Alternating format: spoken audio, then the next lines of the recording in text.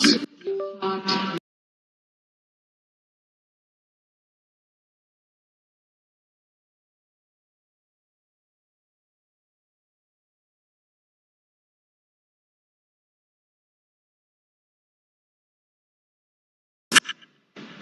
The Bhagavad Gita quote remains and reminds us that our responsibility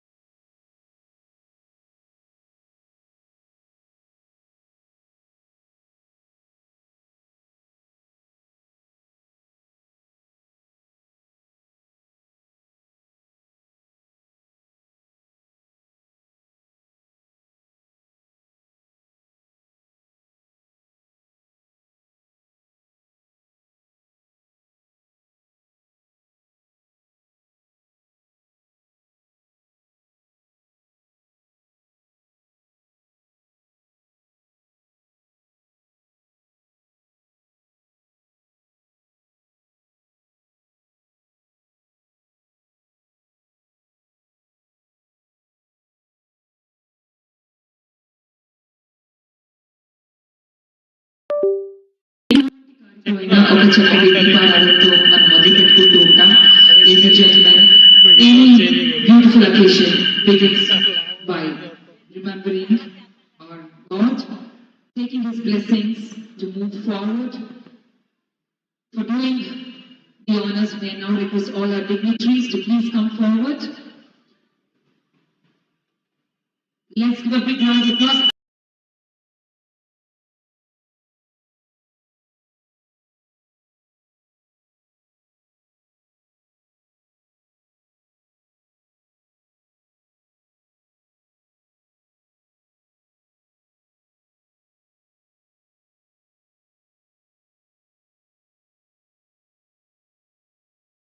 Community. Satyanaran Matalagaru, the President TFMC, can you please put your hands together as we take out the names? Can we have music from India? Can we have Ajay Khan Pathan sir, Vice President and Second Head, Push Global Software Technologies? Can we have Nitin Kumar Reddy Garu, Chief Executive Officer, Telangana Academy for Skill and Knowledge? Ms. Rashi Srivatava, Chief Digital Officer, Global. Ms. Meenakshi Pandey, Senior Vice President and COO. Mr. Praveen Polavaran, CFO.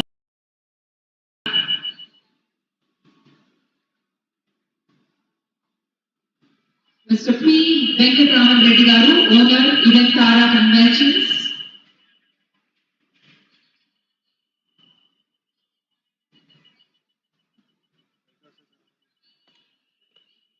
Can we have Natarajan sir from Ganga?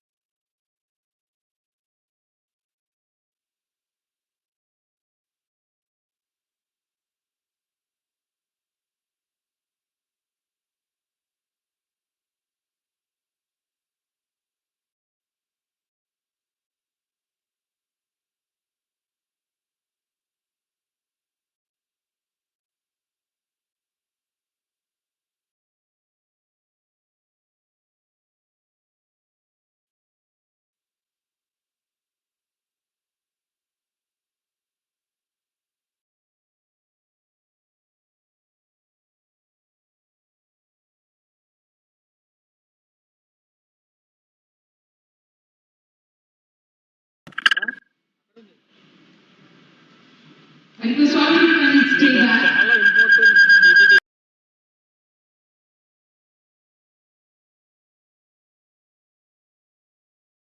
Has just celebrated 80 years of independence. Our Independence Day reminds us of the sacrifices that gave us freedom and the responsibility we carry today to build a stronger, cleaner, more prosperous, more sustainable India for generations to come.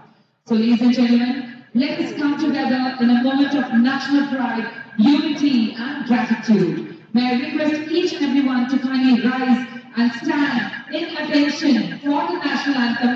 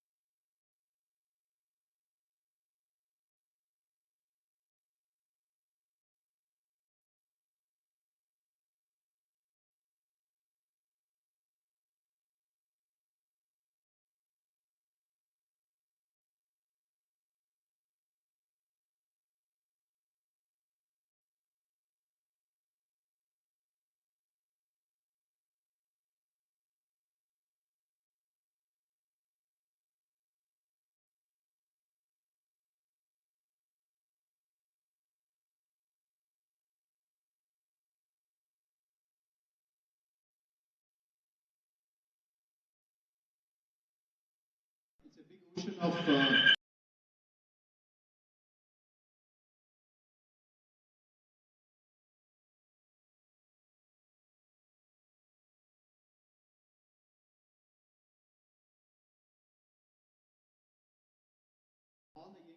facilities, HRs, center heads, and then the supply chain guys and other departments all together. We are trying to make our Hyderabad much beautiful. And last time, and we are talking to Sir Andip Sir. Last time I was, he gave an opportunity when I met him for an invite. I will be having a small chart. Sir, the GCCs are expanding globally and rapidly in Hyderabad. So, sir, we need your support. So, he is very kind to say that what is the ecosystem which needs to improve. So, he's always kind.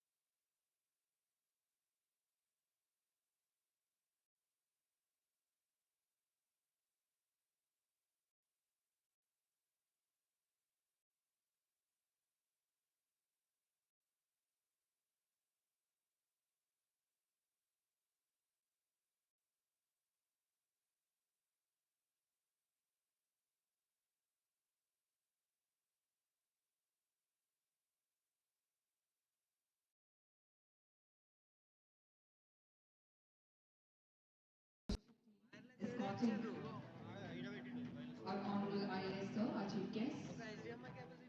After a couple of minutes, we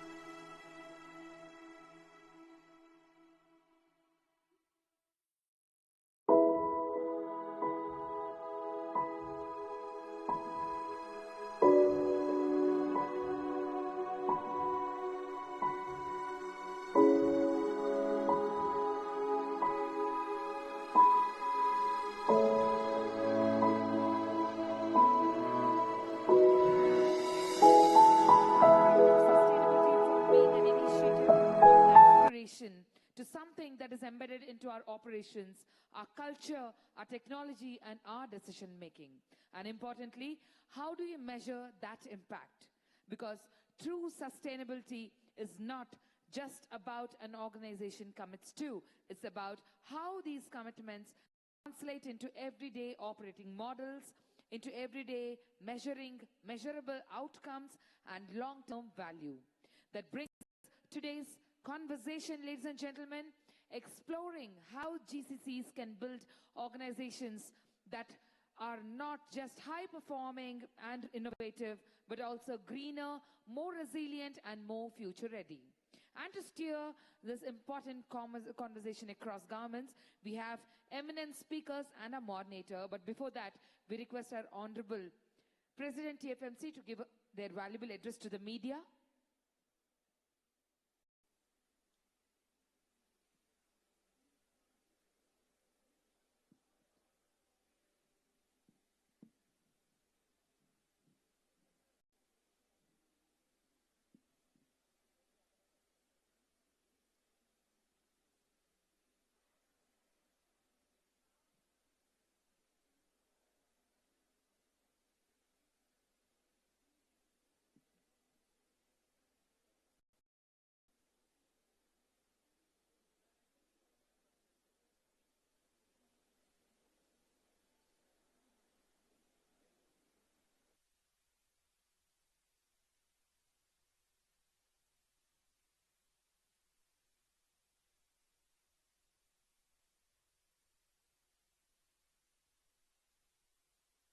Can still have lots of time to go revisit each and every stall. There are amazing brands set up today, end-to-end delivery.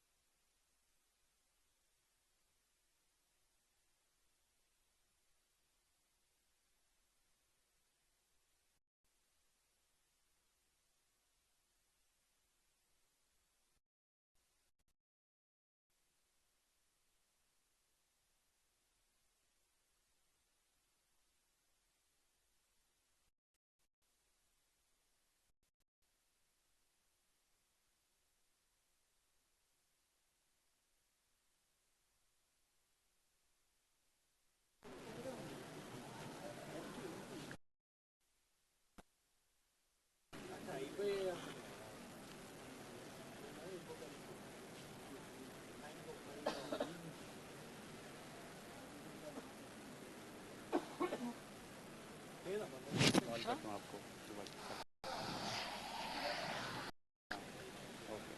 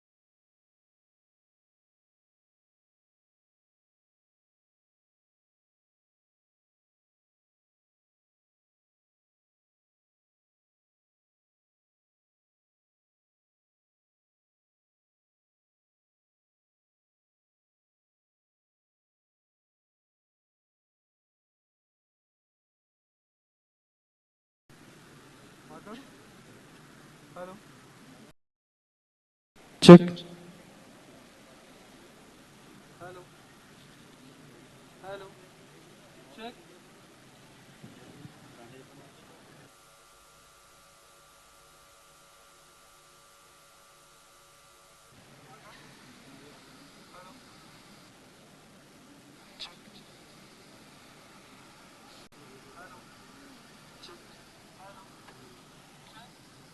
వస్తుంది అంటే delay ఉంటుంది but still వస్తుంది ఇప్పుడు బాగుంది delay కాదు noise వస్తుంది బాగా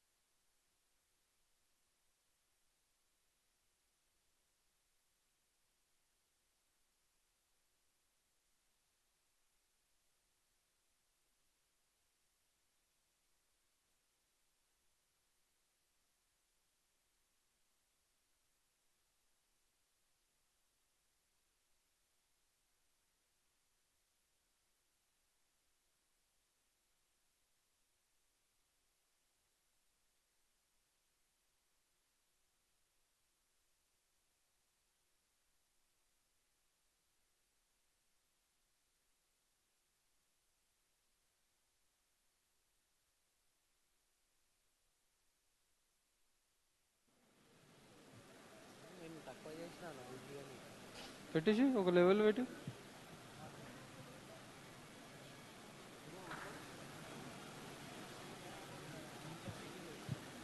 Check.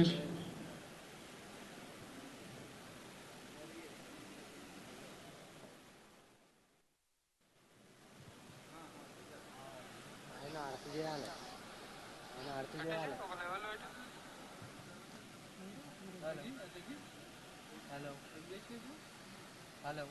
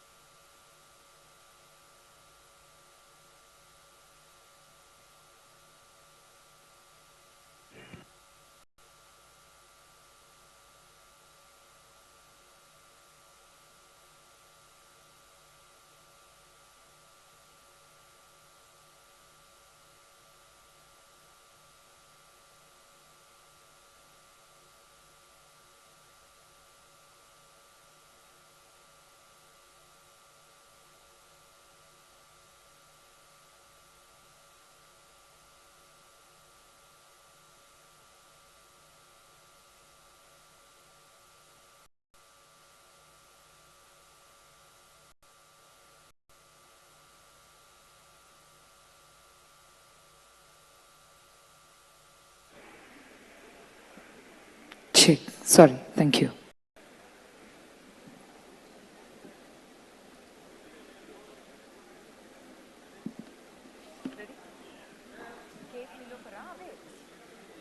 I'm introducing you. Bring them. Okay. A Nilofer box is going to under five Nilofer bags. Mohan, you come up. I'm introducing you. Five Nilofer bags. Yes. Quickly.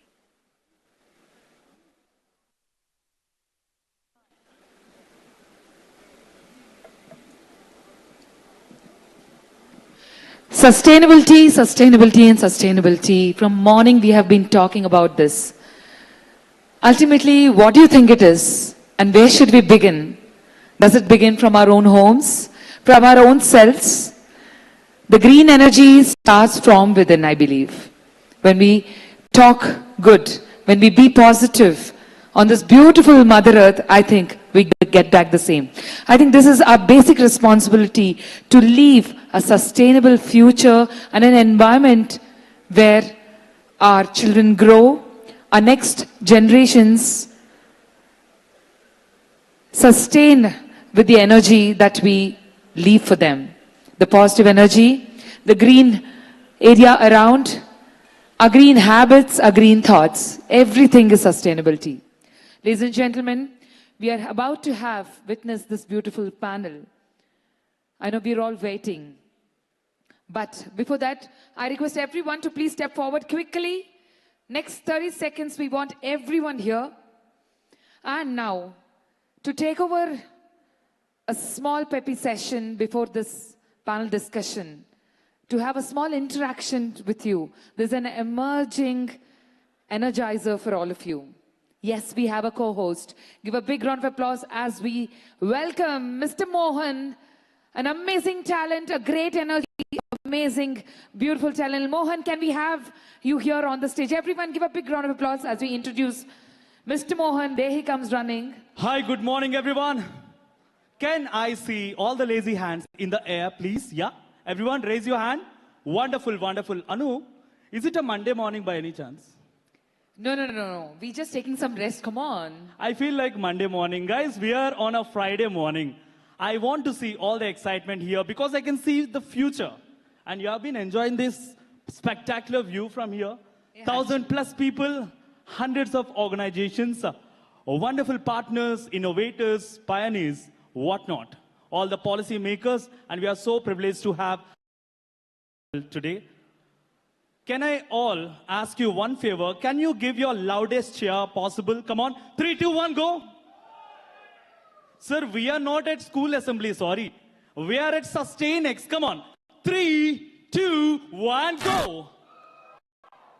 Okay, I can hear you. Beautiful, ma'am. Thank you so much for the wonderful smile you have got. Yeah, I need you to please take the inspiration from her. And please raise your hand when you are saying, ooh, come on. 3, you can do much better. Trust me. 3, 2, 1, go. Woo! Yes. All thanks to the wonderful TFMC. And thank you so much for the kind introduction for me, Anusha. And yes, I'll be coming to you guys on the floor. I'll have very few questions. If you just answer that, I'll be right away giving you some goodies. Right? How many are you ready for that? Come on, raise your hand. Wonderful, sir. I can see a couple of hands. You don't need any goodies? Yeah, superb. Let me go there. Let's we have quick 2 questions and 2 goodies, and then we're shooting for the panel. Thank you, Anu. Thank you so much for the curious to your energy, Mohan. Come on, everything is going great. Yes. Everyone, put your hands together. Come on, great energy. Bring it on. Come on, come on. The exercise is very simple. Raise both of the hands, come on, in the air. Both of the hands, come on. Yeah, both of the air. This is very familiar to you. Come on. Clap it up. 3, 2, 1, go. Come on, clap it up. I want to know the existence, guys. I know you're all stalwarts from different organizations, amazing industries, but today we are here under one roof as a big family to make this happen, to see the future of sustainability. Now, just because we have got the first raise of hand, let me ask you that wonderful question. So, the first question. When I say sustainability, what comes to your mind?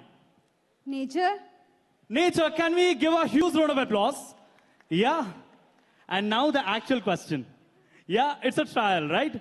Okay, you have to tell me what company you work for, what do you do, what problem you solve. Because we are only here to solve the problems, right? I want to know your introduction in this way. You are representing what exactly is the problem you're solving. We really care as a CEO. Why do we really care your company? Can we go? Can we give a huge round of applause for this young lady? Wonderful, wonderful, please. So myself, Shivani Shekhji, I'm coming from T-Tech Digital and I'm a IT recruiter. So we work with latest technologies like AI-driven solutions, CCAS, contact center, like we work on Microsoft technologies, Genesis, AWS, TalkDesk, Zendesk. These are the latest technologies you see, right? So we get the latest talent, quality talent. So, yeah. Thank you so much for articulating, guys. If you're looking for any AI, technology, blah, blah, blah, the seats are empty here. Please come over here. Have a striking conversation with this young lady. Please proceed for the hamper. Thank you so much, by the way. And I need one more person to answer. There is one energetic guy here who has been clapping, giving me loads of energy here. Hi, what is the name of this handsome man? Janardhan Srivatsav.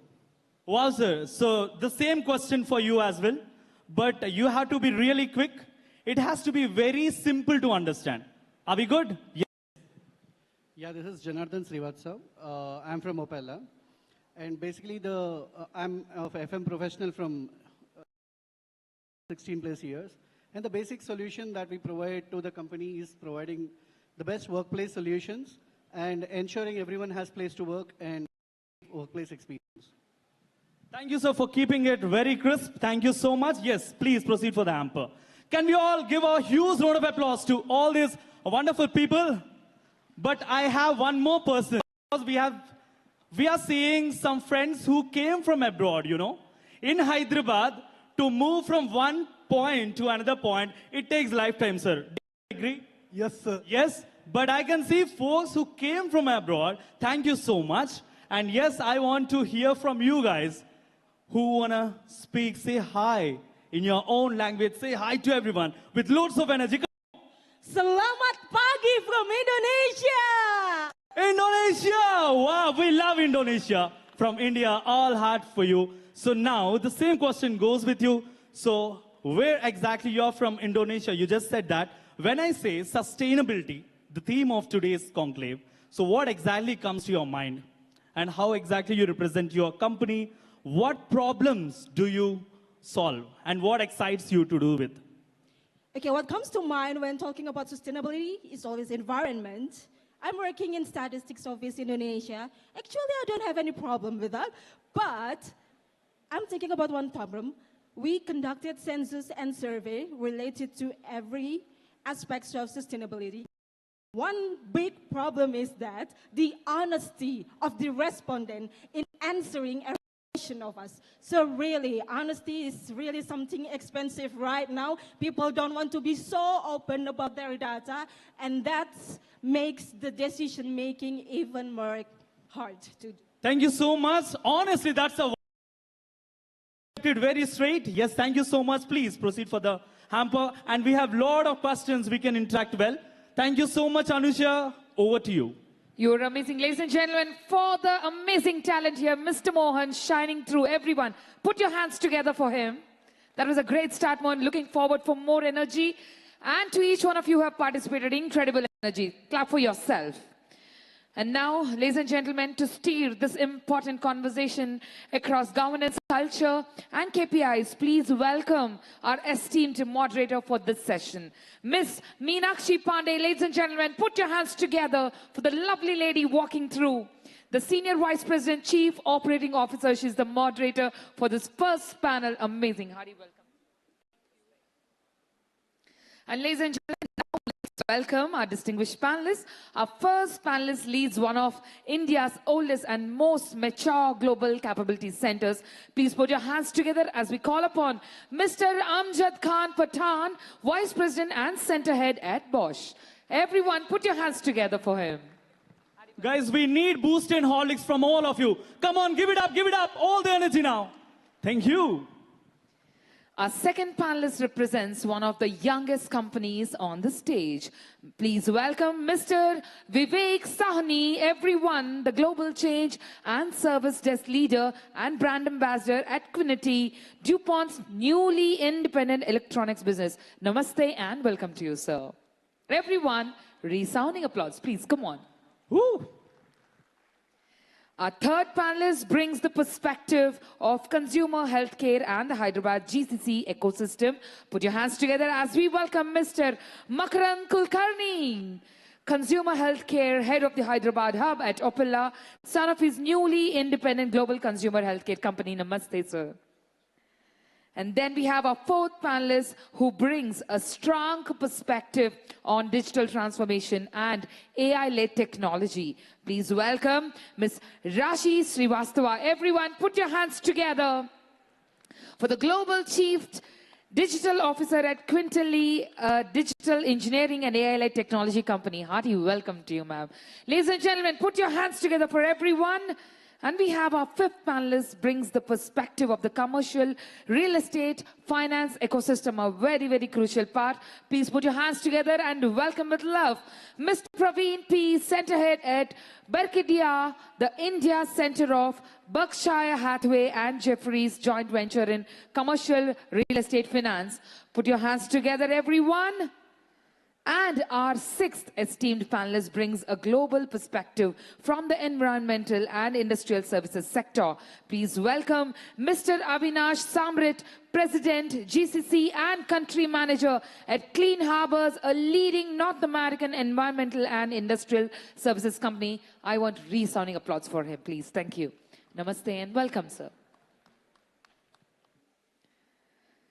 Now, ladies and gentlemen, now we have our powerful cross-section of perspectives spanning GCC, leadership, technology, digital transformation, healthcare, real estate, environmental services, and government. A conversation that goes beyond sustainability. Meenakshi ma'am, over to you. Thank you.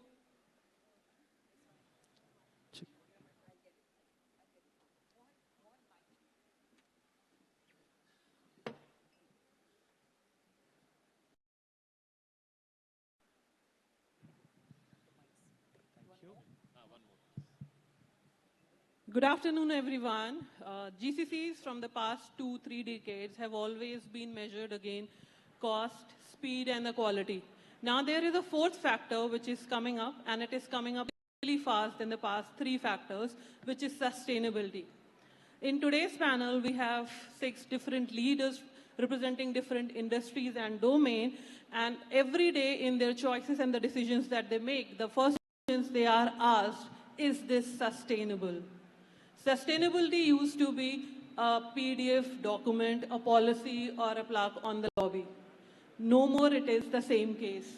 On the everything that is being done today, sustainability is the one of the most important factors that they have to look into. In the next 40 minutes that we are going to have the discussion with this panel, where we have 2 people, 2 leaders representing the organizations which are 18 months old only, with the 4 people which are working with the GCCs quite mature, which means the practices and the habits are quite mature. They have to, again, rewrite the playbook. Let's understand from them how sustainability means for them, what it has changed and costed for them, and what things they have unlearned in the journey. In between, we will also come back to the room to take the questions if you have on the sustainability from this panel. Starting with Amjad. Amjad, consider a situation where you are mentoring someone as your successor for the next 5 years, right? What habit or the skill you would want the person to develop, which was not required 5 years back, but it is one of the most important factor now, and why? Thank you for the question. So I came to Hyderabad 2.5 years ago. The job description had everything: cost, delivery, talent, leadership, strategy, license. So I would, to the person who would come even next, right, in a year or 5 years or 10 years, so I would say, first of all, understand the sustainability footprint so that you integrate in the decisions that we make, business decisions. Then I would say, don't keep sustainability out of the system. It is part of the operating system, right? I mean, you can't just discuss as a 17th or 18th point telling that, okay, we miss sustainability. So it has to be sustainability by design. The last thing I would say, there's a misconception with a lot of people thinking sustainability will slow down. But I'll give an example of Bosch. So we have achieved since 2019 34% improvement in scope 3 emissions, and we have also increased our revenue by $13 billion. So it is not against, right, sustainable growth, it could be both. Wonderful, which means sustainability and profitable can go hand in hand, which they don't think so. So thanks for bringing that perspective and the examples, Amjad. Moving to Vivek. Vivek, your organization, right, Unity, it was a spin last year, right? And you are, I think, rewriting the playbook where it is more about culture, KPI, sustainability in the operating model from the day one, and not something you would want to inherit from a 50-year-old company, right? And how you see it is fitting with the new center and the old organization coming together on the sustainability, and what has been your learning there? Thank you, Meenakshi. First of all, namaskar, walaikum assalam to each and everyone. It's more a pleasure for each one of us today to learn from you than to share any one of our perspectives. And my lovely panel on the left and right will ensure we do our justice. So primarily, as it is said that AI, I link sustainability and the playbook and similar to AI, GCC and our lovely aspects. So as we started from this 250-year-old giant, which is a tier 1 organization, so ideally AI can be a Sarathi, same way AI can be a Sathi, but the main owner or the main Swami is sustainability. And when we say that, primarily it's a parent-child relation. So the DNA remains the same.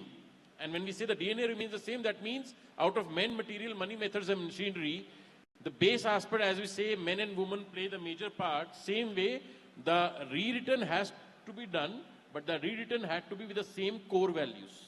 Because safety and sustainability remain as the base core values. So the answer is yes, but with a flavor of newer and newer parts, which is more applicable to Trumponomics, more applicable to the geopolitical culture, and how we all can gel together well within the nice playbook of ecosystems together. Thank you, thank you. Which means keeping the pride values, the value system of the parent company intact and still trying to recreate what is apt as per the current situation. Thank you so much. Makran, coming to you, your company is also, it's carved out from the Sanofi, which is in the consumer health business products, right? Where the products move from packaging, supply chain, and the pharmacy shelves, right? Now, being a part of the organization, which is into physical products, then the typical service GCC, how do you see sustainability coming in the way, and how you are addressing it and making sure that the sustainability is again at the core of the whole business? Thanks, Meenakshi, for the great question. So we are Opella. Opella is a consumer healthcare organization, and we are more known by the brands what we market. You would have heard of Combiflam, Allegra, Entrogermina. These are the products which you'll find in your shelves. To answer your question, Meenakshi, is the whole journey of the product life cycle, starting from the shop floor to the shelf of a consumer. We have around 10 to 12 touch points where we ensure that sustainability is honored and respected. It starts purely from the fact that we have a closed supply chain, which clearly means that the material that we source is definitely linked to the distance from where it is sourced. It is locally sourced as much as possible to avoid any carbon footprint. Coming closer to the shop floor, the manufacturing locations, of course, that's given, but they all purely work on green energy. And see, the point is, for us, sustainability is not just a small symbol on packaging that is recycled paper. According to me, what we do is lesser known to the world, and we feel that's the right way. Because sustainability for us is not to show the world, but because we believe the practice.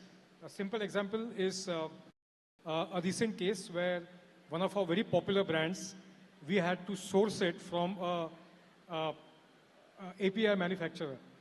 And we had to give close to 40% premium to source from that supplier, because that supplier had the minimum carbon footprint. So the decisions are taken not purely commercially, but keeping sustainability in the eye. So, and to your question about GCC, I feel GCC is an arm of the headquarters, and all the functions are fully integrated. The audits for plants or the contract manufacturers are done from the GCCs. And the audits are not only commercial audits, but they also ensure that the contract manufacturers are fully compliant to sustainability. Great to hear. Sustainability is embedded into the each and every step of the product being moved. Thank you so much. Moving to Rashi. Rashi, as a Chief Digital Officer, you sit at the intersection of the digital and AI products, right? And these products are also, digital products are also, can be an enabler for the sustainability, right?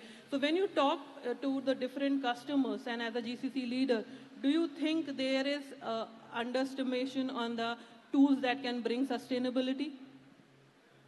The honest answer is yes. We underestimate the infra, for example. So what happens, we are at a point, I think few years ago, where cybersecurity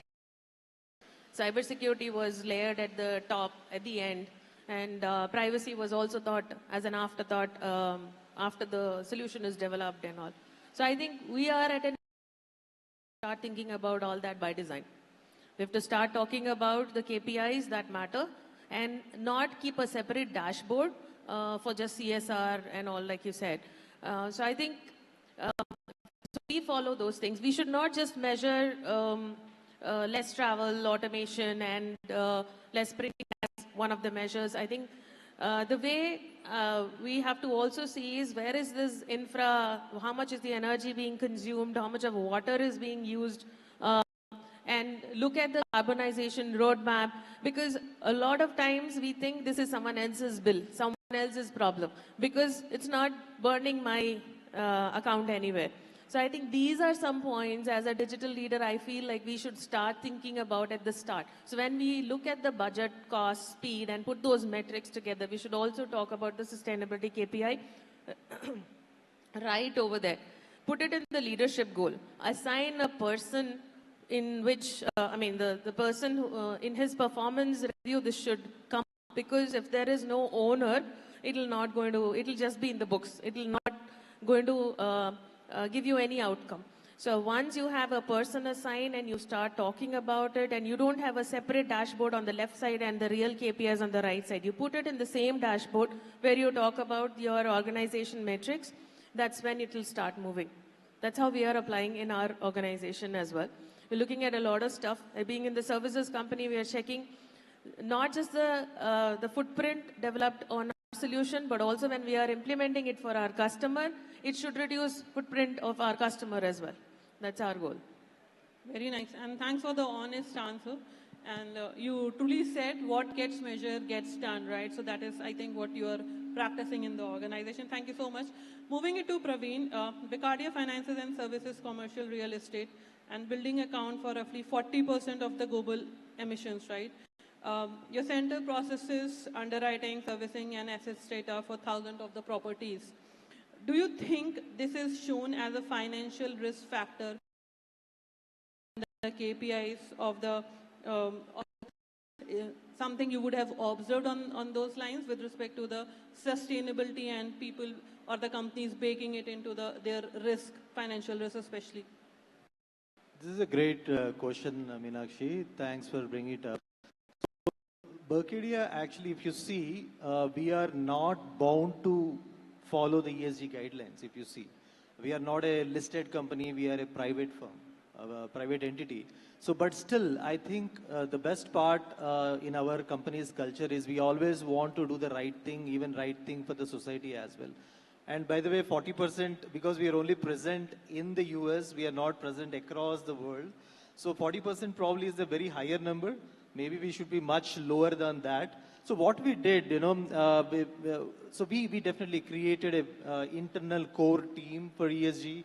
We also have hired an expert as well from the external agency. Then with that collaboration, we were able to come up with few focus areas where we can add more value in the sustainability front and also to the society. So one of the things we always value people, investing in people is one thing we always believed and we continue to do. And as we are talking about sustainability, on the sustainability front, we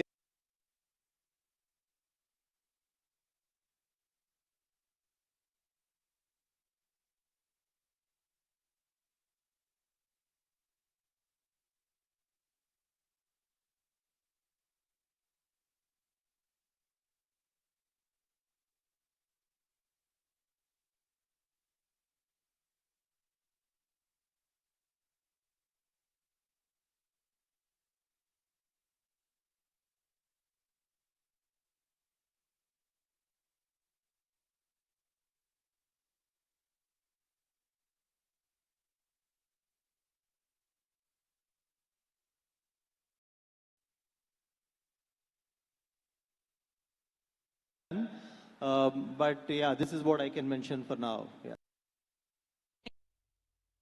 Moving on to Avinash, right? Clean Harbor's core business is environmental services and Harder's waste management. Does that make it easier or harder for you to your own GCC to the same standards you sell it to the clients? And have you seen disparity on this standard or the approaches which your clients would have been taking, and how you handle those things if you want to see sustainability angle to it? Yeah, that's a great question. As you rightly said, Clean Harbors is North America's largest hazardous waste management company. So, and it was established more than 46 years ago, at a time when probably not much attention was being paid to sustainability. It was not really a mandate. So we've been doing that for a long, long time. Now, to your point, is it easy or difficult? I think it's both. The easy part is that since this is our core business, we don't have to explain that again as an add-on to any of our colleagues, any of our employees. We don't have to, because that's very much ingrained in everything that we do. So fundamentally, that communication around sustainability, its impact, and how it impacts overall globally is very well understood. So that's the easy part. I think the difficult part is the true implementation. Implementation is difficult because I don't think there is any problem with intent as such. The gap really is in maintaining consistency and measuring that. So, for example, sorry, and I'm talking about GCC example, which is more relevant. You know, of course, globally there are much more complex examples. But in GCC, how are we doing our own waste management? We talk about minimizing paper usage, very basic thing that we talk about. Or the washrooms that we use, are they conserving water? Or the kind of food and beverage facilities that we have, how are they managed? Now, we can have some guidelines, which I'm sure every single company has, but how are we managing it so that it is consistently followed? The practices are consistent and it gets measured. And to your point, right, what gets measured gets done. Right? So I think that really is the challenge.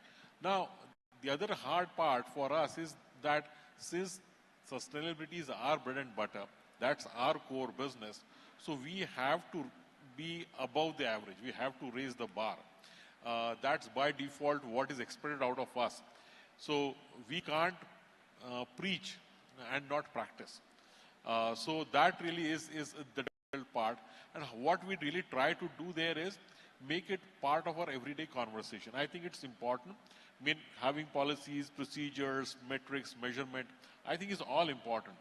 But the fundamental shift has to happen in the mindset. Ultimately, no matter what policy, procedure, tools you have, they are operated by people.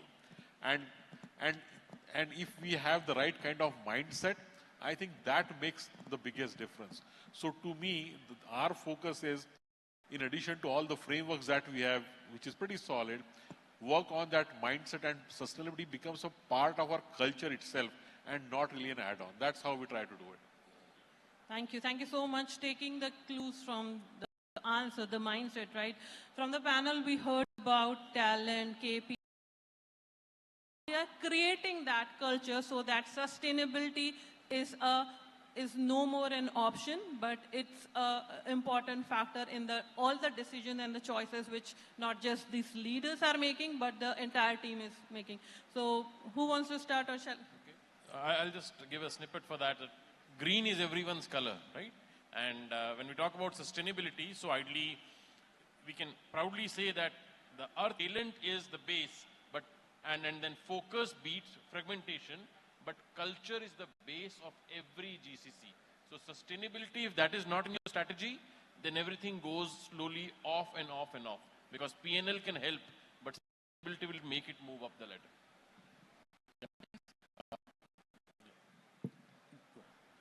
Probably I can add something to what you just said. I think it's not all gloom. There's I see a lot of positivity coming out. I mean, we've been around for 7 years now. We started small, about 20, 30 people. Today we are about 2,400 employees. What I see, the most positive development, I would say, is that as we all continue to hire fresh talent, fresh college graduates and all of that, and when we talk about what we do as a company, they find it very interesting. In fact, one of, and I'll be just sharing my secret sauce, my talent acquisition teams uses that to attract talent, because we say, look at the purpose. The purpose of the company is to create a cleaner, safer environment. And a lot of young talent being attracted to that. I think that really helps in making sure that you not just maintain the culture, but build on top of that. Something I thought. Nice, nice. Amjit, you want So to I'll add? just add, Bosch has been one of the oldest and largest GCCs, now close to 33,000 people in India. And we have grown in value. So you call, earlier we used to call low-cost centers, I mean, our times. So now global capability centers, global value centers. So it means we are moving the value chain, right? I mean, from cost to a value and ownership. So, and sustainability should also follow the ownership. You cannot, I mean, see, global targets can still be with headquarters. Execution could be more local, right? I'll just tell an example. In Bosch, so we in 8,500 energy efficient projects, right? That's a huge money. So the money is with the sustainability board. Resolve the conflicts, they take the decisions, they take the ownership. Bidadi and Naganathapura. Bidadi, 45% of the plant water what they use is the rainwater. Okay. Board has not told. They have found a more localized solution. Right? And similarly, Naganathapura uses 29% of rainwater what we use. So I think, again, by design, we should have sustainability in the middle. You grow, have an owner, you need an owner, have metrics to track, but most importantly, you also need money. Without money, I think you can't implement, right? It becomes, exactly. I'll add to that. I think I agree with all of the culture part. One thing that I feel, this is one aspect which cannot be driven top down. It cannot be, because sustainability should be, it's a motivation factor. So I think, how do you inculcate this culture in your organization? Our company also recognizes this theme, because what happens most of the times is this is something which is a separate initiative. People just look at it, okay, somebody is working on sustainability, get your water bottles, small things, or someone has developed a utility that saves a lot of energy or consumes lower power and things like that, celebrate that. I think including it in smaller things than doing a pledge in the company that we will now start doing this. So I think culture is the most important, we all know. But any initiative, whether it can be CS, sustainability initiatives, everything, if you are including, if there is an inclusive employees, the volunteers, that passion, that's what makes any success a very successful initiative, I mean. Thank you. Thank you. No, I think just adding one point is that when we talk of sustainability and culture, I think culture, we define it as by behaviors. If culture remains in PowerPoint, it is not a culture. It should be demonstrated next Monday. 2-3 points. We ensure that every new batch which joins us, because For instance, in our center, every Monday, 6 new people join in. So we have AJ here, who heads our facility management. We started a system where based on the occupancy, we shut down certain part of the office. And only certain part of office was kept open. Now that, ruffles feathers for people. People have their comfortable spots in the office. But, really proud to say that no one complained. And that's an indication that people understand that if I'm uprooted from one place, I have to sit somewhere, it's because for the mother nature, it's for the earth. And last but not the least is we use sustainability as a major point in the employee value proposition. So the deck, the official formal communication, the big part is how green you are. So I think demonstrating is important. The parent organization, do we have board and money which is there, but having money, but do you have the volunteers in your organization who want to use and leverage local resources, methods, process to have sustainability in your organization? It is something beautiful, and for every one of us to reflect back how can we the sustainability that they are working on it, and that will actually impact the overall story that we want to stitch in. Right now, moving on to the people here, right? Can you share any one example from your experience, maybe in today's organization, previous organization, any practice that you are doing personally, and you think should be adapted by others, right? Can you share it with us, with the entire room? Anybody who wants to volunteer? Yeah. Can we have the mic?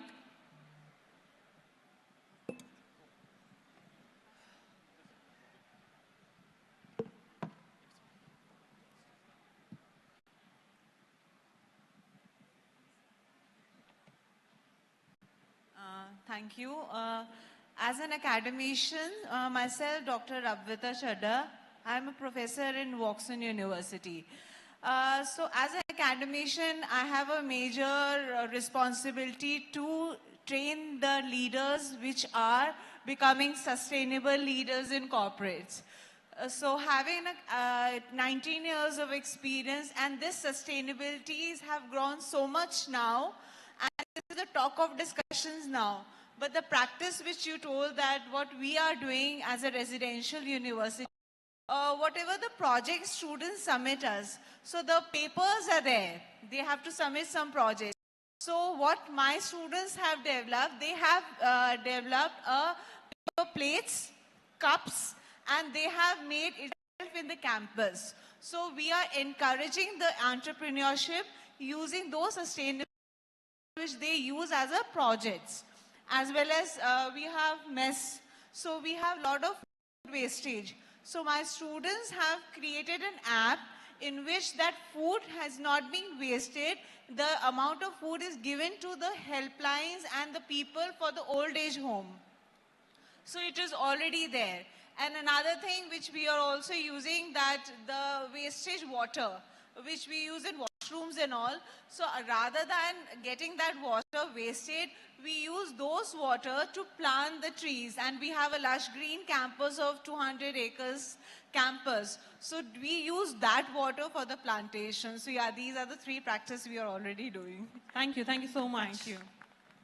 Anyone else for any examples which even the panel and the others can learn from?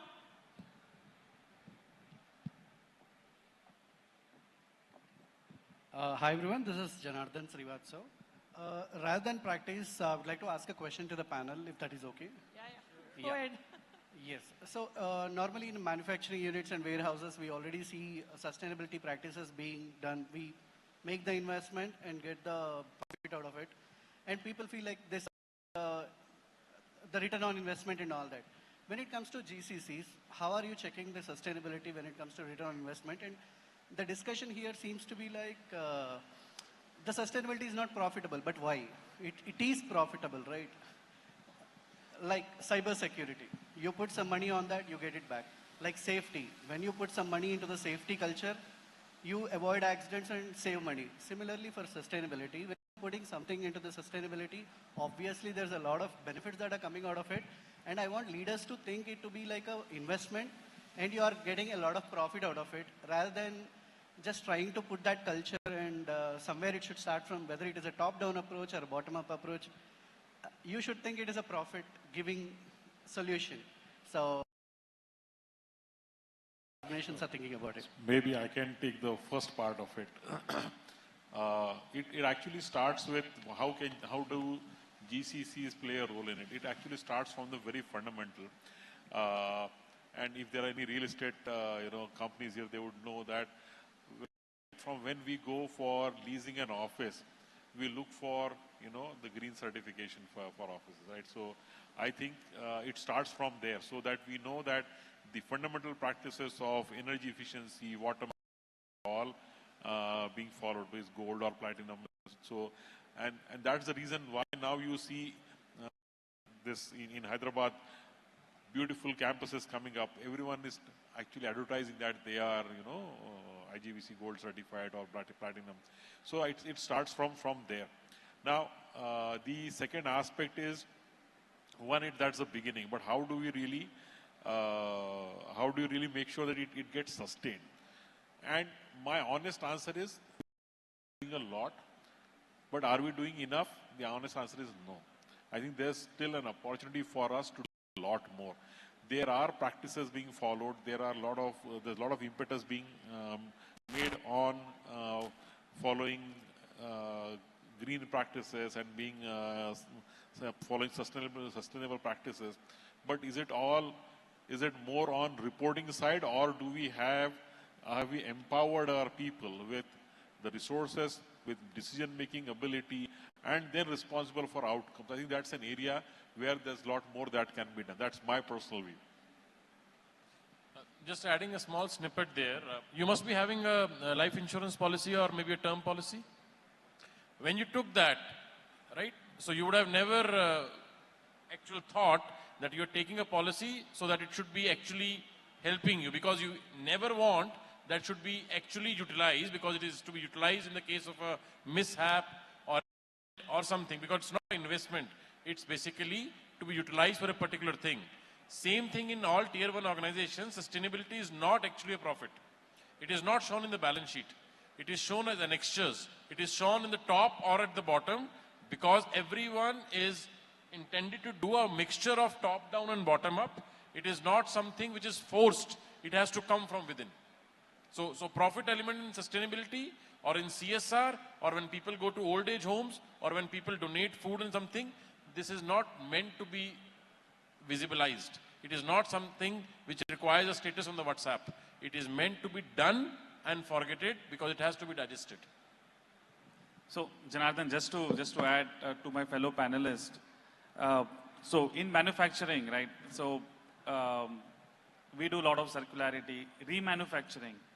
So the machines that we refurbish, so now we use 75% of the components. So I think it's not so easy to calculate the ROI always, right? But it has come into the practices. Somehow, I think we are giving back to the mother nature. We are giving something back to the customer. We are giving back to ourselves something, right? And in one of the recent GCC discussions, when we met the erstwhile secretary from the state government of Telangana, so he asked, GCCs, you tell, what do you want? Okay. So 1 hour discussion, and did not list incentives. Incentives did not come. Everyone need green energy. How do you do it in a state of Telangana? Can you please tell us the ways? Because we are in for it. That is the first or second point for us, that you supply green energy to us. We are changing from the GCCs. Thank you. Thank you so much. Anyone else with any question or example for the room? No. Okay. All right. Moving to the last one-liners for the panel. Right. If tomorrow you want everybody in the room, right, to start with one good habit on sustainability, what will it be? Quick one-liners from each one of you. Easy. I'm glad we are seeing this. Stop using plastic water bottles. easy. I feel still there is a lot of scope for solar energy that can be pushed a lot. I think instead of pledging big things, let's take small step at a time. So for example, if you want to stop printing, stop using paper, stop using plastic bottles, but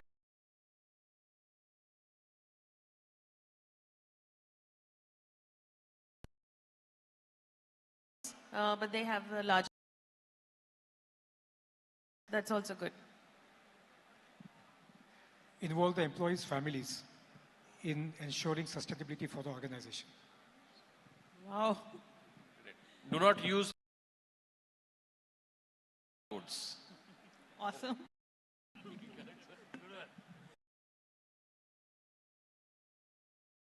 Guys who go back, any business decision that you, software, hardware, any kind of development, just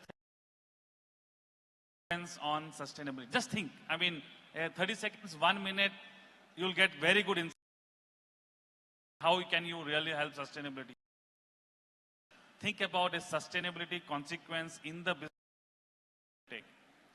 Thank you so much. Thank you each and everyone on the panel, because it was lovely discussing with each one of you the practice, KPIs, matrices, the investments that is done, and how you see or you want people to perceive it and nurture the culture of sustainability from the day one, not after 5 years or 10 years, right? And everyone in the audience for sharing your experience. Some of the good examples, we wanted to leave everyone in the room so that at least start with one so that we have a better tomorrow. Thank you everyone.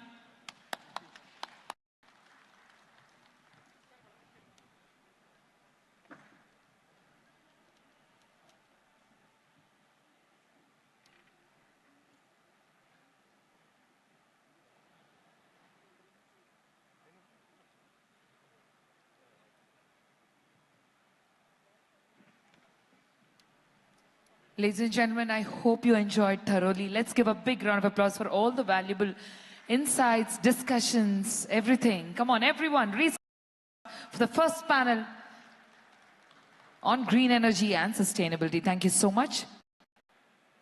May now request Mr. Satyanarayana Mathalagaru, President TFMC, to kindly step forward to do the honors for our esteemed panelists. May I also request Mr. Sriram Gabita, Head People and Culture, TTEC Digital, to kindly step forward to do the honors. Mr. Sriram Gabita Garu. Or can we have Mr. Ram Adappa, sir, former CEO and VP Finance and Corporate Affairs? Let's give a big round of applause, ladies and gentlemen.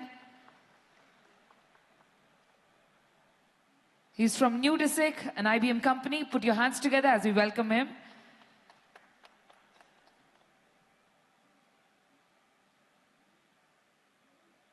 Can we please step forward to do the honors? Requesting our first moderator, ladies and gentlemen, put your hands together. Ms. Meena Kande, our Senior Vice President and Chief Operating Officer.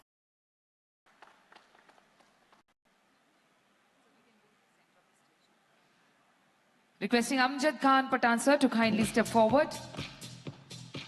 Vice President and Center Head Bosch to kindly step forward.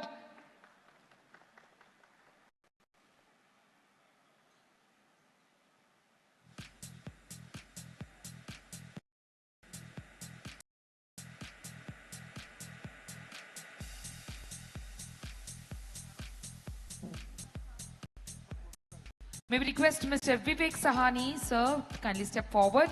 Global Change and Service Desk Leader and Quinity Brand Ambassador, to kindly step forward.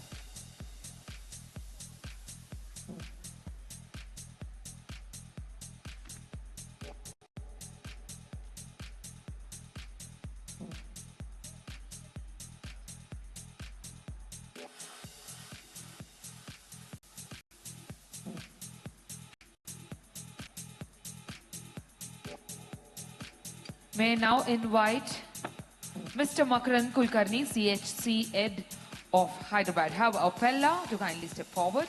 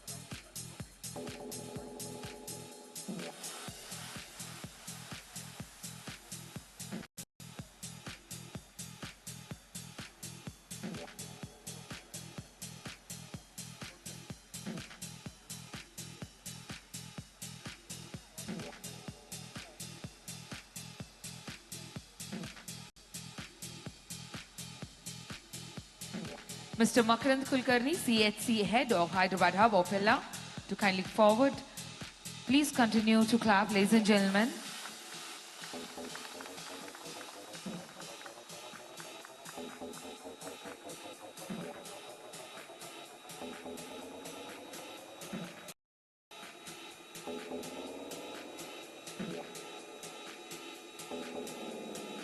Can we have Ms. Rashi Srivastava, Global Chief Digital Officer, Quintily, to kindly step forward?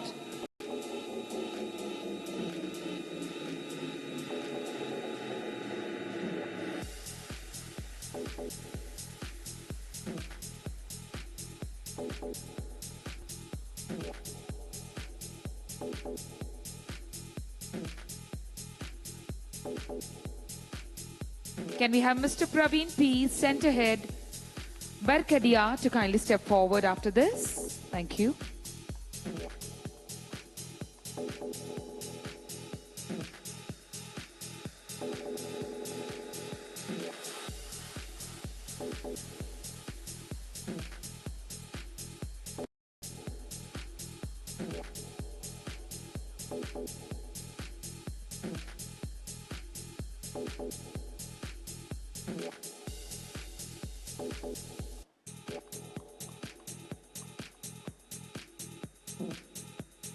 All right, thank you so much. Can we have Mr. Avinash Samrit ahead, please? Everyone put your hands together for him. The GCC Country Manager, Clean Harbours. Everyone put your hands together for the President.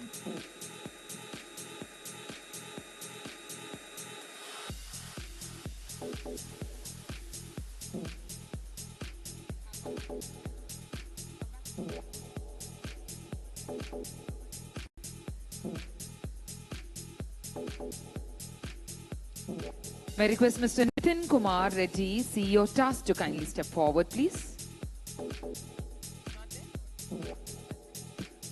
All right, thank you so much. Ladies and gentlemen, resounding applause for the entire panelists. Thank you very much. May I request all of you to kindly step forward for a group photograph, please.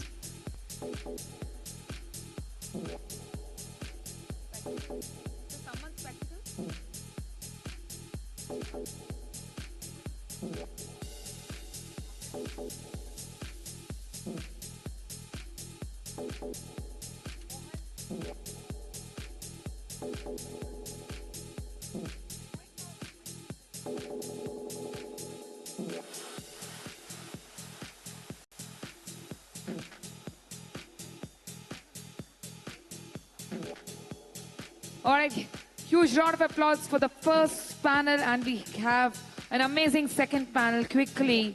But before that, as we set up the stage, I request the energizer in this room, my co-friend. Everyone put your hands together again for Mohan, quickly. You never know from where it's going to come. There he is. Yeah, Mohan.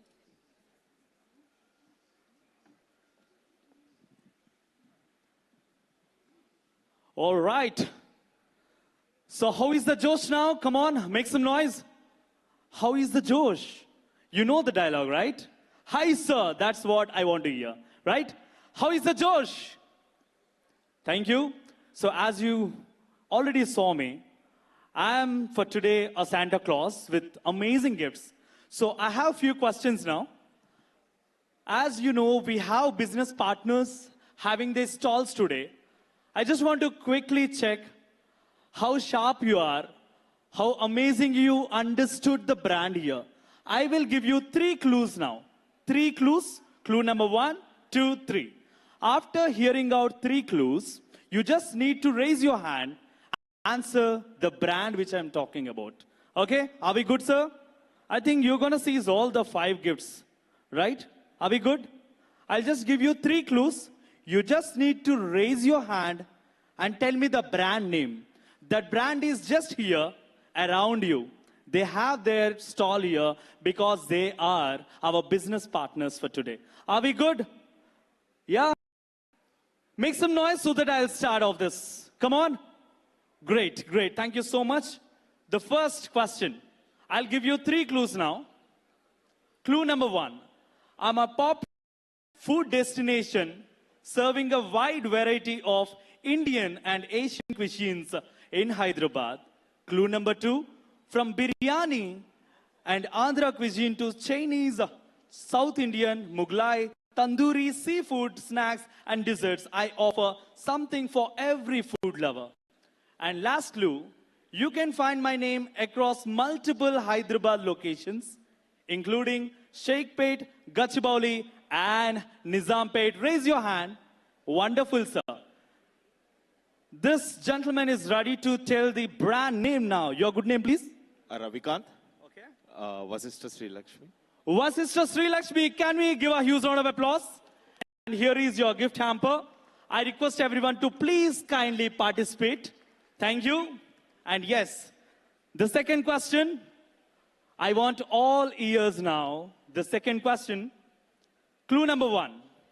I'm a luxury destination for beauty, hair, makeup, grooming and styling. Clue number 2, from haircuts and coloring to keratin treatments, bridal makeup, skincare and body therapy. Okay, someone is already raising their hand. Wonderful. Let me complete the clues, okay? Yeah. I offer complete beauty experiences. Clue number 3. My name sounds like a glamorous celebrity and entertainment section of a newspaper. Shall we lock your answer? Are we good?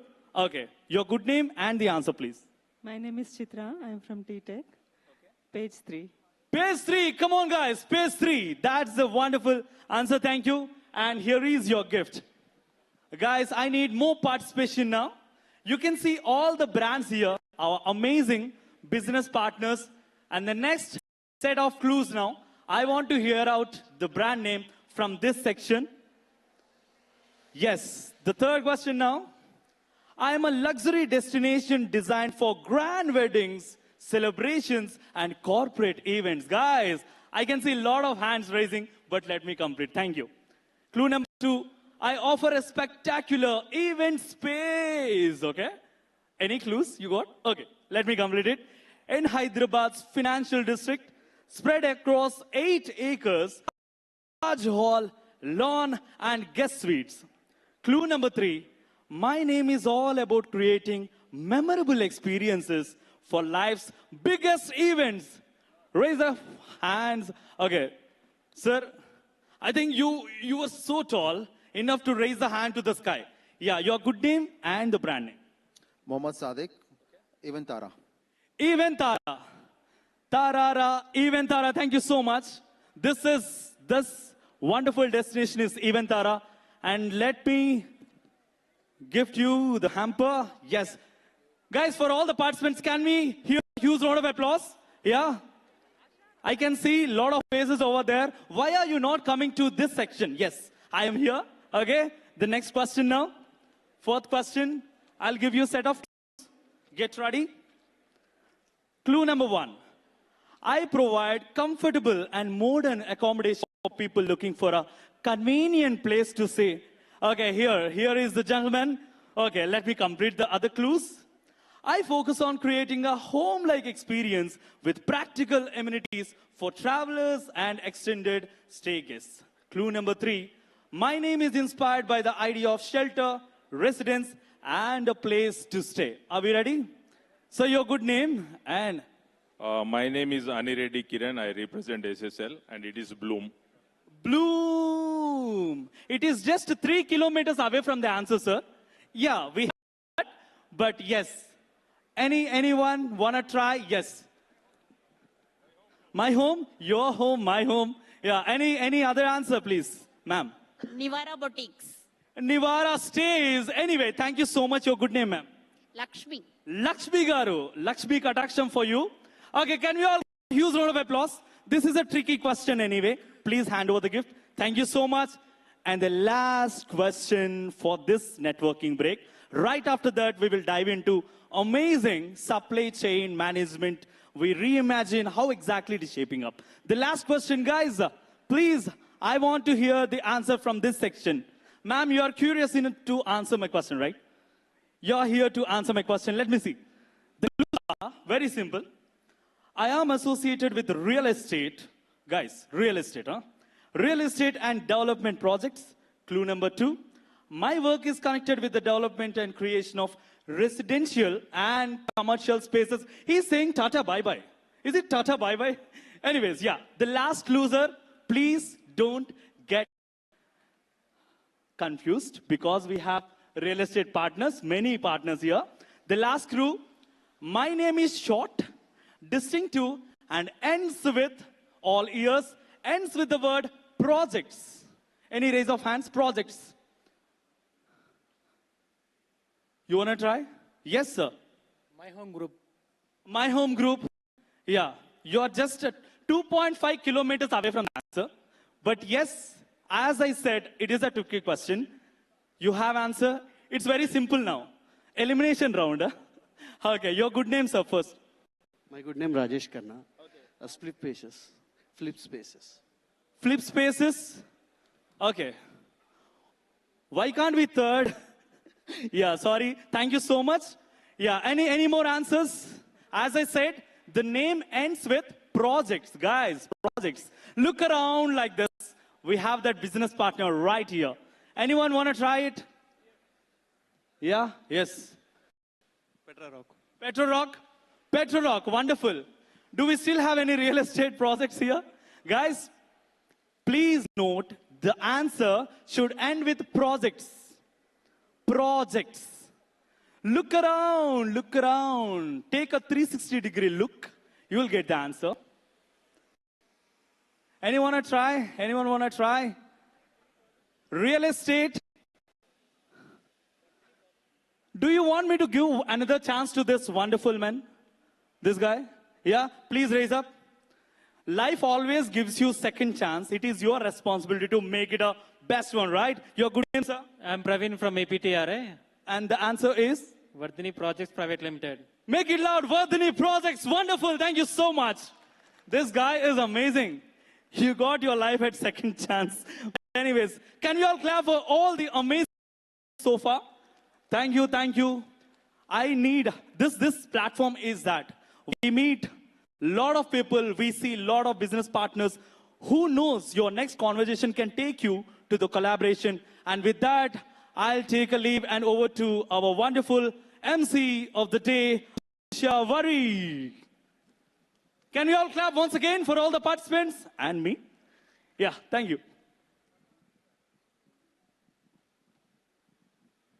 Thank you so much for filling all that energy, just kicking in before the lunch, I know. But we are still ready for another beautiful panel discussion. We now move on to our next thought-provoking conversation at Sustainx 2026, the one that takes sustainability right into the heart of how businesses operate.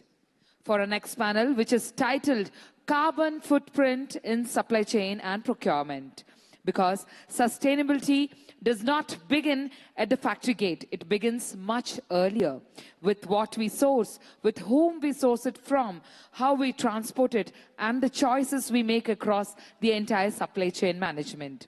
With organizations increasingly looking beyond their own operations, procurement and supply chain leaders, they are becoming the critical drivers of decarbonization. The challenge is not just to reduce emissions, but to build supply chains that are resilient, responsible, measurable, and future-ready. Today, we have an excellent panel of experts who bring perspectives from procurement, finance, academia, and project management to explore this very important conversation. Moderating this session is Mr. Sushil Kumar Singh. Let's give a huge round of applause for the head of procurement, APMA Novartis, with a huge round of applause. Come on, everyone. Welcome, sir. Joining him on the panel, Mr. Ram Adapa, CFO, Vice President Finance, Nudisic, IBM. Everyone, put your hands together for him again. Then we have Dr. Rupita Chada Rajput. Put your hands together for the Program Director, MBA, XP, and Professor, OB and HR, Woxen University. Everyone, resounding applause for the lovely lady in black. Welcome, madam. You look absolutely stunning for the panel. And then we have Mr. Shyam Puli, the Senior Procurement Manager, Mass Mutual. Put your hands together for him, please. Everyone, why don't we hear huge claps? Come on, this is what we want to hear, right? Yes, thank you. And Mr. Vishal Nawandar, Senior Procurement Manager, Barkadia comes again. Put your hands together for him. Hearty welcome to you, sir.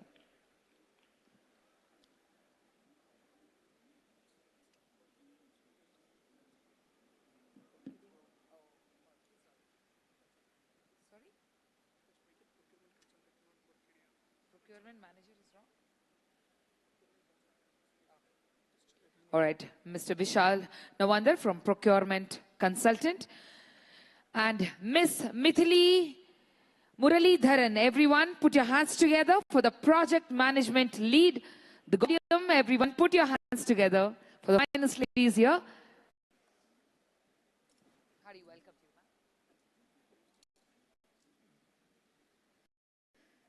ma'am. All right, ladies and gentlemen, distinguished panelists, let's put our hands together for the stage for carbon footprint in the supply chain procurement. And now over to Mr. Sushil Kumarji. Thank you. Welcome everyone to this session. I'm happy to host the newer technologies, that how technology and sustainability are merging together to shape the future of supply chain. My name is Sushil Singh. I am head of procurement for APMA region from Novartis. And with me, I have fellow panelists. And we will be discussing mostly on sustainability and AI in supply chain. Normally, what we have seen in the past decades, supply chain has been measured on primarily two metrics. One is cost, and the other is speed. But as time has taught us that whatever we have done till now will not take us where we need to go. And hence, right now we see we are at the intersection of two emerging technologies, which is AI and sustainability. AI is no longer just an automation tool. It has become the foundational nervous system of our supply chain. And sustainability is no longer a corporate world talk anymore. Organizations have been made accountable for their emissions in carbon 1, 2, and 3. And hence, we are here to discuss as to how these things are shaping up our future. So with that, I'll start with Vishal. Vishal, the question to you is, how do you see AI and digital supply chain tools helping organizations work with vendors to track carbon emissions and improve supply chain visibility in real time? Hello. So when we talk about AI, digital platform, and carbon special, so nowadays the carbon emission has been a big piece for all the corporates. Everyone want to show up what is the saving they are coming up. So indirectly, this has become a second term of money, I can say. So how we, as a procurement professionals, we always talk about savings. So now this also became a part of savings. What are the savings you are getting in the market and for the organization? A lot of people, a lot of corporates started tracking about the carbon emission, how we are saving it, and what fruit we are getting for our organizations or any institutions. So maybe just taking an example of logistics where we do about the employee pickup and drop services for this thing, transport. So it's always good now people are coming up with a detailed sensors and a lot of tracking systems where they track about the routings and everything. So there have been a lot of tools in the market. Previously people used to like pick and drop. A driver used to know their way and he used to take it. Now to just reduce the carbon and make sure that the petrol or the diesel, whatever consumption is there, that should come down. We got such a beautiful AI tools in the market which reroutes our directions saying go from this route, it will save the time and distance. So in these cases, we see a lot of carbon which is being saved. The only thing is we have to see how we track it. Getting associated with good logistic partners where they have good tracking system where we can see, okay, by doing so many trips, we are able to save so much of amount of carbon emissions. So these all are going to help in a long picture where not only, but at the global level also a lot of people do a tracking of carbon emission. So this will help us to make sure and publicize, okay, we are not only working for this, but we are working for multiple things. The same way in the IT sector also, if we see laptops, a lot of brands now started coming up with carbon footprint laptops where they say, okay, when you recycle it, this is what it comes up. You give us the laptop back. We will give you X number of credit of carbon emissions. We will give you a certificate for the same. So these all things are taking the next level to all the corporates or the institutions where we see how this everything is going to help us out. So that's it what I can say now. Thanks, Vishal. Thanks for the wonderful answer. Let's move on to our professor, Dr. Ruvita Chadda. Dr. Ruvita, how are universities reshaping their academic programs to prepare students and leaders for the changing career opportunities in supply chain and logistics in the era of AI? Thank you, and it is a very thought-provoking questions which you have asked. As an academician and serving the universities since from 19 years, this word sustainable have become very pepe. But the word sustainable is already there. But now we are talking much about things, we are talking much about sustainability. And this is how universities are also shaping, as I have given you all the 3 examples which we are using in our university itself. We also are creating more projects. We are also creating more project-based assignments, more project-based inclinations so that students, because these students and these leaders will anyhow serving the industries. So it's better that the groundwork, which as an academician we have to do, inculcate through universities only.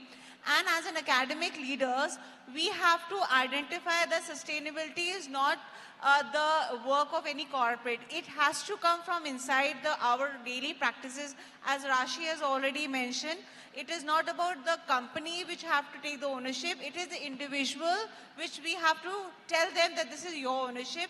And saying that, we have to build these practices in our curriculum, in schooling, so that the foundation students, the foundation children, the foundation academicians know the responsibility of saving things which can be used for further utilizations. Thank you, Dr. Ruvita. Moving on, we have heard a lot about upfront investments. And hence my question to you, Ram, is how can procurement leaders use TCO and risk adjustments to build a compelling finance case for sustainable initiatives? Thank you, Sushil. I think, in my belief, the sustainability is there everywhere, right? It's there in our life, business, everything. So it is not apart from what we are discussing. When it comes to the investment point of view, I think we are all, discussing an opposite board. Procurement will come with, approval, and where, we always say to no.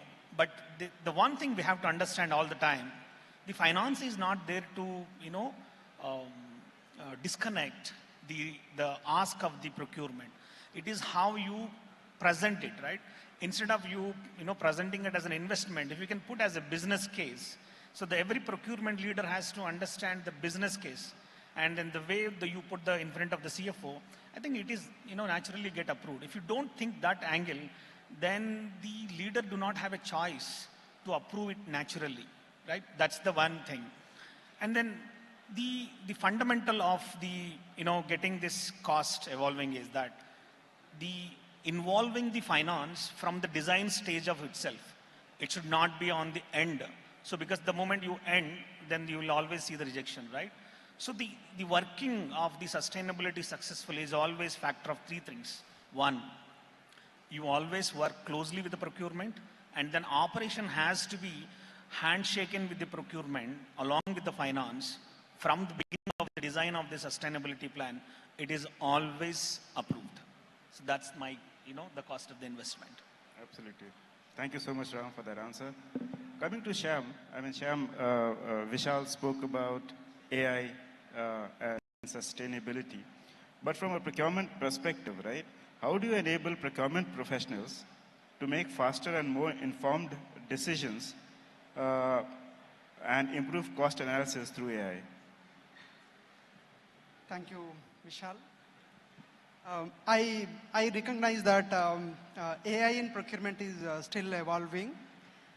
So in last couple of years, I know AI is moving very fast. All functions are adapting, and they are really leveraging well.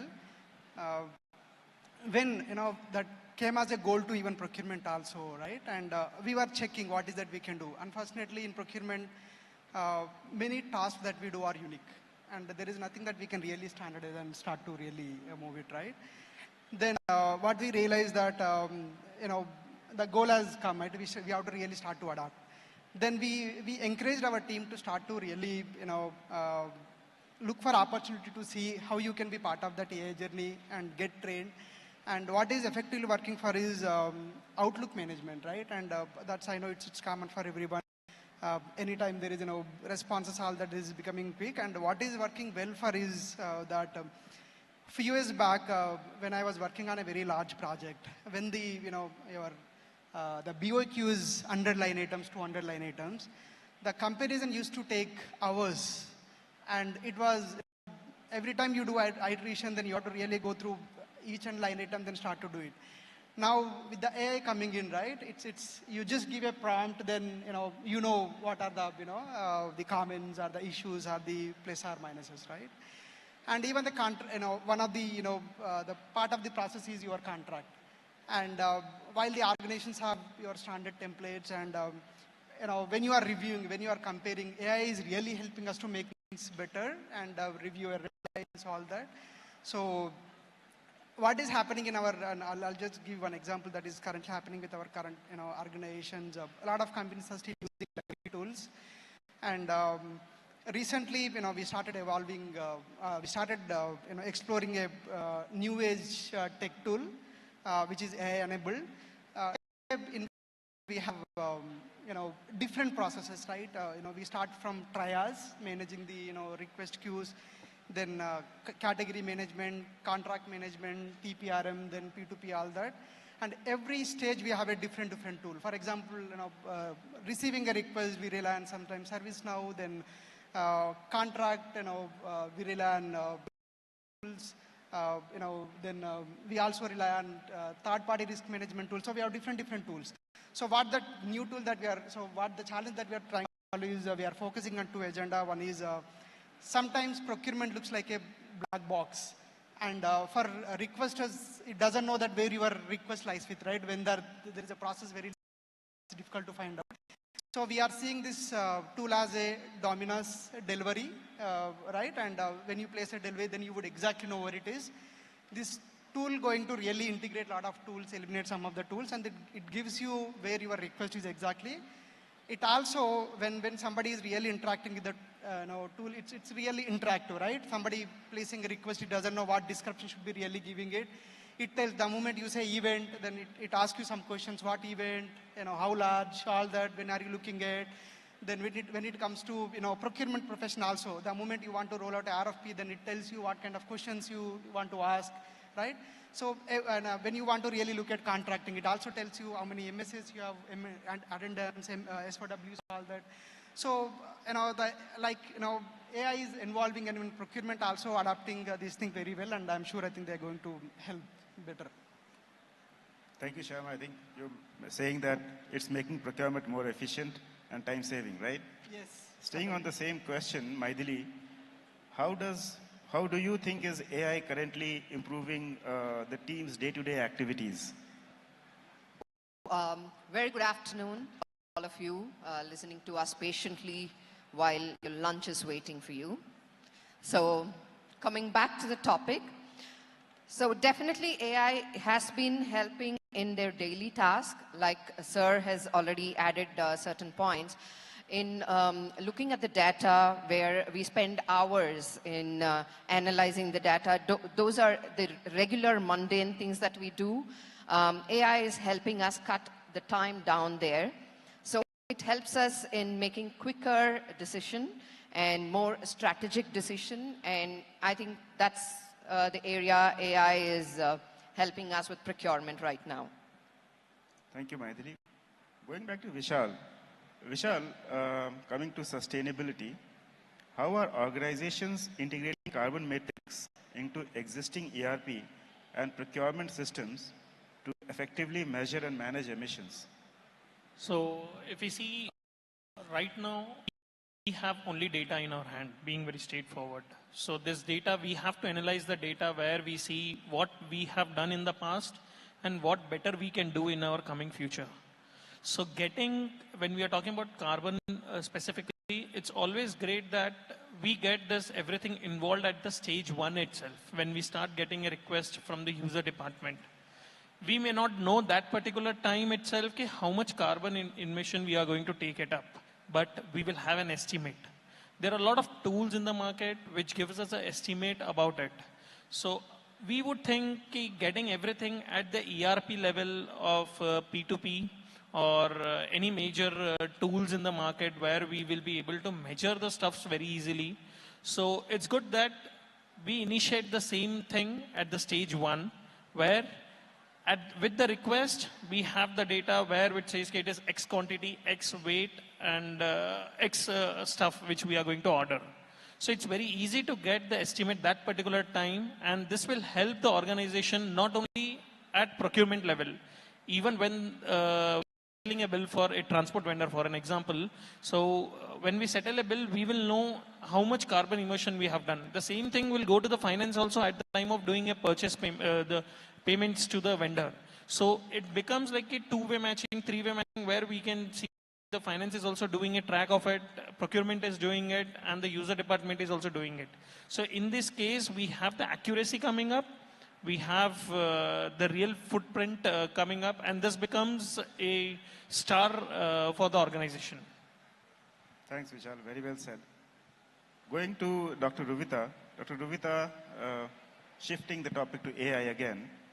As AI and automation is taking over routine jobs, what do you think will be the future demand for professionals in supply chain, procurement, and logistics? If you talk about the demand and if you talk about the skill sets and the demands which we need to develop, see, talking about and hearing the viewpoint about my fellow colleague panelists, we have to understand that AI, procurements, sustainability is all joined together. It is one only necklace of, and we have to just bead all those necklaces in one way so that everything is coming together. but we cannot move it as a different department, as a different sector. We have to have an inclusivity in such a manner that things are looking in the same case. Now what's happening is that earlier, if I talk about academics and corporates, CSR was a part of an activity which they have to do it. But now it is a mandatory thing. Why it is mandatory thing? Because of the government pressure, all that things are there. But it should not be coming through pressure. And the skill set, if you talk about, that first and foremost, there should be digital literacy. Digital literacy is very important with amalgamation of responsible leadership. If we have both the things joined together, then we can develop sustainable, ethical, as well as responsible leader who could take over the legacy in such a manner that this will not be a point of discussion, it will be a daily practice for everyone in the day-to-day lives. Thank you, Dr. Ravita. Staying on the same topic, Ram, from a CFO perspective, how should CFO use AI-generated supply chain and carbon insights in procurement, decisions, and capital allocation?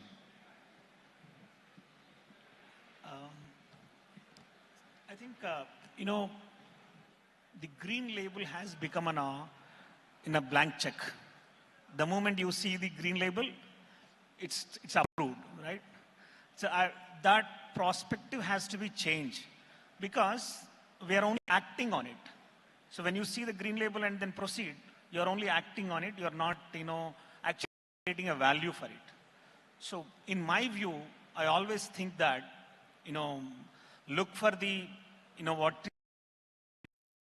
see the risk, see the business continuity plan, right? You may be buying the product today, but do you have the, replacement mechanism, waste mechanism? Do you have the maintenance things, right? So sometimes your price will be a little higher for the green label. But am I paying the right thing for that? If you able to create a proper business case and then future that why I am paying this 8 or 10% extra for this green label, and I think that's the easy way to get the things go forward. And then you can attract the clients, right? So the global clients. In the future, the way you create a business, the sustainability becomes one of the part of your business continuity plan. In a way, what Ravita said, we all have a CSR. Now it has to be the corporate sustainability responsibility. We need to bring it to that place. From the social responsibility to the sustainability responsibility. That has to be the part of the core game, is what I feel. Thanks, Ram. Shyam, question to you. Heard the CFO perspective. The question to you is, many organizations still treat vendors as transactional suppliers. In your view, what's the one shift that most reliably moves a company from a vendor management to a true strategic partnership, and why does it matter now? Yeah. Thank you, Vishal.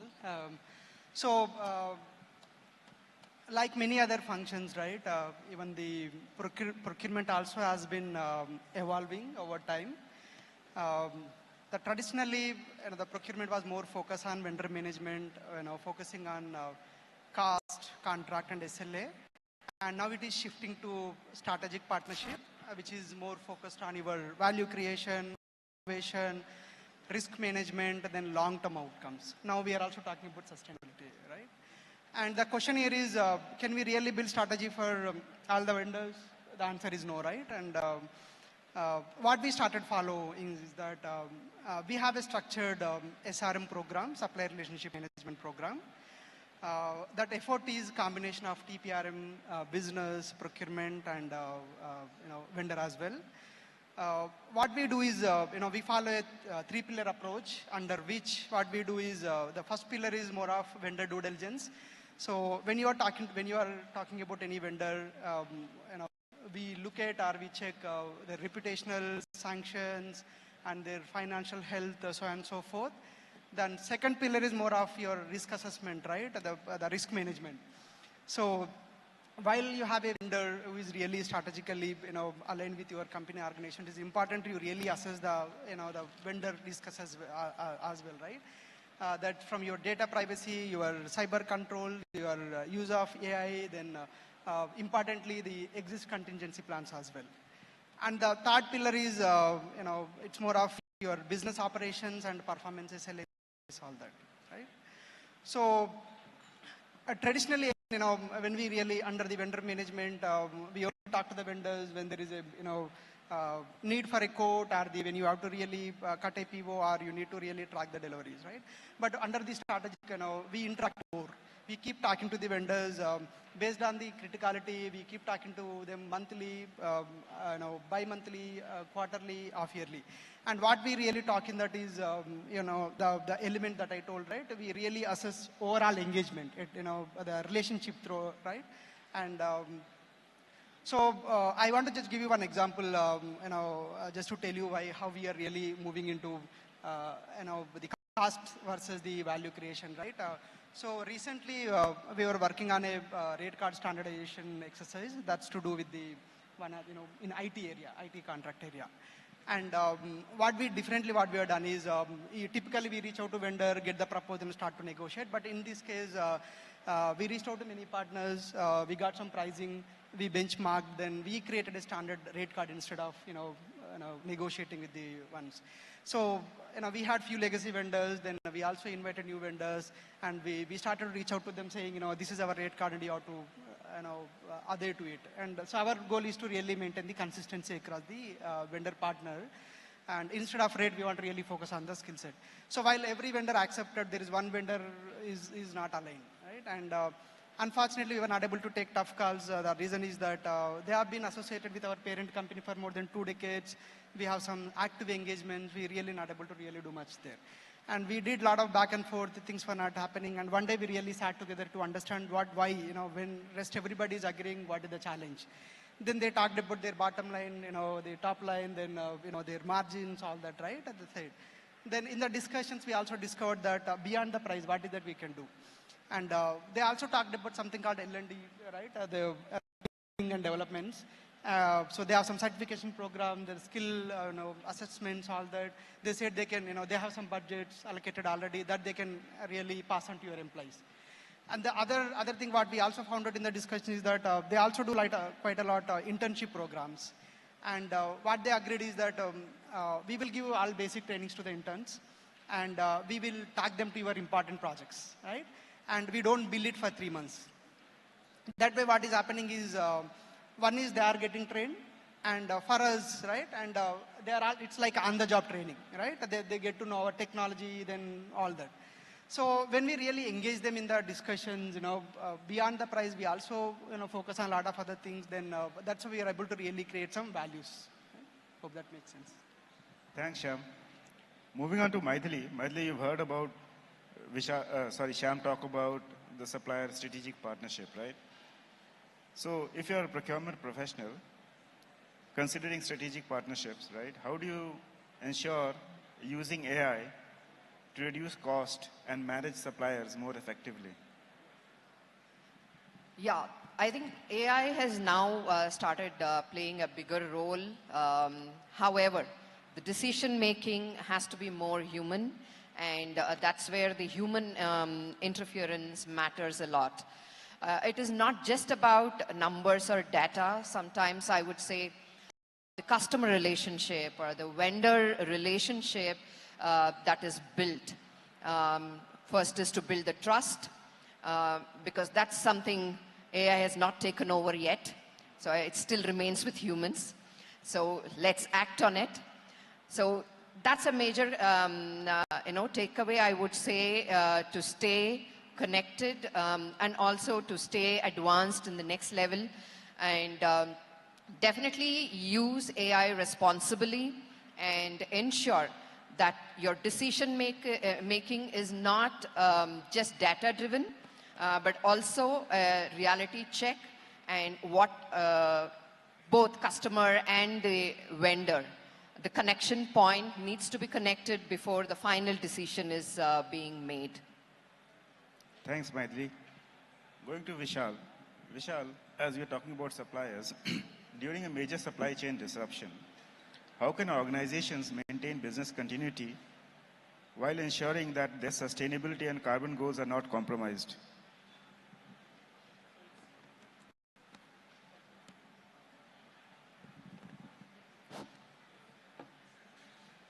It's a little tricky, but as we have seen the worst also in our past, where the supply chain got affected very badly because of XYZ reasons. Maybe we can consider the latest one is due to the war. So when we select a vendor, we have always make sure the selection of the vendors are done on the basis of global level too. When we have a vendor who has go globally, they always make sure that they have some inventory in their hand. So in this case, when we see a major challenges coming up, it's always inventory which makes a lot of difference. And it's not only related to a vendor standpoint of view, but all the organizations also have to forecast their requests a hand before. We as in supply chain masters, it does not mean that everything just in a fraction of a second we can do some magic. It's not like that. We are expert in negotiating. We are expert in getting the best vendors with the best quality of the product which the organization needed. How and how much is required is the forecast, which is jointly played a major role by the procurement professional along with the finance and the business departments. When we all together work together, that gives a lot of benefit. And when we have some ethics talk with us, the complete supply chain system for a certain period of time is manageable from the organization perspective. We can't blame only a vendor, we can't blame the organization, but it's a jointly work done by all of us together. Thank you, Vishal. And final question to Ram. Beyond immediate cost savings, how should organizations measure the long-term financial and business value created by sustainable procurement? Yeah, I think, most of the fellow panels added how they can use and then what kind of collaboration is required. I'll echo with them. Work as a team is the fundamental thing to be a succeedable sustainability plan, right? If you can, work as a silos, so nobody knows that, what is going to happen. The idea of the sustainability or any procurement, you need to work collaboratively because the sustainability, what we are today talking about, it is not going to be visible on you immediately, right? It is not an immediate saving for you. It's your future. So the future means that you need to, also work with the supplier who is going to be supply the things, right? Not only internal, your, finance, your procurement, your operations. You need to be work with the supplier, then bring the value that why would we need to pay this amount, right? It is not about, right, unit price. It's about what is the cost I am putting today and how the value I'm going to be generate. Right? That has to be, fundamentally talks in your business case. Every investment is a revenue generator. And a fundamental thing is today, people always have this is a cost, but nobody is going to put a cost without expecting something, right? Every cost has an investment. Every investment has a revenue generation. There is a two-way. You don't need to be directly contribute to the revenue. You can also be a contribute revenue indirectly. So the procurement and the other aspects of any organization start looking at how I am helping the revenue generation. And certain times you may not be, directly, giving the numbers to see on the balance sheet, but you may be showing that directly on the profit. You may be not able to, but when you cut down the cost, when you cut down your regulatory things, when you, ensure that your organization is, future-proof, there is no risk involved, then it is always a profit, right? So that's my idea. And then coming to the, the AI era, right, today. See, AI is a good thing, right? The majority of the time, if you can go before the AI, we are all having an after the fact. You need to do some activity, then you realize your mistakes, then you will not repeat it again. But today you have in hands that the data analyzation, right? The most of the things you may be able to make a better decision before the fact itself. So that is the, the analyzation today happen. But however, missions can't dream. So we have to dream, and then missions can work towards our dream successful. That's the way you need to adapt the AI. Thanks, Ram. That's a wonderful thing. Dr. Ruvita, any I final thoughts need from to you? add on one closing statement before we could conclude. One thing which was coming into my mind is that AI lead to algorithm, and algorithm lead to accountability. But that accountability should also be leading to acceptance. That is very important. So this 4A, which I just now created, discussing with my fellow colleagues, that these 4A's are very important. That you need to have amalgamation of AI, algorithm, accountability and acceptance. And last but not the least, we need to, in Hindi we say that, we do not need to change the direction. हमें अपनी दिशा बदलने की ज़रूरत नहीं है, सोच को बदलना है. If we are changing the way we are thinking, we all are in the same direction. हम सही दिशा में चल रहे हैं. But हमारा जो सोच है, we need to have lot of brainstorming in our mind so that this will be a part of our ecosystem rather than only a discussions. Thank you. Thank you, Dr. Ruvita. Shyam, any final thoughts from your side? Yeah, I think so. What I strongly feel is that your sustainability goals has to be embedded in your RFP process. That's your entry, right? And instead of focusing only on the final outcomes, you should really understand the practices of the vendor and track the actions, right? Then give some measurable, the measures, right? And in your business review meetings, you have to keep talking. It's not, end of the year you realize that, you have to do, but it is missing all that, right? It has to be throughout the time, and the practice has to be from the day one. Thanks, Shyam. Charles, any final thoughts from your side? I would say the best thing is making short goals, then going for a bigger goal. When we see a short goal, we feel happy when we achieve it. So as soon as we achieve a short goal, we get more energized saying, "Nahi yaar, ye to kar paya hu, why can't I do the next one?" So starting with a short and then achieving a big goals are the practices for any procurement professionals to make sure nothing is impossible. Everything is achievable. Thank you, Vishal. Maithili?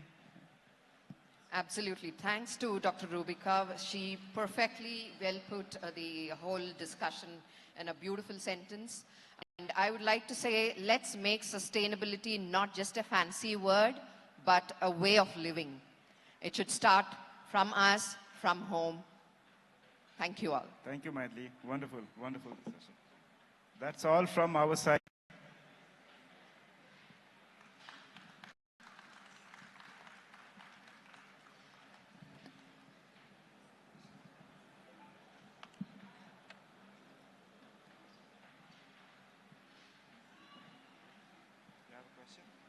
You have a question?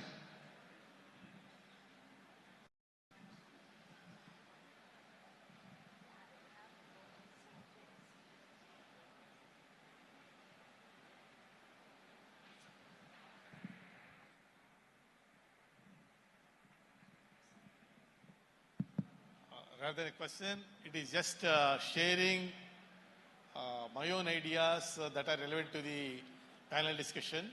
First of all, responding to one of the questions of the moderator, how AI can be made effectively used in government, especially carbon footprint and supply chain management.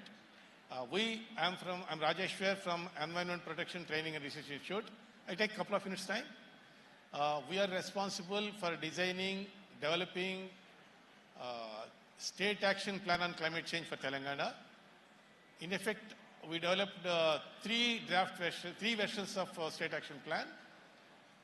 Climate change is highly complex, right from prediction of weather, making projections for the future, and the impact of climate change in various sectors. Agriculture, highly complex. Water, highly complex. Livelihoods, health. In each of the sectors, so complex subject, government was given responsibility of preparing national state action plan, were literally groping in the dark. Departments were working in silos. Agriculture one way, health one way, water one way, running in parallel paths without convergence. Now, AI, though it came a bit late, after preparing 3 versions for Telangana Climate Action Plan, in our next version, AI would really make us come out a more comprehensive, evidence-based, scientifically proven projections about AI relevance in policy decisions for the government. Second part, generally there is a notion spending on sustainability is a charity, philanthropy, drain to our resources. No. ESG, environment social governance, makes it categorically clear, not only for the top 1,000 listed companies, any corporate or industry, my house is clean, no more, that luxury is gone. Entire supply chain management, we need to go to the weakest link in the chain. Weakest link in the chain means the last mile connectivity. We need to empower, enable the last link in the chain, weak link in the chain, that mitigation options. Even another notion is government, it is government responsibility to tackle adaptation of vulnerable people, whereas mitigation is industry, private. No. Now, under Paris Agreement, United Nations Framework Convention on Climate Change, regularly Government of India, Ministry of Environment, Minister of External Affairs, Minister of Home Affairs, they are continuously asking us, gone are the days of looking at government for adaptation. There is huge return, ensured return on investment in adaptation also for private sector. So there is money, there is return on investment, even on adaptation, so-called philanthropy. Investing on poor is sure return. Manmohan Singh time inclusive growth has proven. Y.V. Reddy, former Reserve Bank Governor, got Padma Bhushan for proving this. Investing on poor is not drain in your resources. It is sure returns. One last point, sir. Since you mentioned that there is one academic, academic person in the panel members, I think a few days back, on 18th August, Supreme Court advised, observed that how best educational institutes, younger generation, may say Gen Z these days, it is not me, Supreme Court said, Gen Z and Generation Alpha also must be used as an ambassadors to bring in behavioral change and attitudinal change among the adults also when it comes to waste management and mitigation of carbon emissions. Sorry, things I thought of just sharing with you. Thank you. So it's basically, if you see the moreover, sir, as you said, it's all dependent on the data, what we have in the past. The data has helped a lot for all the organization to develop the AI, and which is also not only, I'm not talking about only the government organization. Government is doing a lot from their end, but it's time of the private organizations that are also to support the government and make sure we work hand to hand each other to success the goal of society. It's moreover, we have to see how the society is developing, how we are developing, how overall the India is going to develop by doing all the steps. I want to add that, what sir mentioned, government is already taken a, adding certain chapters in the EVS under the NCRT program. So it's a CBSE, right? So where these certain schools follow the NCRT. So 2 years back they have approved. There are certain chapters they have added. Now in the 2028, the revision is going to be happen. There they are going to add more chapters. I've been in interaction with the CBSE, department in the Delhi. So they were being clear about that. And I can see in my kids, textbooks as an evident. And you mentioned about the Gen Zs, right? And the reshaping of academics. As we all know, the new education policy is already there. We can see that new education policies are there. And because of these policies, it is being restructured of entire curriculum. Earlier, the things that the subjects, the topics was not there a part of their academic, basic level of academics, but now they are already there in the elementary, 3rd, 4th, 5th standard, and advanced for 9th and 11th. And there is a part of it, mandatory section in every schools and university, that you have to incorporate social internship project. That is a social internship project which is a part of the curriculum itself, so that evaluation is being done, so that the responsible leadership reshaping structurization can be done from the initial school level stage to university levels. So that is there. Thank you. All right. Thank you, sir. With your permission, can I? Just one line. Yeah, 100%, sir. I think I just want to say one thing. I have read this in the book 21 Lessons for 21st Century, where they said that human beings are good at inventions and are not very good at adopting those inventions. So I think AI is a very good invention, and if we adopt it in the right way, I think we can go miles. Thank you. All right, huge round of applause. Ladies and gentlemen, everyone, put your hands together for the extremely innovative, happy, and such a conversational. It was very, very informative. Give a big round of applause. Come on, everyone. Come on. To do the honors, may I now request Satyanarayan Garu to quickly come up onto the stage. He's all ready. Everyone, give a big round of applause to him. May I request Dr. Rajeshwar Rao Garu, please put your hands together for the Head Climate Change and Training, EPTRI, that is Environment Protection Training Research Training Institute.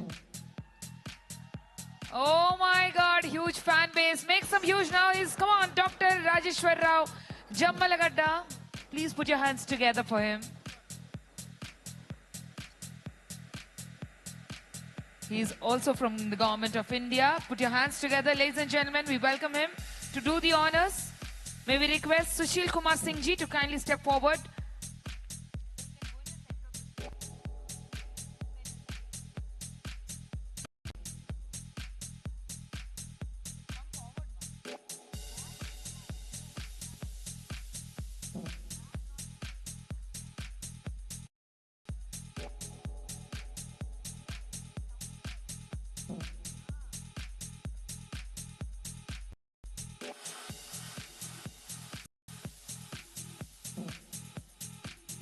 May I request Ram Adapa sir to please step forward. From New District, IBM, he's a CFO, VP Finance. Can we have you a little center of the stage, sir, for the photograph? Thank you.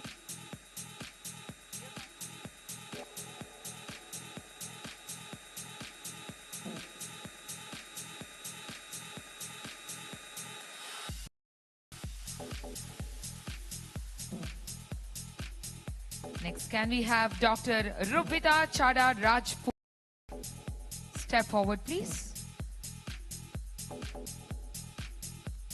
From Boxon University, she's a Program Director, MBA, XP Professor, OB and HR.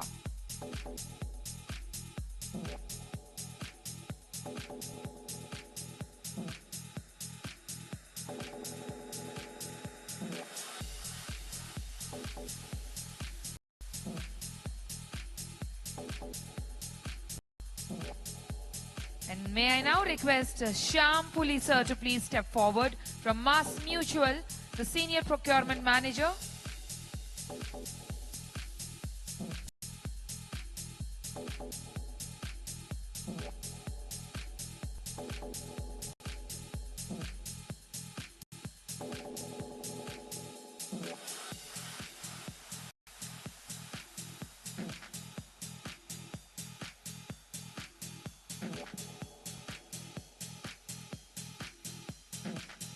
Thank you so much. Can we have Mr. Vishal Navandar, another Senior Procurement Consultant?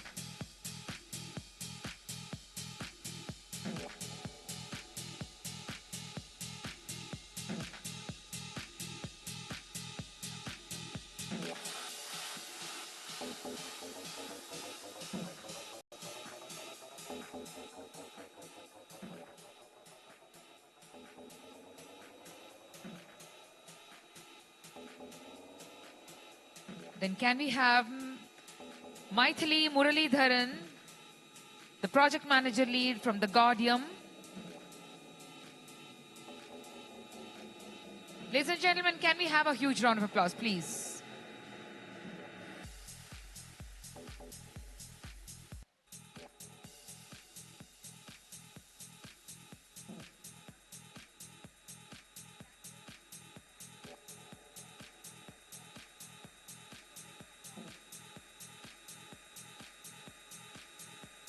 Can we have all of you together? 2 steps forward for a group photograph, please. Yes, ladies and gentlemen, thank you so much. Until now, we had an amazing start off. We have so many conversations and so much more to talk and to learn and to exchange. After all, we are here to collaborate, network, learn and grow. Ladies and gentlemen, now time. Kindly join us for lunch, please. And do not forget to scan your code at the scanner while the plates are being given. Thank you so much, everyone. Please join us for lunch. Coming up is more fun, more of learning, and more sustainability. Thank you. Thank you so much.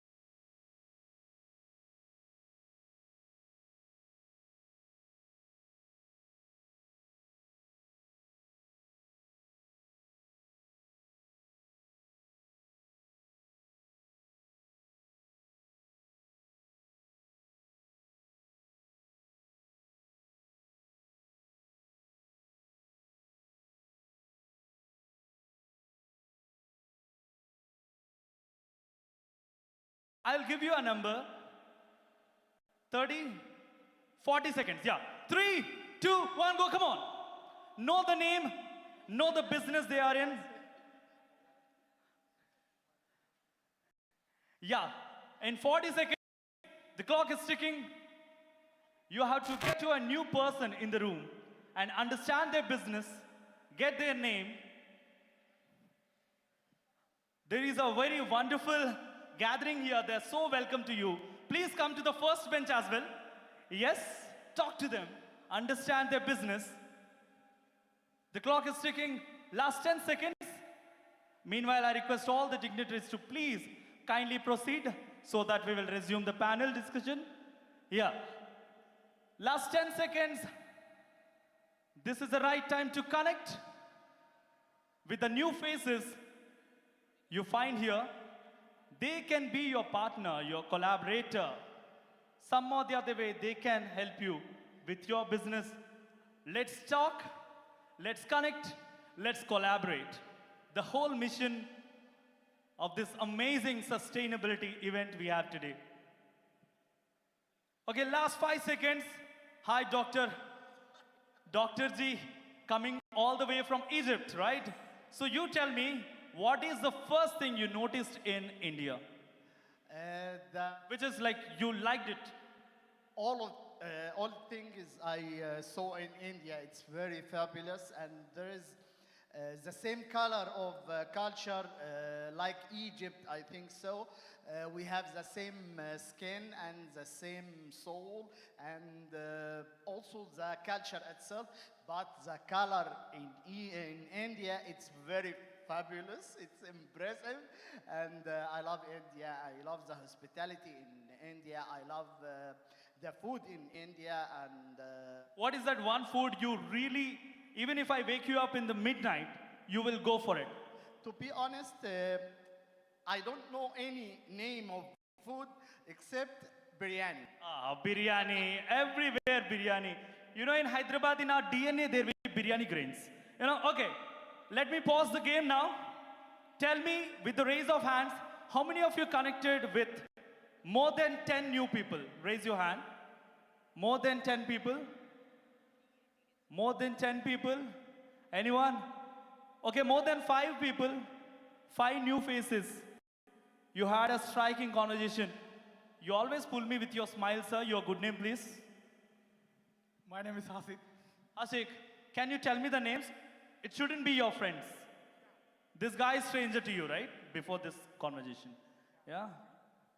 Yeah, Lakshmi. And I talked with that girl and origami production, the head of the origami productions, and the Square, the head and the partner of this organization. So, and the Grand India Biotech, and he also visited to Sri Lanka. Next time I invited to him. Superb, superb. You want to participate in this? Anyway, first thing I liked about is the way you initiated it, all the conversations. And your good name, once again? Hasik. Hasik, can you please come over here and give that token of appreciation for these amazing efforts in knowing the brands? I request each one of you to take your time and go to every stall and have a conversation which can lead up definitely your business. Wonderful. Thank you so much, Hasik.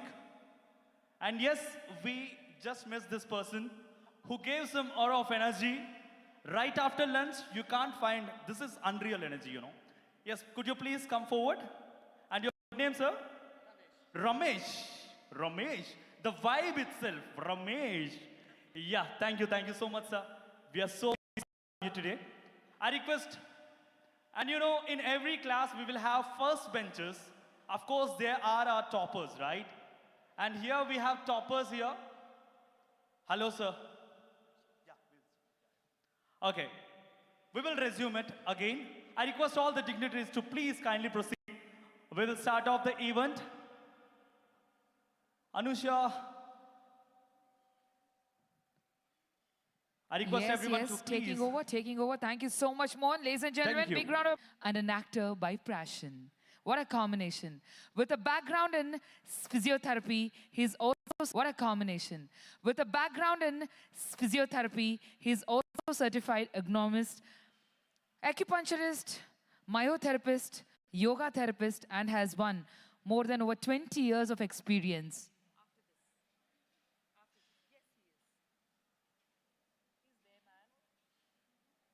Thank you. He's more than over 20 years of experience in ergonomics and wellness. He has conducted nearly 6 ergonomics workshops across India, helping individuals and organizations build healthier and more productive lifestyles. He needs a little introduction. Ladies and gentlemen, give a big round of applause for the familiar and much loved face on the silver screen, Dr. Bhadram. Put your hands together as we invite him onto the stage with huge pride, honor, and love. We don't spot you here, sir? Yes? All right, everyone, for the gentleman walking right there. What makes it remarkable is the way he brought health, humor, cinema. Oh my God. How does this combination? Let me ask you a few questions before you shoot. Come. Are you interested to know more about him? Yes? Can we have caller mic by chance? All right, before that, by the time that is arranged. So, doctor and an actor, two different roads. I'm sure this is on the skies and this is going on road. How did you manage to be both? Love towards cinema, love towards my profession, health. Only thing which is carrying me is love towards both. But how do you manage cinema? Do you think a lot of stress in handling both? And did it take or consume any part of your health while you're traveling, when there is, a lot of shifts, when probably there's no, restless shoots, and you don't have proper timings, you have to manage with your food, with your family, with so many hurdles. How do you manage that? Yes, this is what something I always tell my patients and my friends, because balancing both, just like in corporate, we have work-life balance. The similar way when I have both film and health. So one gunshot question for you. So if given a choice, what is the most thing that you love out of both of them? Like what is that one thing that touches your soul when you think about your work or passion or whatsoever? I always love training. Training is my passion. That is what, you see, I want to make people happy and healthy. Say happiness through my acting and healthy through my trainings. Thank you. Can we have the volume on the hands-free, please?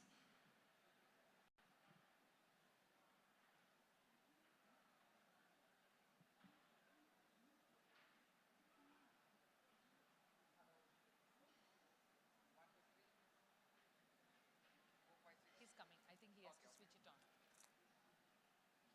So tell me, so what is your biggest learning when it comes to cinema, art, and entertainment?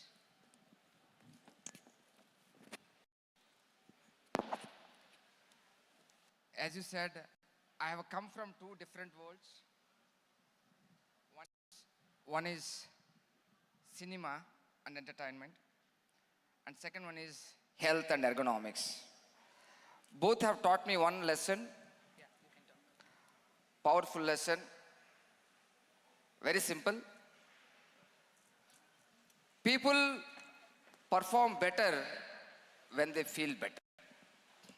Both cinema as well as health and corporate sector. And what do you do to feel better? See, lifestyle, mindset, everything matters. What are those 3 mantras that everyone should follow for a peaceful, healthy, happy mindset? People like you around. So sweet of you. Everyone, for Dr. Bhadram, he's telling politely, please leave the stage now, it's mine. Hi everyone. Hello. Sustainx.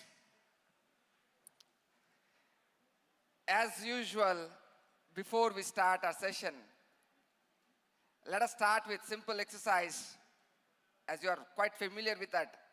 Clap, all of you, come on, clap. Clap. Clap. Loud. जोर से. Come on, clap. Perfect, perfect.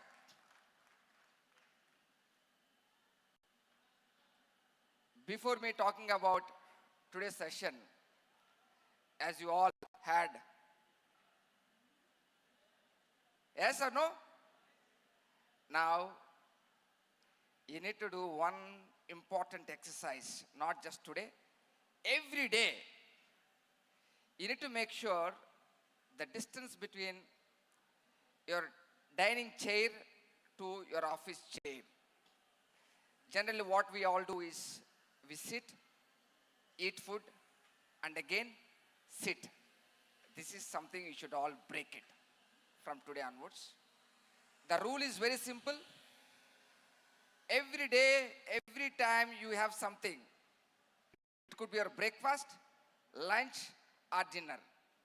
Immediately after your meal, you should get up. Get up, all of you. And we should walk for at least 10 minutes. 10 minutes walk after meal is must, no matter what you do. Now, first 1 minute, you can take a walk all around and come back to your chairs. All of you, walk. Walk. Move all around. Move all around. Move all around. Walk. Come on.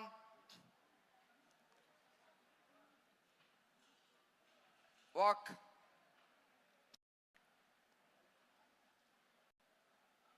Come back to your places.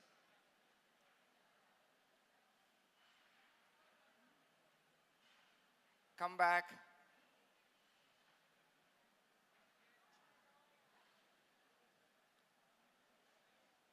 Perfect. Very good.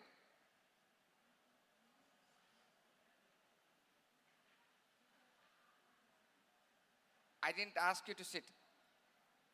Please do not sit.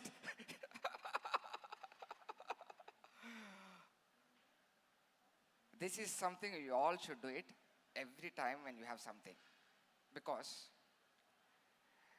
according to ICMR, Indian Council of Medical Research, says in coming 5 years span, 50% of our population will be having lifestyle diseases like blood pressure, diabetes, thyroid, PCOD, high cholesterol, fatty liver, obesity. 50% of our population. To only prevent all these lifestyle diseases, what you should do is movement. Movement is medicine. When you cannot walk, this very simple thing what you can do is just heel raise, up, down, up and down. Make sure you're not wearing high heels. Okay?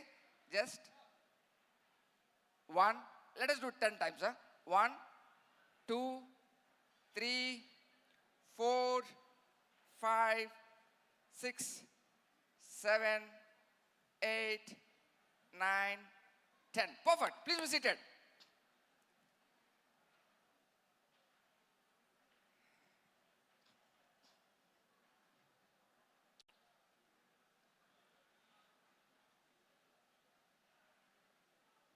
Welcome to Sustainx 2020. Happy to see leaders, innovators, FM fraternity, and TFMC members, and my dear friends.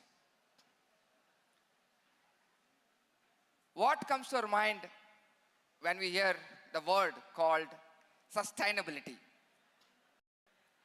What comes to your mind? It's a question. What comes to your mind when we hear the word called sustainability? Okay? Okay, very good. Okay, good.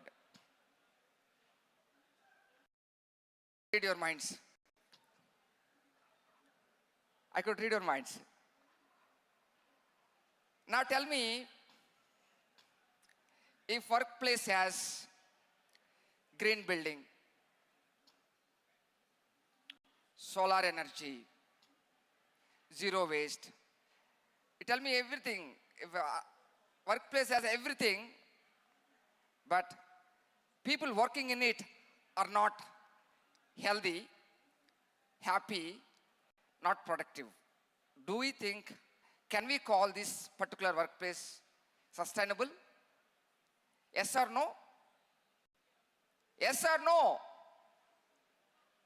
Yes or no? Yes. Your answer is right. It's no. To me, sustainability means people. Sustainability means healthy people, happy people, productive people, together called true sustainable places. Do you agree with this? You don't agree? Do you agree? Yes. This truly sustainable workplace. So to make employees healthy and productive, there are so many ways, out of which, as discussed earlier, movement is medicine. Sitting long hours in a chair, say for about 8 to 10 hours every day, and you tell, I do 1 hour, I spend 1 hour in gym morning, it doesn't make any sense. And what we have to do is, once every 30 minutes, you should get out of your chair and take steps. For every 30 minutes, 30 steps is mandatory. That is one. That is about movement. And there is one simple exercise which can keep you healthy forever is, we did it earlier, that is post-meal walk.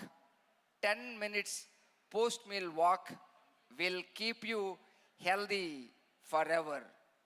No matter what you do it, no matter what you eat. Make sure you walk 10 minutes. When time doesn't permit, when you have to sit, make sure do heel raises. Sit in the chair and make sure, look at this, heel raises. And when you're sitting, make sure move or shake, not in front of manager, like this. But this is something you can do it. Physical activity, that is very, very important. Nowadays we see people with, what is this? Belly. Okay? That is all because of stress that is getting accumulated here. So, to prevent stress, simple remedy is breath. What is it? Breath. So make sure every time we are at workplace, once every 30 minutes, get up, stand, walk, stretch, and smile. These are the things you all should follow to make sure to keep everybody healthy and happy. I'm so happy to be here. Next 2026. I congratulate all TFMC members and founder, chairman, and my dear brother, Mr. Sacha, for this giving me this wonderful opportunity to greet everybody. Thank you so much. Once again, sustainability means healthy people, happy people, productive people. Thank you so much. Namaste. Where is beautiful?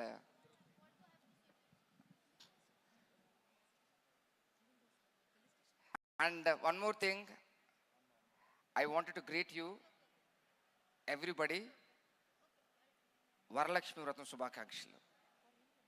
Because we are here. Mana success annitiki karanam akkada Varalakshmulu. So greeting all Varalakshmulu here. Varalakshmi Vrata Subhakankshulu. Namaste. Any questions you can ask me?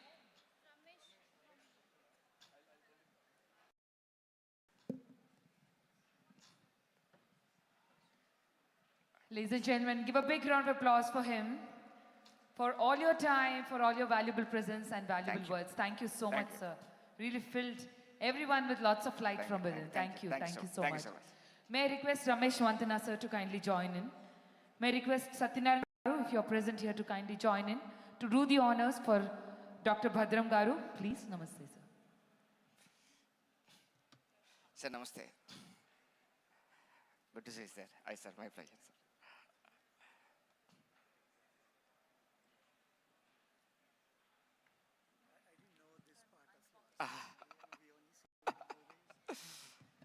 My pleasure, sir.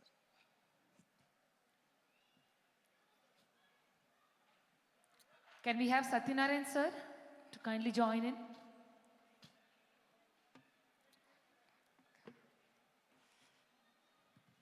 There he is, ladies and gentlemen. Huge round of applause for Dr. Bhadram.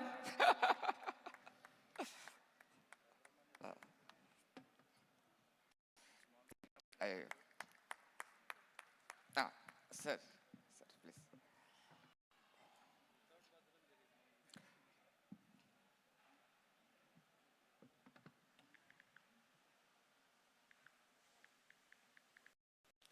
Thank you, Anna. Thank you, sir. Thank you so much. Bye. Thank you so much, sir. Namaste. Thank you so much. Thank you. Okay, now. Thank you. Ladies and gentlemen, we now move on to our next engaging panel discussion, bringing together an accomplished group of leaders from the HR and people ecosystem. One UK lady is waiting. Elizabeth. She's waiting in UK. Sustainability మీద 5 minutes talk. She is నేను చెప్పేస్తాను.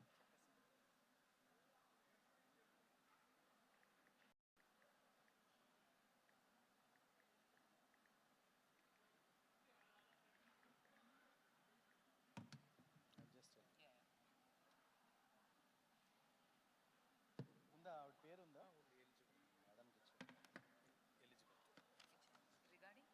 She'll be talk 5 minutes talk from Lloyd's. నేను screen పైన present చేస్తాను. How much time will this go? 5. Announce చేయండి. We're getting in live from London. Elizabeth from Lloyd's. She wants to talk about sustainability. Request all. All right, ladies and gentlemen, there's something very, very special coming up this afternoon. Before our next panel discussion, for the next couple of minutes, we have someone very special, a special address live from London. We have Miss Elizabeth from Lloyd's Technology Center. All your eyes on the big screen as we have her live. She's going to speak on Sustainx 2026. She's been waiting to talk to all of us. Let's welcome her. Can we have her on the screen, please?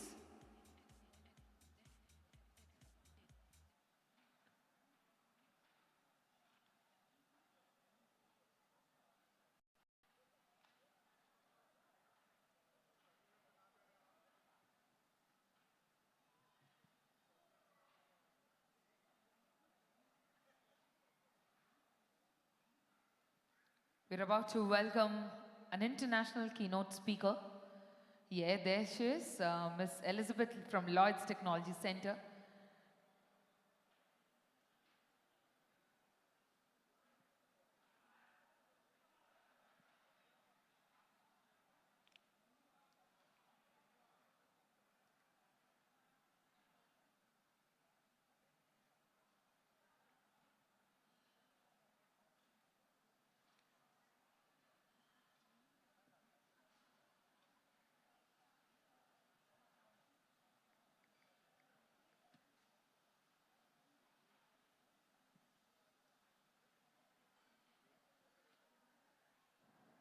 Can somebody help us connecting with her live?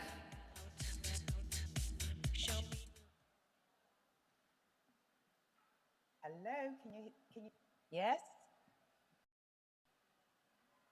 Hello, madam. Namaste. Can you hear me? Absolutely loud and clear. Everyone, can you say hello? Namaste, thank you so much. Can you see my screen? Yes, yes, ma'am. Yes, we can. Thank you.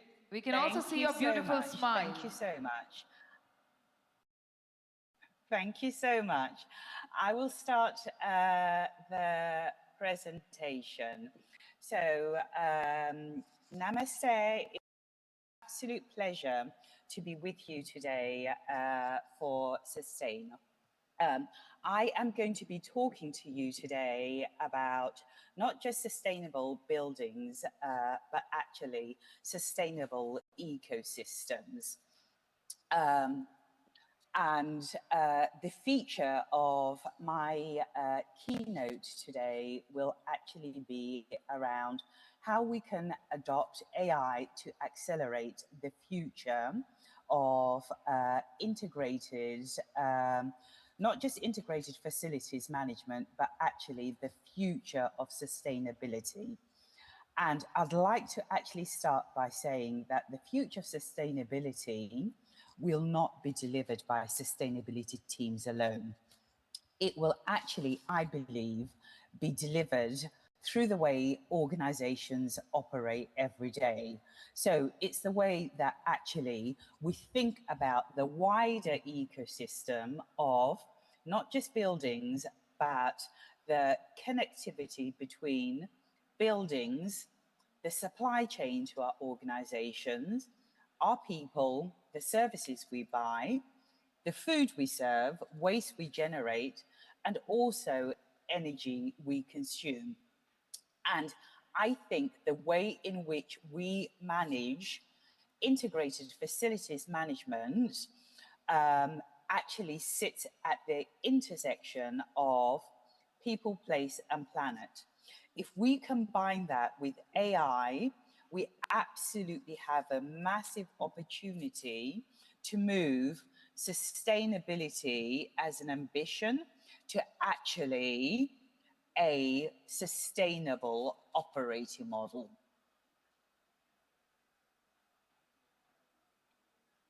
And then, if we think about our opportunity for many organizations, sustainability has historically been discussed through targets.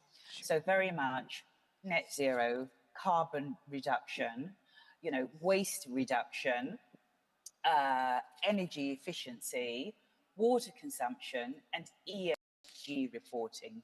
So I'm not saying all of that doesn't matter. It absolutely matters. But the question that I would like to pose today is, what happens between the targets and the day-to-day of operation of the building is where IFM matters. Because somebody decides whether a building is heated or cooled, determine what equipment is maintained, the food we order, how we're going to clean, what waste, what we do with that waste, how we do with that waste. So for me, the future of sustainability sits absolutely within how we manage FM or integrated facilities management much more efficiently. And that is the crux of where actually I think we need to be a whole lot more intelligent about efficiency and management to get better outcomes for people and planet. Because for building and understanding how we manage better sustainability ecosystems, we need to stop thinking about buildings as isolated assets.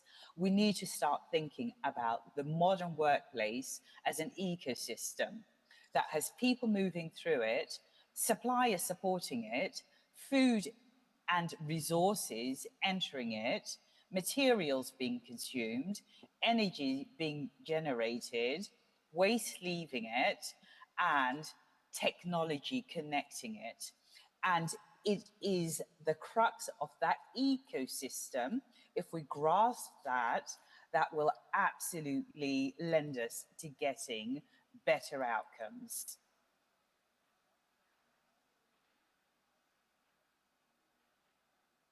My apologies. And the other thing that I want to talk to you about today is the social side of sustainability. There is another part of this conversation that I think gets underrepresented. Sustainability is also about people. It's about who gets access to opportunity, who gets the opportunity to participate in supply chains, who gets employment, who benefits from economic activity. That is where I believe supplier diversity becomes a sustainability conversations. Because when we create opportunities for small, medium enterprises, social enterprises, diverse suppliers get to participate with major supply chains. We can help businesses grow, create employment, build capability and innovation, as well as develop our local opportunities. And that is actually strengthening the resilience of supply chain itself. Because behind every contract are people, business and communities, which is the bedrock of social sustainability. So why am I talking about social sustainability with respect to IFM and environmental sustainability? Because again, it goes back to, we can't look at sustainability in isolation. We have to look at it as an ecosystem within IFM.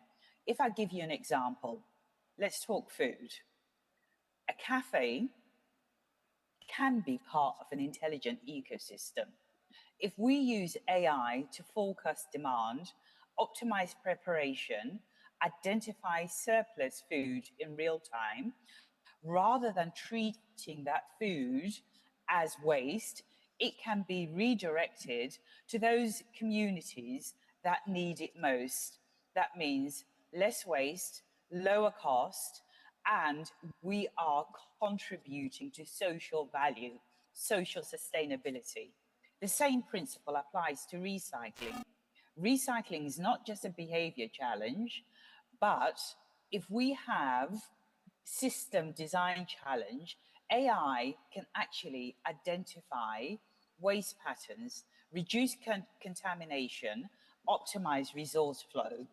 And that basically removes friction through intelligence, so we can get smarter travel choices, more efficient use of space, predictive maintenance, and better disposal of waste.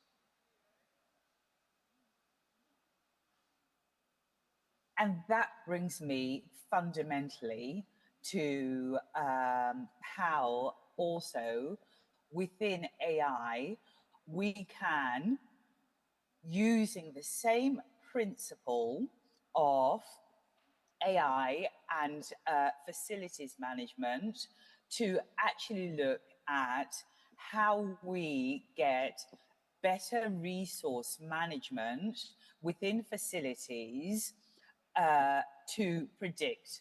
So for decades, you know, if you look at facilities management as a discipline, we have been very much organized around response. If something's broken, we respond. If a room becomes uncomfortable, we respond. We turn on the heating or turn on the cooling. Demand changes, we respond, which invariably has led to waste increases.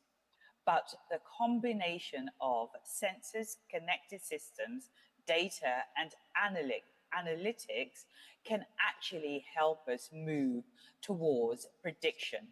Why am I talking about prediction?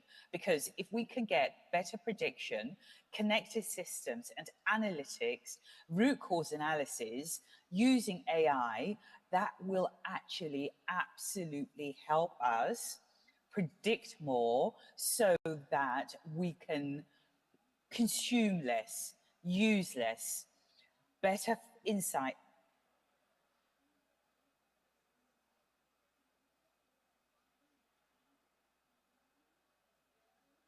Invariably get a better people experience because we are anticipating a whole lot better. And that transition-driven decisioning. But the one caveat that I want to say is AI isn't a strategy. It's an enabler. You know, if what we as organizations, the values that we need to transact. If suppliers are not connected with technology, technology alone will not create that ecosystem. And that's where IFM models come in. IFM needs to be designed around outcomes rather than simply activities. You know, and I would argue we need to, as IFM SMEs and professionals, stop looking at how many tasks do we complete and pivot to what are the outcomes we want to create. Not how many bins did we empty, but actually how much waste can we divert, recover, or prevent, and actually not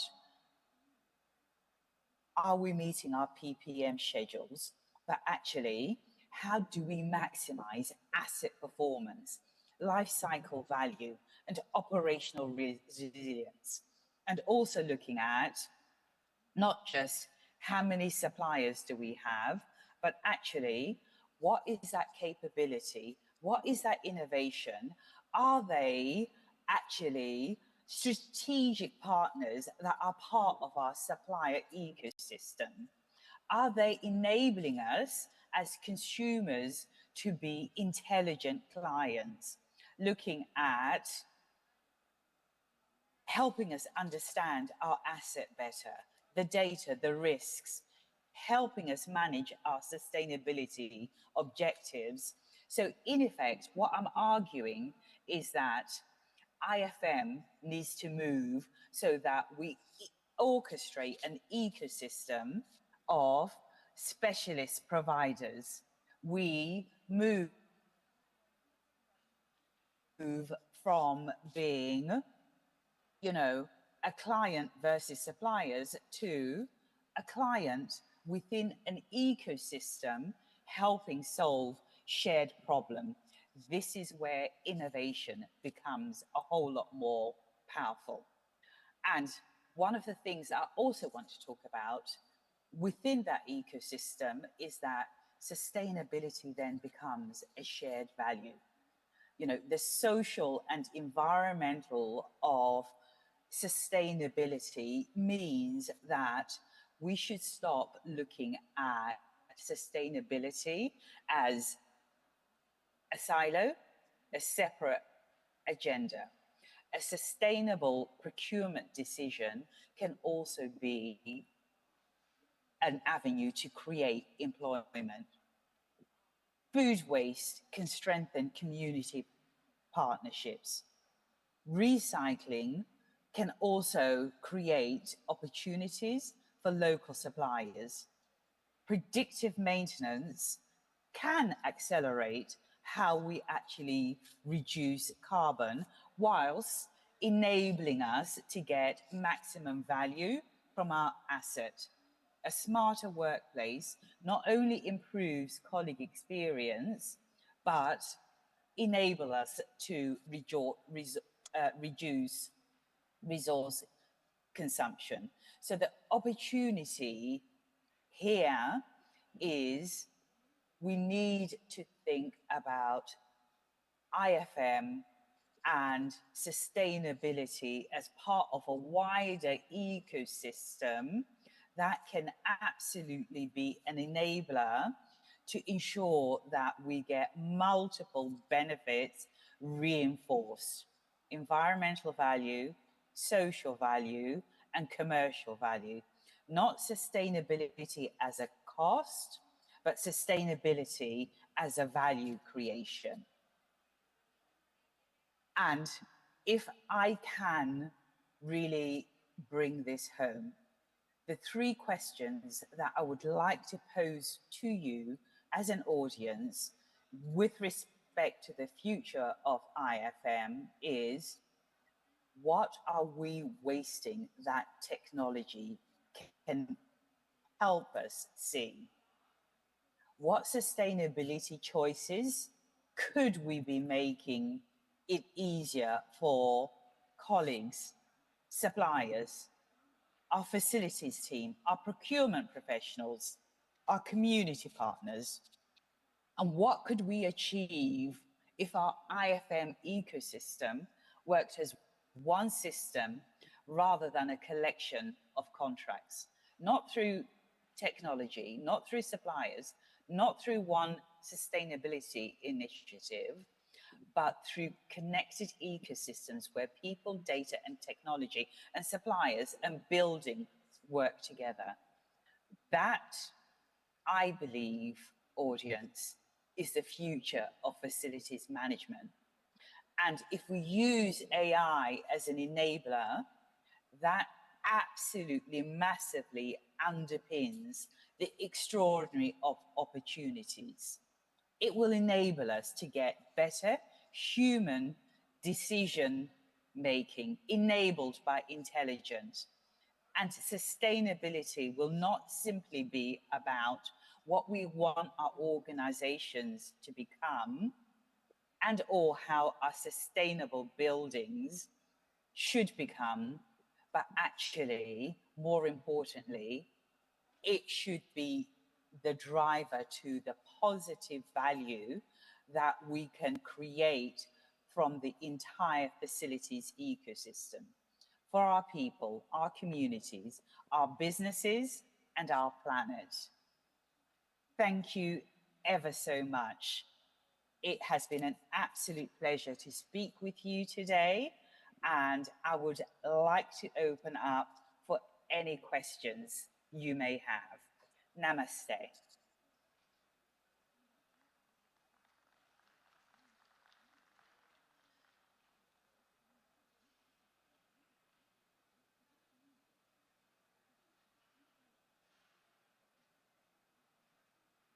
Thank you. Any Thank you so much, questions? ladies and gentlemen. Give a big round of applause for her. Thank you so much, ma'am, for joining all of us all the way from UK. We had an incredible time and honor to have you here with us. And you took out lots of time, patience.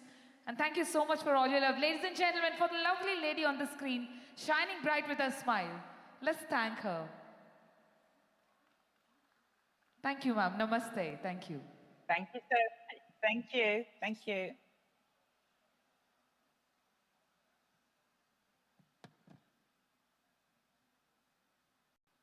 Yes, ladies and gentlemen, coming up is another panel. Like we spoke, our next panel is titled People, Culture, Purpose.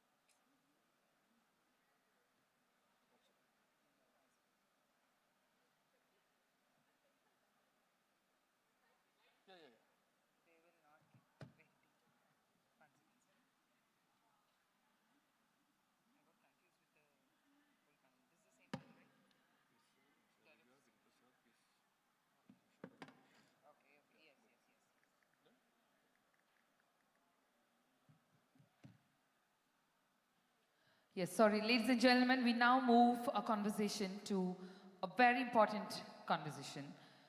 One that puts people, culture, and leadership at the center, organizational transformation. The session which brings together HR leaders who are shaping up the way organizations attract, develop, and empower talent while building cultures that are ready for a rapidly developing and evolving world. From talent acquisition and employee experience to leadership, culture, and the changing role of HR, this conversation will explore how people strategy is becoming a critical driver of sustainable and future-ready organizations. To lead this engaging conversation, we have with us our esteemed moderator. Give a big round of applause for the happening lady here, Dr. Sailaja D, the Director, HR Karya Solutions. Come on, everyone.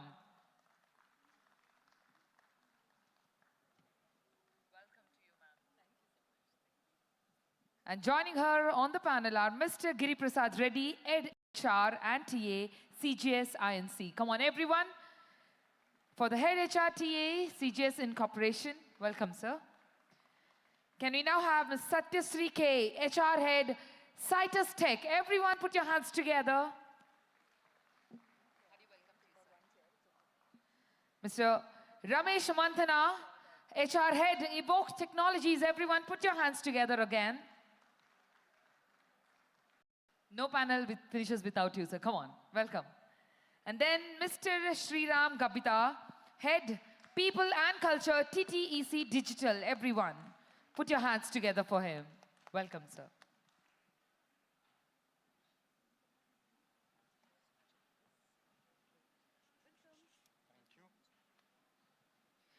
May I request Ms. Pratisha Sharma, HR in Vesco. Please put your hands together for the lovely lady here. Hearty welcome to you, ma'am. Last but not the least, hearty welcome.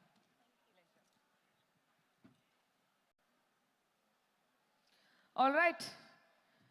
Human and AI collaboration as we see on the screen. Put your hands together for all the panelists on the stage. Come on, everyone. May I request Dr. Sailaja, ma'am, to kindly continue the panel discussion and take it forward. Thank you. Thank you, Anusha. Good afternoon, everyone. Can we have some energy in the room? Louder? Yeah, wonderful, wonderful. I know Dr. Badram is not to be seen, otherwise we would have had more energy. But yeah, thank you, everybody. Let me start with a quick question, right, to ponder over, because we are talking about something which is human plus AI. If AI can increasingly think, analyze, predict, and even create, what becomes uniquely human at work? Can anybody answer this question? And then we'll get into the conversation. Because AI can do everything, right? That's what people say. So what is uniquely, yeah, someone raised their hand. Can the mic be passed on? Yeah, please, please. Do we have a mic there, Sam? I think there is a mic on the table there. Yeah, yeah, there is a mic there. Thank you.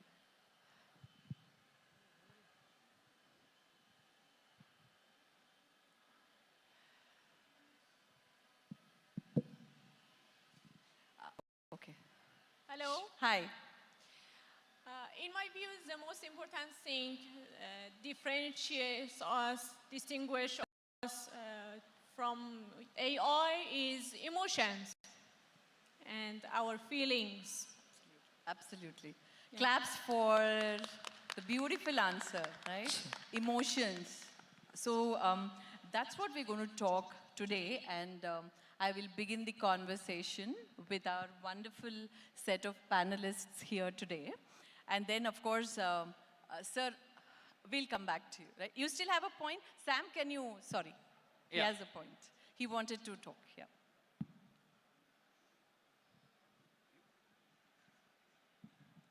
Empathy, emotional intelligence, and building relationships. It can be done only by the HRs, and it cannot be replaced. Absolutely. Thank you so much for the wonderful answer again. Can we have a round of applause for both the, answers here? Thank you so much. Thank you so much. Sir, So, sir, excuse me, are you also the HR? Yeah, I'm the HR. I'm working as HR lead for one of the MNC. Thank you. Superb. Thank you. so much. So let me start the conversation quite bluntly, right? So we are talking about human and AI. Giri, the first question, I will give it to you. So most organizations are still hiring on degrees, and they have a set of JDs that they follow, and these JDs are written for jobs, obviously, that won't exist, may not exist in the next 5 years. So, if you could screen only one capability, what would that be? I think, let me put it straight. I think it's going to be learning agility, right? So what happens is tomorrow, I mean, we don't know what's going to happen tomorrow in terms of technology, right? So That's right, yeah. if agility, I mean, like if I could hire someone who can kind of grasp things like very quickly, I mean, who knows the business and whoever could kind of say, someone who has a lot of IQ, That's right, that's something I would hire. I mean, I would not hire very specific to technology and definitely not the degree. I mean, more than the degree, I would say someone who is who has the thirst to learn, right? I mean, that's more important than anything else. I mean, that's the kind of people whom we'll have to hire. And especially if we are looking forward and if you're hiring someone today, for some technology, I feel it doesn't make any sense. Instead, I mean, we wanted to hire someone who has a lot of IQ, I mean, who is thinking forward, who is able to kind of check on the technology every day, right? I mean, and if it is just about, he knows in and out of business. Yes. And if technology keeps changing, right? Today it's AI, tomorrow we don't know what's going to come in.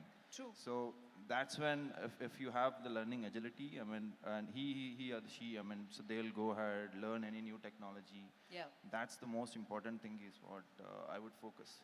Absolutely agree with your perspective. So learning agility, if organizations are not screening their potential employees on this particular skill, so 2030 is going to be very tough for us, right? So the next 5 years. So thank you, Giri, for that. Satya, the next question is, to you. And let's not be polite about this, right? AI can already source, screen, assess, and analyze interviews, and we've seen that. I'm sure there are a couple of stalls here as well, which talk about AI in recruitment and hiring. So, what part of recruitment should never be delegated to a machine? And what part are humans doing today purely out of habit? Absolutely, Salija. First of all, thanks to the organizers for giving this opportunity of being present here. So I am being part of an organization called Wilcosource Technologies, primarily into healthcare and life sciences. We always look with the motto, work with the motto called impacting lives. So that's what even the human resources also does.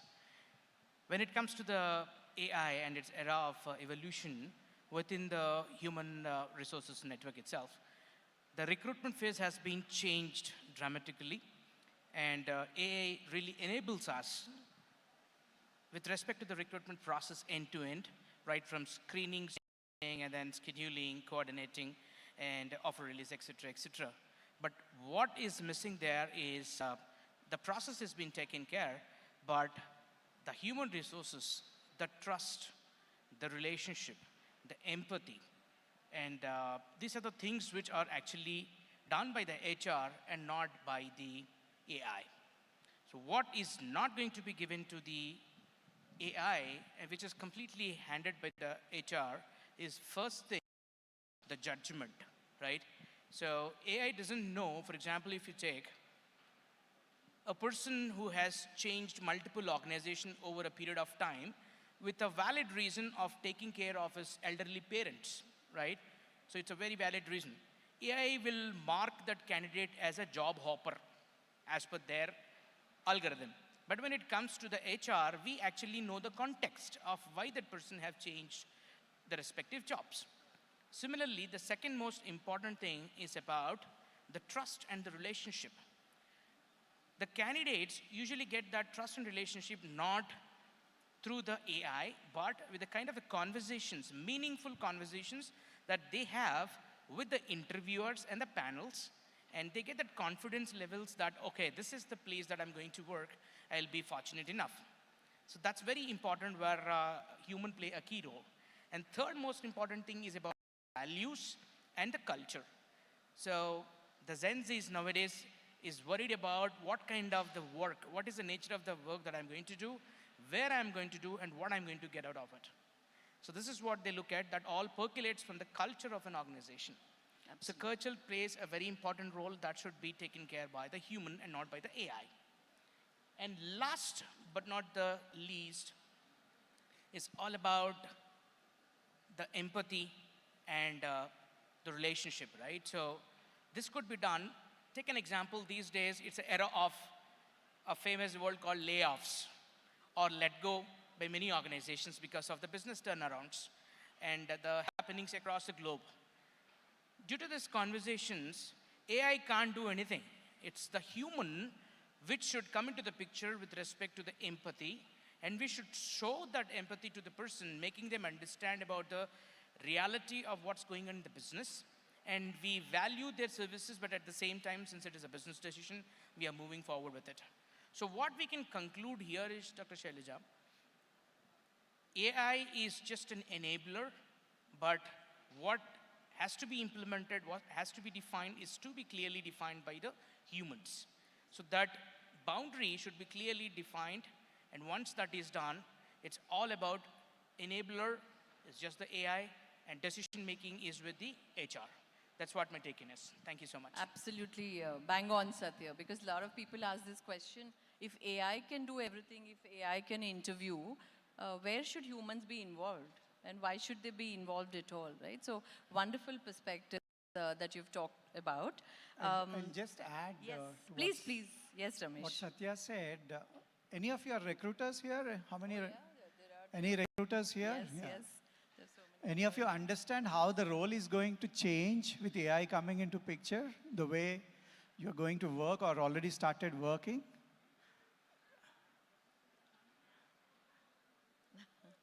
I'm sure some of them, Yeah, I think okay. I see the hands I'll there, just so- add my own experience on what we have seen or what we are doing in our organization. One important thing is basically what today's recruiter, generally the recruiters were doing is sourcing, screening, and then scheduling interviews, all this, right? Which used to take a lot of time in their entire journey of the recruitment process. But now with AI coming into picture, the screening, shortlisting, everything is being done. So the mass operational thing is being taken care. So what is that we need to do as humans? What is our role today? Is where you will have to start thinking. You know, one thing most important is, because it is AI, whatever algorithm you're giving it, it is going to work on that basis. So what you need to keep doing is, check whether that's working properly or not. Okay, or the, like Satya was saying, right? If the algorithm is not right, your output is wrong. It will not know somebody is jumping companies. It will keep rejecting it. So those kind of things you add. And more important is, you need to go back, keep connecting with your business heads or whoever is preparing the job description, with whom you prepare the job description, and get more clarity into the role which you want to hire. Okay, because without that clarity, if you give to AI, I think it will not give you the right information.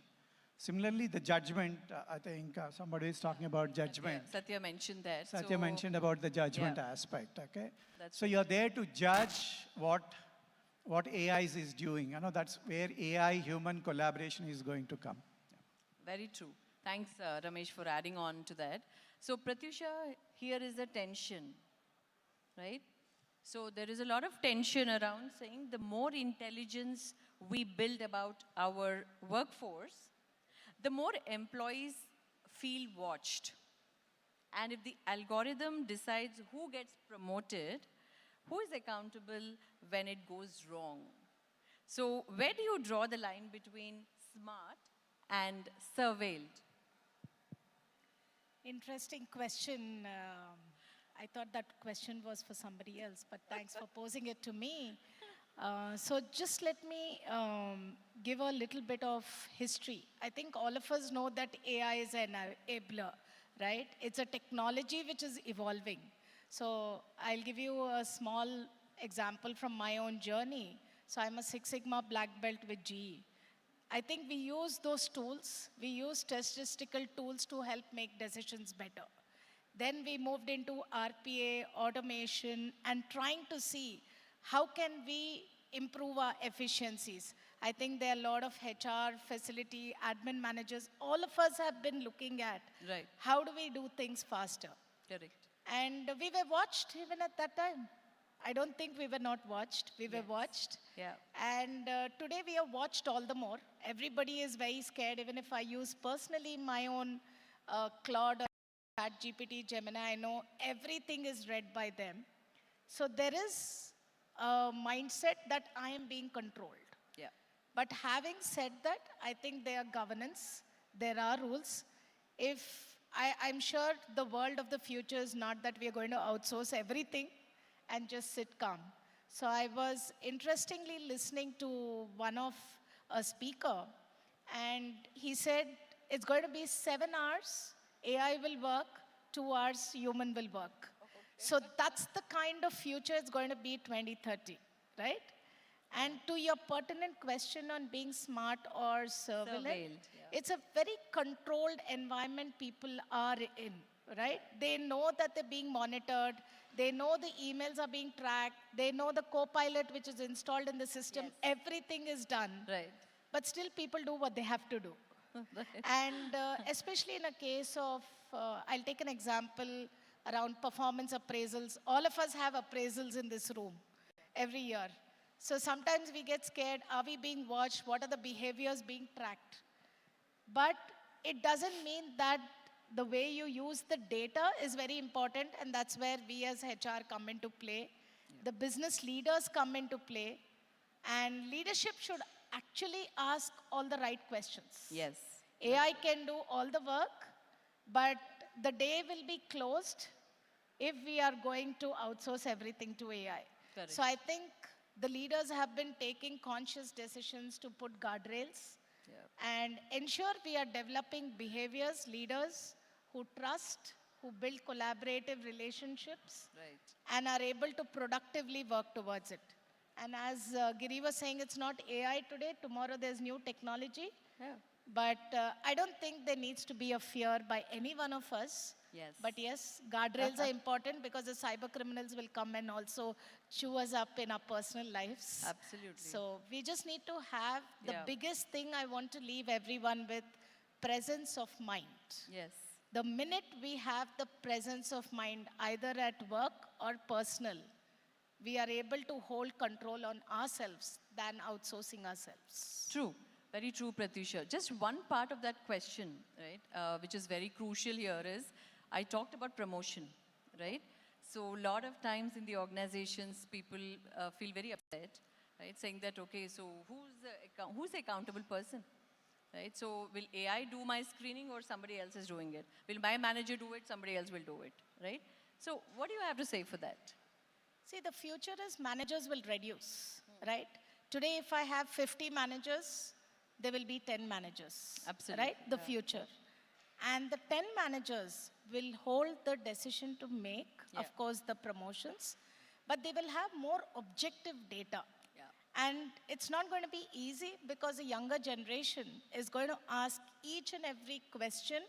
So the manager is more at a pressure to deliver what he's going to do. Absolutely. So data is very crucial. The data anyway, will be there. It's going to be very objective based. Like I was working recently with Aon on doing an assessment for the managers. And they beautifully put across all the behaviors. And it's just a 10-minute assessment done by the employees.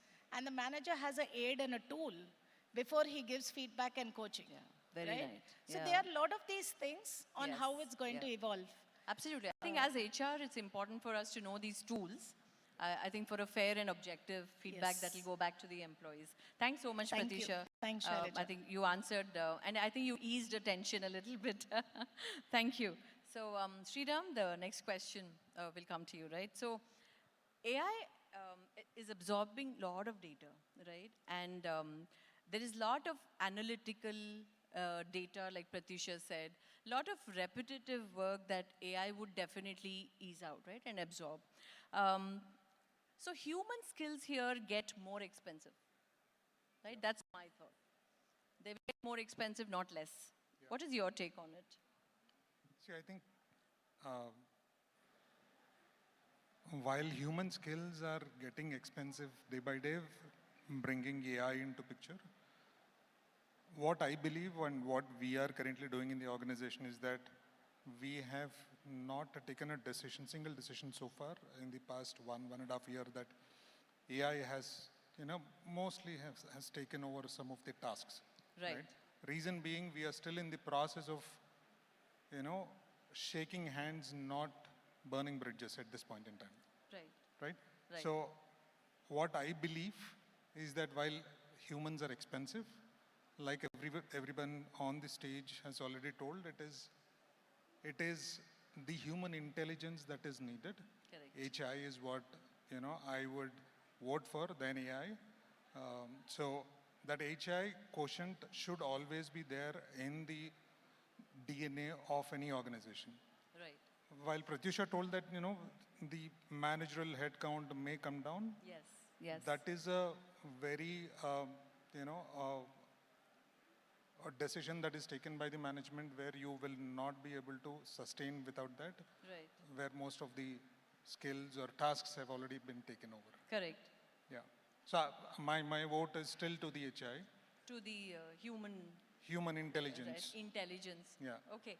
So, which skill do you think is going to be a premium for us to have, right, as a part of our human skills, maybe in the next 5 years? Empathy and attitude. Yeah, I think, we got the answers from the Yes. audience as well. So, Yes. yeah. So this comes, this actually makes me think about a manager's job. So any of you could answer this question. What do you think is a manager's job now, especially with AI coming in? Is it a supervisory role or is it a role of a coach? Any of you could answer that. It is the coaching. I don't think AI will be able to take over that coaching part, right? Yeah. So AI will not, at least at this point in time, what data, how much ever quantum of the data that AI is collecting across platforms. Yeah.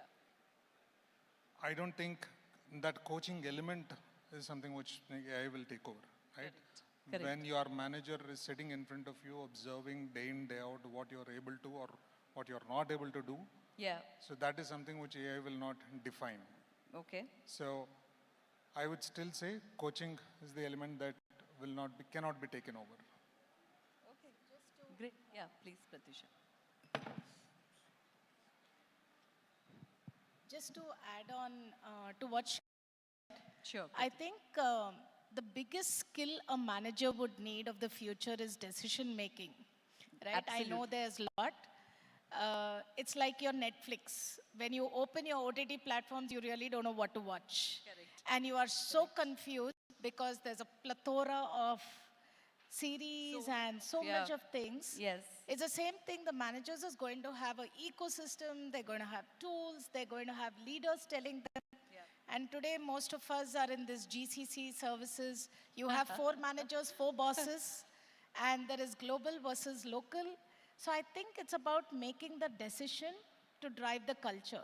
I think that decision making and diversity is something on how he can work with his employees much better. Just thought I'll add on. Yeah, superb, I Just think. to add, yesterday Yes, I was in yes. some other conference actually. Yes, Ramesh. There's one gentleman who brought similar kind of a thing. So he's saying one of the skills which will be required, very philosophy is what he says. Okay, is it true or not? If you have to think why is it necessary?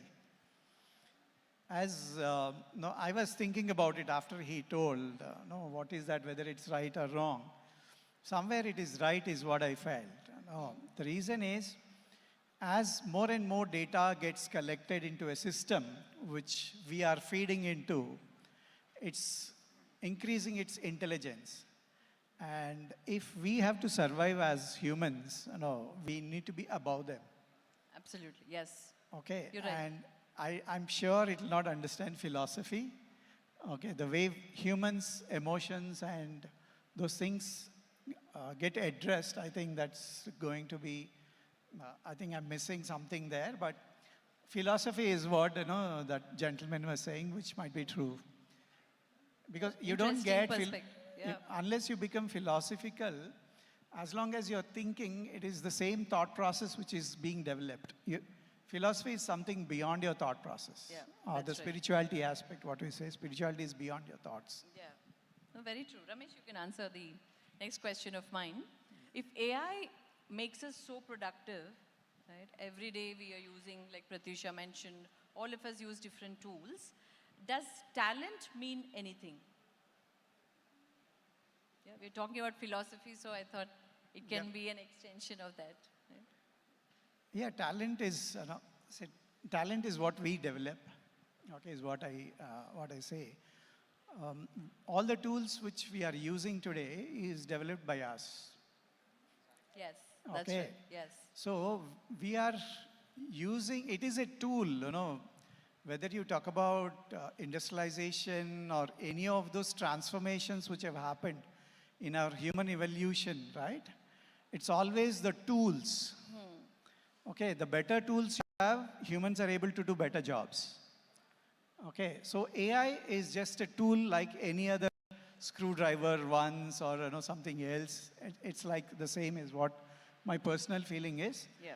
And all of us are seeing some of those results. We are able to do faster and better and cheaper, I would say. Yes, that's right. Okay, yeah, in our organization, when I was 12, 13 years back, when I was working with Infosys, we started a predictive tool which can predict the attrition, who's going to leave in the next 3 months.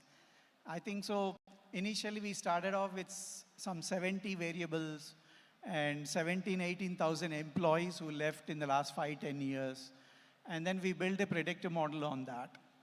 And in the next 1, 2 years, as the data started pouring in more, and the predictability started becoming better. Correct. Even that is gone today. Yes. Today, some of the tools which we use, they do sentimental analysis of what an individual is typing. And in my organization today, we use one of the tools, wherein it gets triggered to every employee at the end of quarter. Initially, when an employee joins on the 45th day, then the 90th day, and then every 90 days, it keeps triggering it automatically. Yes, yes. And it asks very simple questions, are you happy at work? How is your team? And as you answer, it will ask the next question.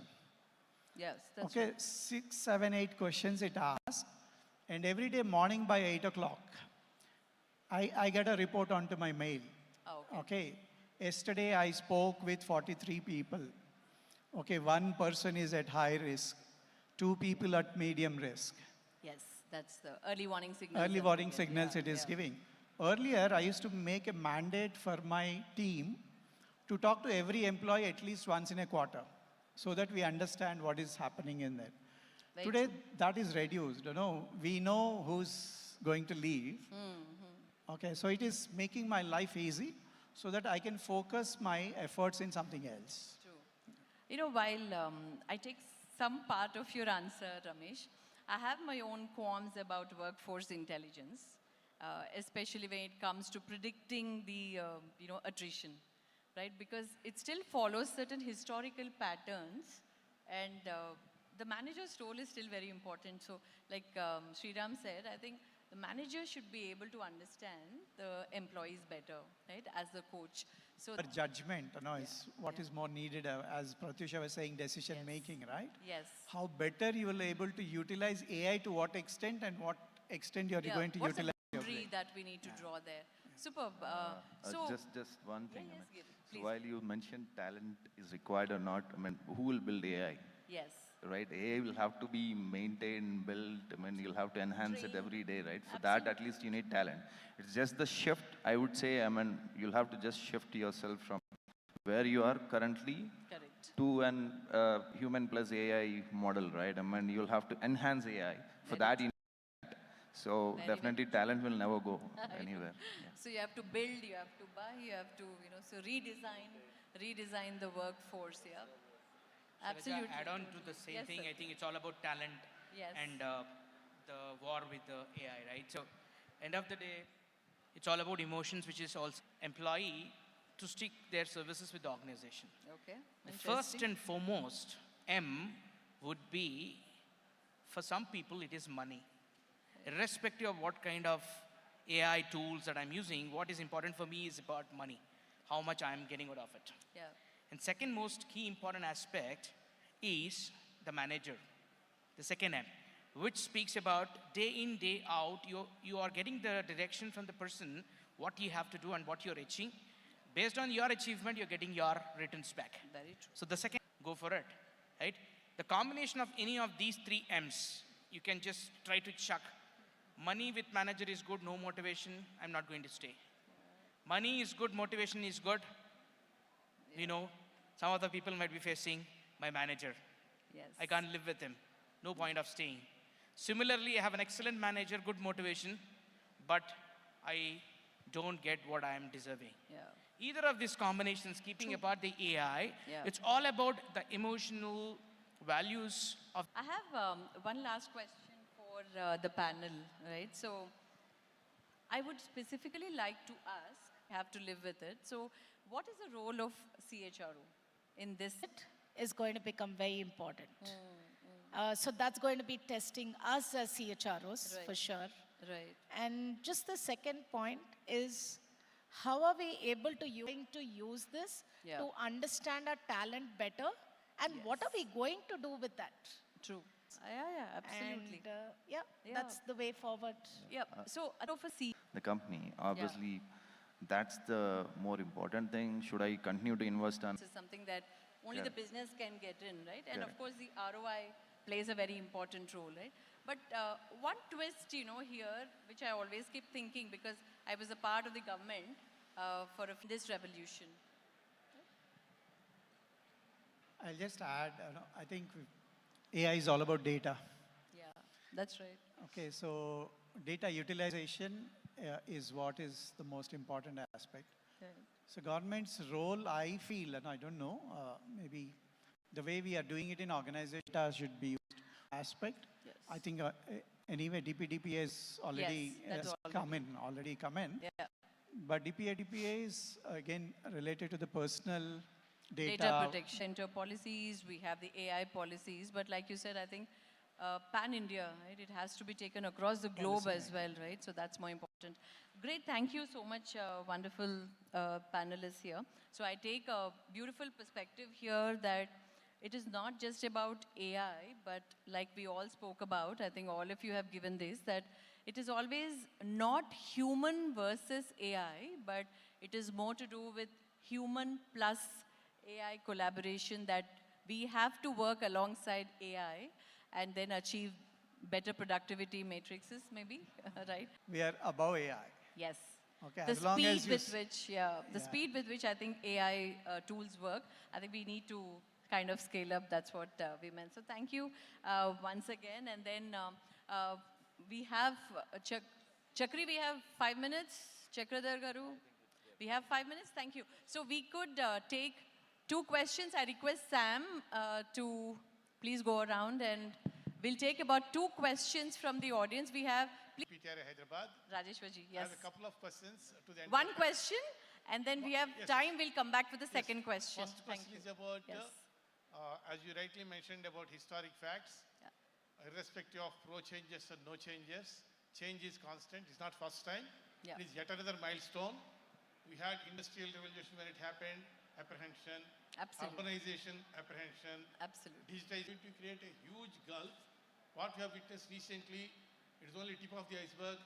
People who are deprived, who are not absorbed into the AI-enabled system, what the social implications, very huge. A lot of extensive research has to be, will be AI disabled, at least in the short span. In the coming 2047 it should take. Right. Do you want anyone specific how do we to answer? accommodate Yeah. integrate, take the mainstream AI disabled people into enabled society? Beautiful question, because, we talk about farmers also actually kind of, using AI now, right? Yeah. Ramesh, yes. I don't know, no, it is, the way I look at it is, no, necessity. Necessity automatically creates and brings those people. AI is going to happen. That will decide on how, when, and all. I don't know if it. I don't think it is needed. See. How do we enable the disabled community is enabling absolutely through various awareness sessions, and also tell them about what the policies are with regard to the boundaries that we need to do, right? We need to create certain boundaries. What is the positive usage of using it? Definitely productivity, right? We are working much faster compared to what we were, say, 2 years ago at least, right? Before we used AI. So I'll come back to the second question, sir. Yeah, just so to we'll add, yeah. when industrialization came, there are a lot of countries which use a lot of tools. Depends on the governments how they wanted to take it up, is my personal feeling. I think just wanted to add, there is a gap, right? And the gap is widening, and it is a responsibility of the society, organizations, and the governments, all holding phone more than us. Yes. I think it's important and responsible for all of us to be able to get them up faster to start using it. And So, also, sir, I think, there's nothing called disability here.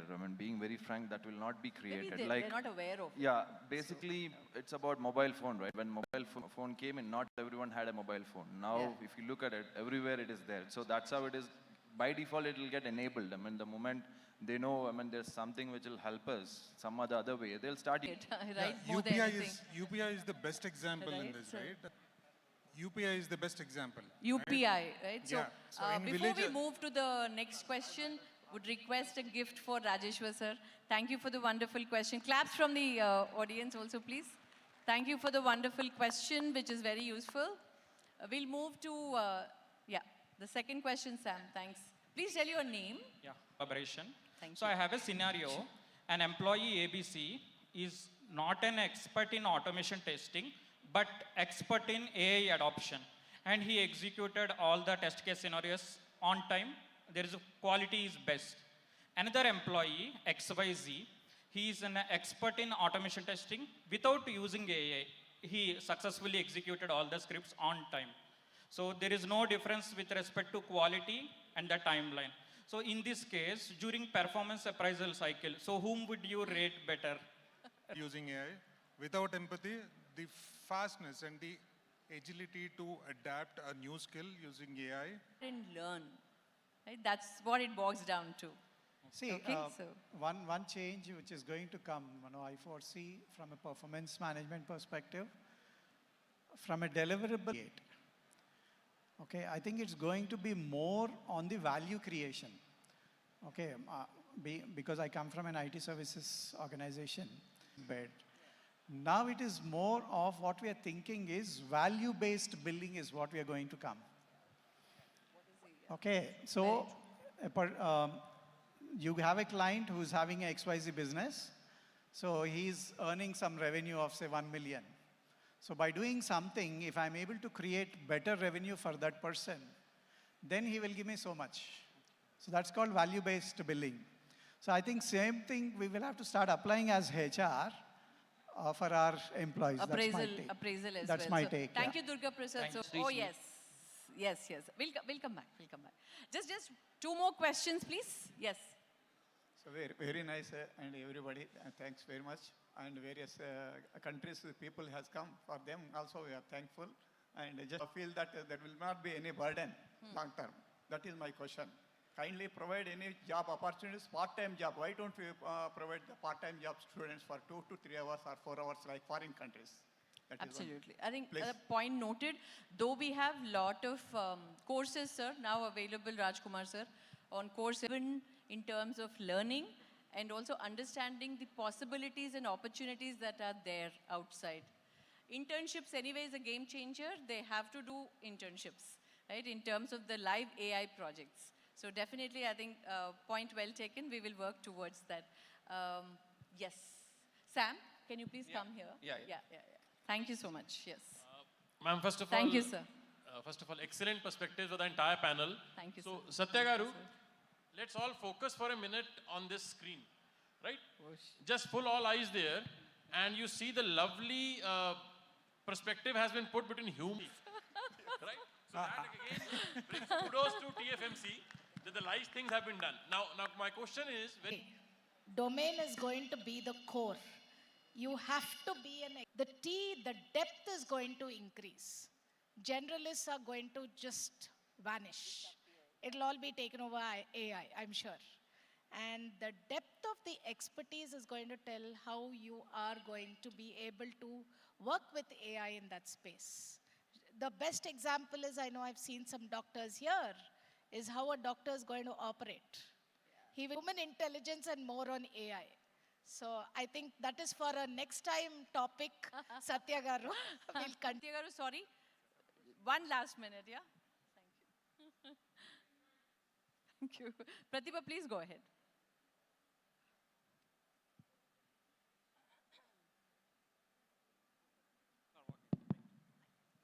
Thank you. So this question, I just want to know, like, what is the one human capability which, as a HR, we need to protect? And because now we are seeing most of the things are automated, and your AI is doing the things 10 times X, right? So how do we protect that one human capability? Anyone can answer this question. And I think one capability all of us should have is we'll have to learn, unlearn, and relearn. If we could do that, that's the best capability we have, right? I mean, nothing else. I feel it's integrity. Ethics and integrity is going to be a key. Okay, with systems coming into picture, if they're not utilized properly, okay, they can take over humans. So all of us, whatever we do, I think human-wise, ethics and integrity is for me priority. Pratibha, you asked a rapid-fire question. Sorry. And I was curious to answer. I think that is the curiosity and be the childlike, right? I think that's continuous. We need to be childlike and have the curiosity, which you should not forget. So it's a combination of all together. So what is required for a human being is that adaptability and learning, as Giri rightly said, unlearn and relearn. Unless and until you do that, there's no point of getting into the next levels. But at the same time, it's very, very important to the organizations, government, and everybody together that they have to put the rail guards or the governance around it so that, as Ramesh rightly said, it's very important how we are going to use this technology, because technology should always be like an enabler and it shouldn't be on the other side of it. So all those guardrails and the policies across the governance plays a pivotal role, and people should also be very, very ethical towards following such roles and shouldn't break those rules. That's my take in. Thank you. Absolutely. So thanks, Pratibha, for the wonderful question. Claps for... So thank you, everybody, the audience, especially one round of applause for all of them for being such enthusiastic and participative audience. We will take any question offline. We'll be coming down anyway. And then we need to spare the others as well. So thank you to the entire panel. Round of applause for everybody for being such wonderful panelists. Thanks, everybody. Thanks, Satya Garu, for the opportunity. Thank you. Satya, out of the entire panel discussions that have happened so far, the stage is beautifully utilized by the gentleman sitting here in this area. Yeah. Right? After lunch, before this panel, these are the people who utilized it to the core. Applause for all of them from Zambia, Nigeria. Thank you, everybody. Thanks so much. Thank you. Thank you so much, everyone. Let's give a resounding applause, ladies and gentlemen. The HR team. Oh my goodness, that was a great panel, a great session. Everyone, put your hands together if you resonated with what happened on stage. Everyone. May I quickly request Dr. Bhadram Garu onto the dais and Mr. Vivek Sahani, sir, Global Change and Service Desk Leader, Quinity, to kindly step onto the dais and do the honors, please. Everyone, put your hands together.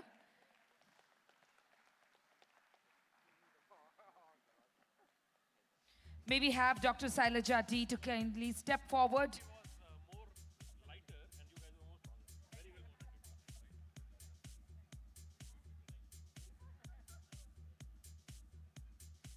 Dr. Sailaja D, ma'am. Satya garu kuda ravalsindiga korukuntu. Let's give a big round of applause. Can we have him on the stage, please?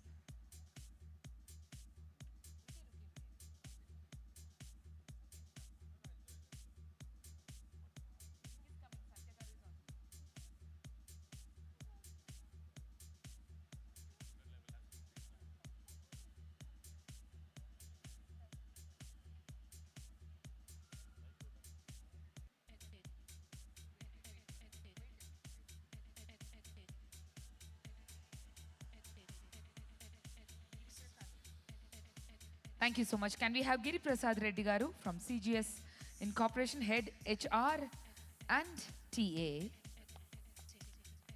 Let's keep clapping, everyone.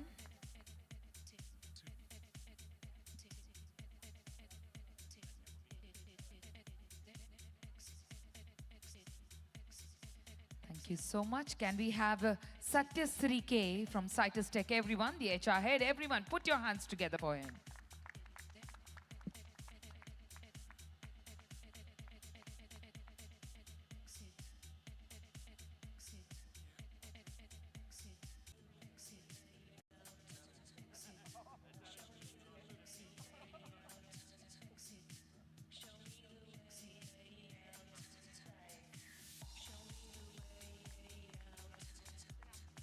We have Mr. Ramesh Manthana, sir, to kindly step forward from Evoke Technologies, HR head again. All of you know where to pitch. You have all the HRs at one panel in front of you, right in front of you. Sir, to kindly step forward from TTEC Digital, head People and Culture.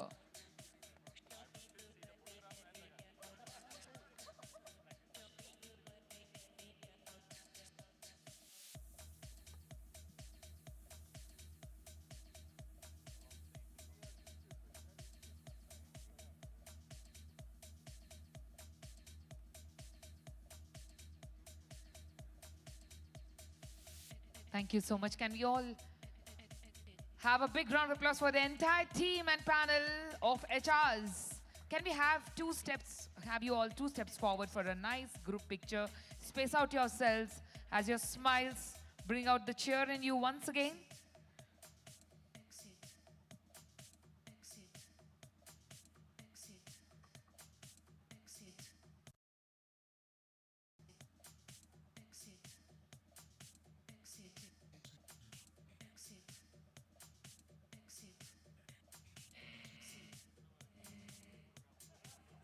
Thank you so much, everyone. Thank you.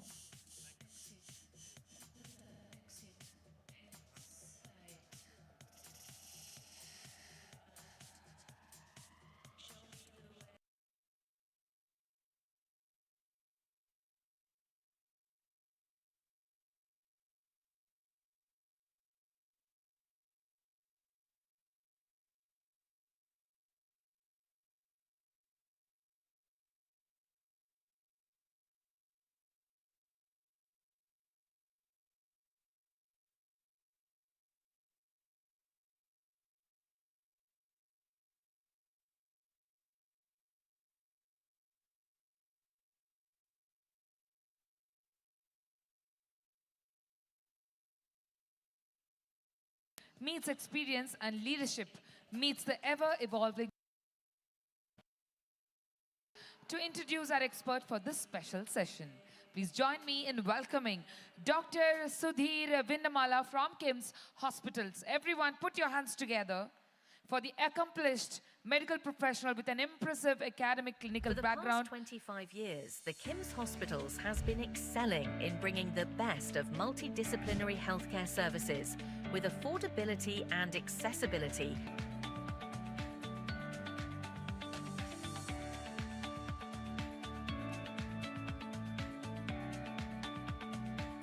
Our centres of excellences in cardiac sciences, neurosciences, gastrosciences, renal sciences, oncological sciences, orthopaedic sciences. Hospital stands out as a beacon of hope for thousands of patients today.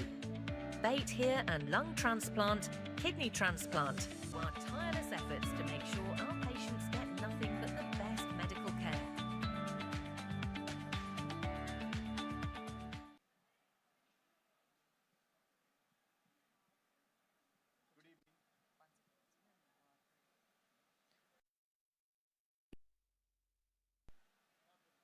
Hello. Especially given it's a festival and you've had multiple people coming and talking to you about various things. I have a few disclaimers. I was given the topic of healthcare leadership. If you ask someone like me to talk about leadership, we'll talk for the rest of the day. So they told me I have 10 minutes. Maybe if I push it, I'll get 15 minutes. So I decided to do 4 things. One is I'll tell you a little bit about myself, and then where I work and what we do and what we've done. And how is it that there's a lot of discussion that happened about AI technology a bit longer. But I'll also do a social experiment to see if you're all actually listening. So I'll be asking you some questions. So the tip is that when I raise my right hand, all of you raise your right hand. Can I try it once? So that means you're all participating in the discussion. When I raise my left hand, you give a clap. Okay, let's try that. Okay, good? Good, very good. I think you're all attentive.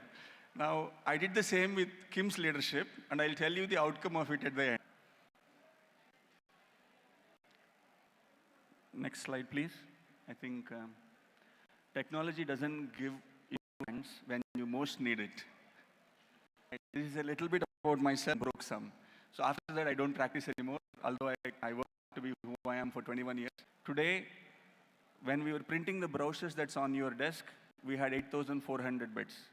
Today, as I speak, you need a vision, you need a strategy, you need the right leadership and the right people to support you along the way.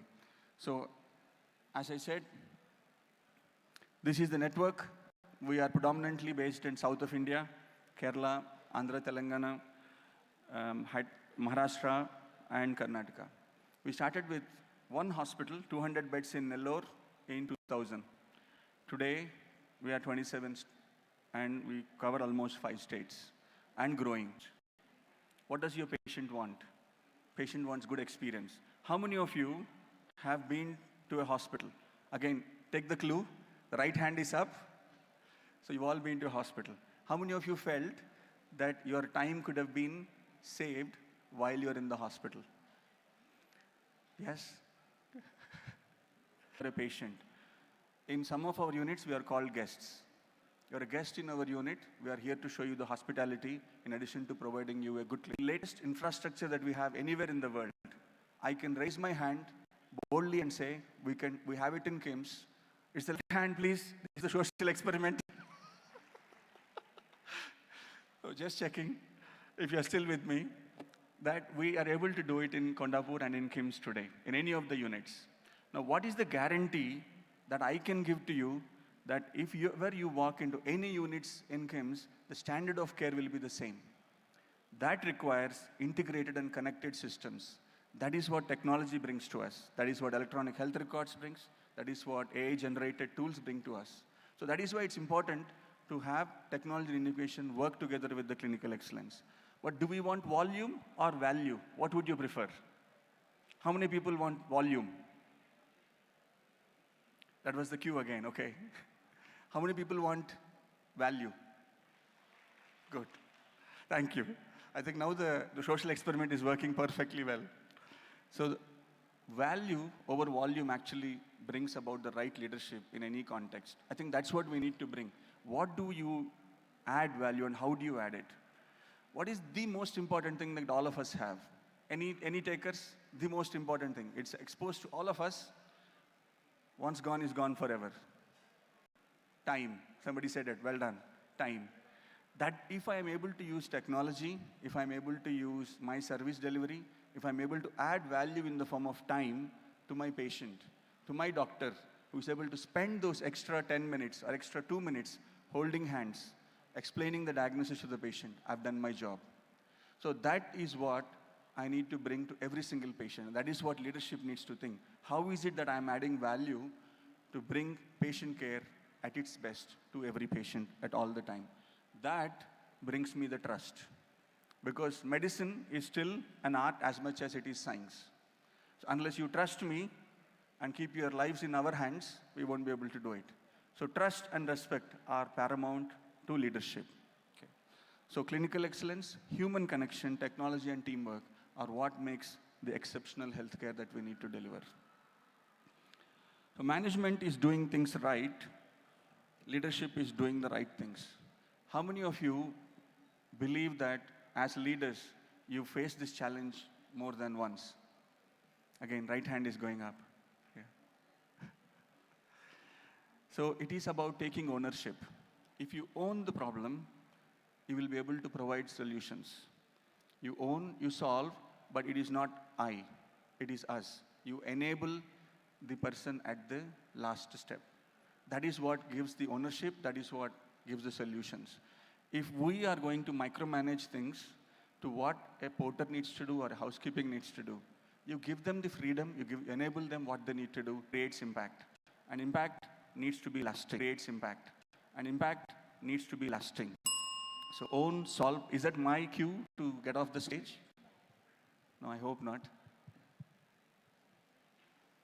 So this is a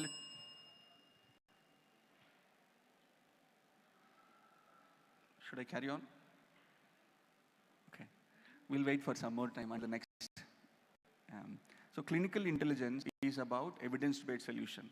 The science is the same for all of us.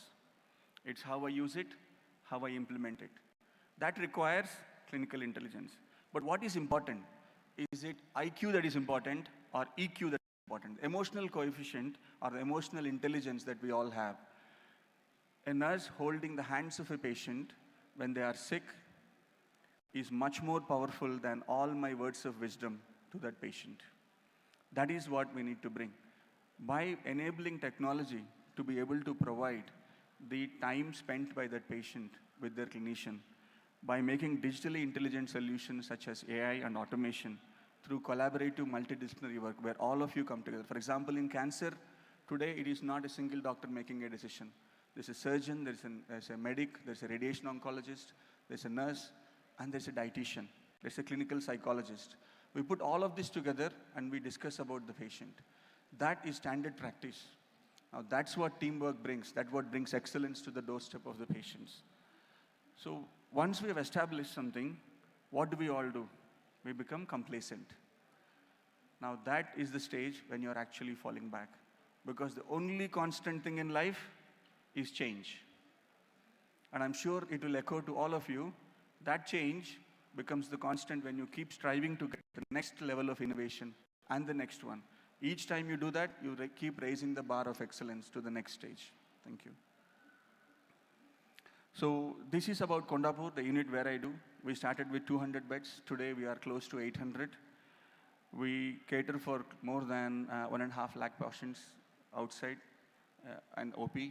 We have very low network of, this is a 9% conversion to IP. We keep the IP rates very down because we want patients to be home and we want to deliver our care at their home.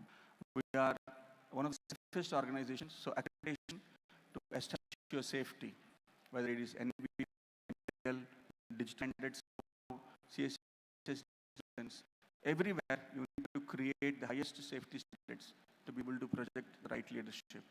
So get the right clinical team, provide the empathetic care, use a multidisciplinary team approach, and make sure you provide the highest standard of care at the highest quality care possible. One hospital, many centers, not easy. We are one of the few units where groups where we bought multidisciplinary care, such as Kim's Cuddles, which caters for mother and child, oncology services. We have plastics, dermatology, ENT, optal, along with cardiac sciences, nephro. All these services coming under one umbrella. It's only possible when you have the right leadership and we're actually sharing the knowledge and understanding between all specialties about the person who is sitting in front of you. That is the patient. So that is why excellence through multidisciplinary teamwork. Quality is not an act, it's a habit. Make it your day-to-day practice. That's what brings out the best in you. So we are going from specialist care, as we saw in the decades ago, to integrated care. We want everybody to work together. We want patient to be the center of it. Patient set better outcomes. So I strongly believe, as it was echoed in the speakers earlier on the stage, technology is best when it brings people together, as Martin Mullenberg said. So this is why integrated care is the future of healthcare delivery. So what would we do 2020, 2030? We are about 4 years away. If I were to decide ever that there will come a day where I will not be talking to you about disease, I will be talking to you about how you prevent it. How do you predict rather than react? How do I make not a hospital-centric but a patient-centric? How do I not make it a siloed way but a connected care? How do I bring volume versus value? More importantly, data intelligence. It's important whatever data is collected should be used for the patient and not for the benefit of the organization itself. It is your data. At the end of the day, you own it, not me. And along with that, bring the technology. Now, there is a quote which got asked last time, will AI replace us? At this stage where we are not in artificial intelligence stage, we are in augmented intelligence state or assisted intelligence stage. It means that there's a long way to go before we look back and say, yes, somebody will replace us. So it is not the strongest of the species that survives, but the most responsive to change. If you don't embrace the change, you will be left out. So that is what we need to do in our day-to-day activities, whether it is AI, whether it is teamwork, whether it is embracing change, whether it is bringing together technology and innovation. Let's use all of this. At the least, what do we want? We want to be better healthcare providers. So an example of how we bought technology, it costs money, yes, but I'm very proud to say, last year, January, I think 3 years ago, we introduced the bone robot for joint replacements in the unit where I am. Last year, January, we introduced the soft tissue robot for cancer, gynecology, and surgical specialties. November, I introduced the spine and the brain robots. It's a truly world-class robotic center. It did not happen by chance. We went to US, we spoke to many specialists. Get involved with what the doctor wants, what the patient wants, what the end user wants. Once you will bring technology, but it's not enough to have good technology. You need to make it work for the consultants, and that is the key here. So now you've seen the advert which got played. It's a fantastic facility. Do come and visit us. We'd love to have you. Yeah. So as I said, smarter, more precise. This is an integrated work that we have done where we are bringing healthcare technology for monitored solutions across ICUs using DocBox. We now were able to create smart wards. These smart wards continuously measure the patient's vitals while they are on the wards. We are very proud to say we've had 0 code blues over a period of 60 days. And that is the fantastic achievement when you use technology to your advantage. But who is the important bit? It's still our patient. So this, in the words of my chairman and founder, he says, this is quoted everywhere, I is illness, we is wellness. And I think I echo this sentiment throughout my career. So own it, listen to whoever is in front of you, collaborate with everyone, innovate all the time, and inspire. There is knowledge, there is ignorance before it, there is wisdom after that. Ignorance is where you don't know anything, so it's bliss. Knowledge is where you know a little bit, that is dangerous. Wisdom is knowing when to stop. And there is a 4th stage which I added, it's called legends. You have to inspire others to be you. And that's what we need to become. That's what true leadership is. Now, this is a program that I told you, it is not what we take, what we give back. So this is us inspiring the next generation of thinkers. We've created this program of white coat explorers for the school students. where we have brought them into the hospital, showed them what doctors do, nurses do, how healthcare ecosystem works. We've done more than 1,000 kids walking through our doors today. So it's no longer a scarce commodity, it's what you can enjoy every day. So this is where us bringing the holistic specialty care to your doorstep with your busy lifestyle. You are also always busy at work. So we've created programs where our specialists come to your step. And we are able to provide these programs in MNCs, IT communities, stress management talks, exercise, Zumba, you name it. We've done it for the last year alone. We've done 76 programs. In the first 5 months of this year, we've done more than that, almost 2 a day. So with that, I will take a pause. I know I've told you what I can do. As I said, I can go on. So I want to finish the social experiment and see if you're still with me. I would like to thank Satya first and the TFMC organizers for giving me the opportunity, and my team who have come here to actually support us today. I think without whose support, we would not have been here. So I'll try if the social experiment still works. Thank you very much. Right? So both hands means you should clap high. Thank you, guys. Now, in the interest of time, I don't know if we have time for questions, but if there are, I am around. We can take them off the stage. But thank you for the opportunity. And thank you very much to my team. Can I please request them to come on stage who have come here to support us today? Come on.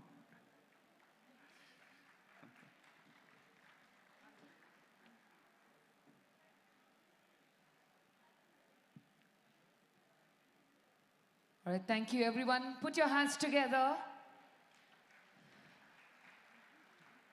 Thank you so much, sir. Thank you.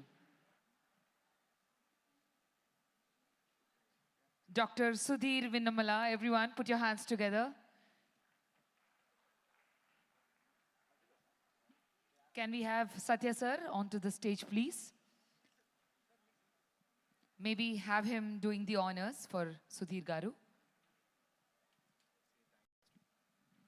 Thanks to Kim's team. Sudhir Garu, I think thank you so much. People have really engaged for what you're talking, and God bless you and your complete team. Thank you.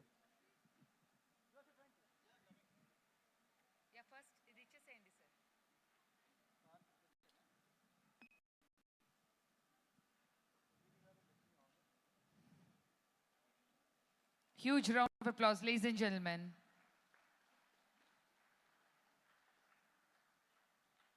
Yeah, can we have a group picture, everyone? 2 steps forward, please. All the KIMS team. Come on, everyone. Proud to welcome our partner, KIMS Hospitals, Kondapur. Everyone, put your hands together. Come on.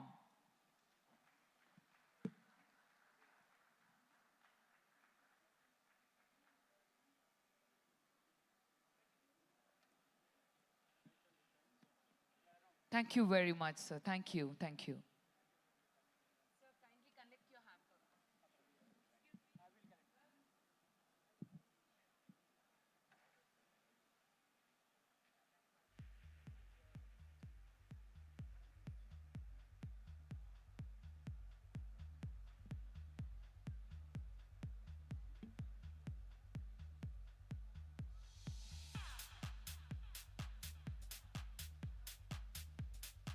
So, ladies and gentlemen, as we continue our celebration of talent and excellence, it's time to experience the timeless beauty of Indian classical dance.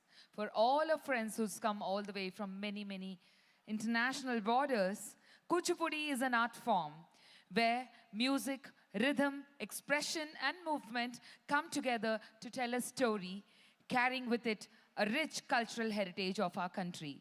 Can we have the stage ready for the next dance, please?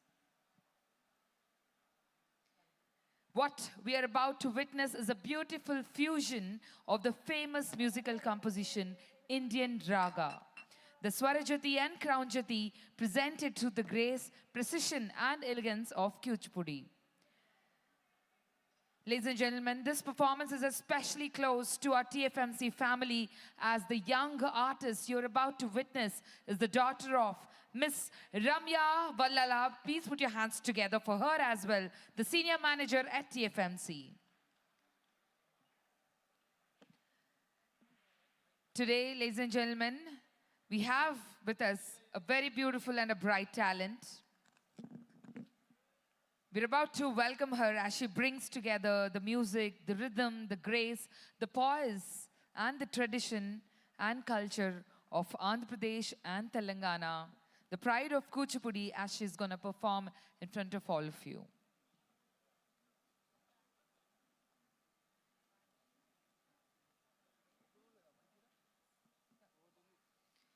As we spoke before earlier today, this morning, Kuchipudi is originated from the village called Kuchipudi. This dance form, this ancient dance form, was essentially performed in temples by depicting the stories of the divine. Today, this performance is very, very special. And for all of you, we are about to set the stage for the upcoming performance.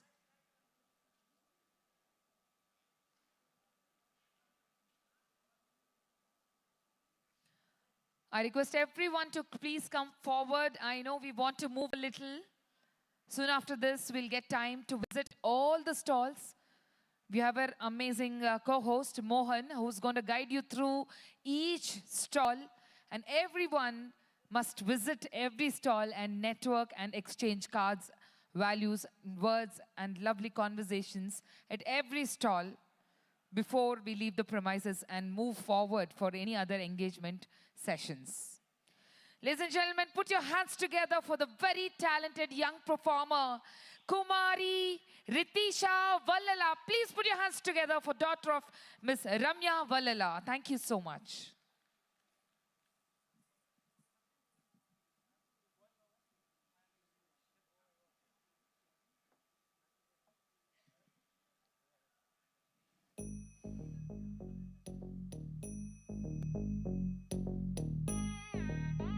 Ta jum num ta rum ta dhalam ku tak de ku da de dang de de ta jum ta ka jum ta ta ki ta ta jum de jum ta ta num ta ta rum ta ki ta de dang de ta ta ri ta dang ta run ta dim ta da jum ta num ta rum ta ga dim ta ki de dang de ta dim ta tarigida ta ta jum dim da ta ta jum nam da ta ta jum tam ta kita dana ta ta tangida tarigida dim ta tarigida ta ta jum dim da ka ta jum tarigida ka jum ta jum da kita jum tarigida ta jum ta ni ta ta dana ta tarigida ta dana ta jum tarigida dana ta tangida tarigida ta tarigida ta jum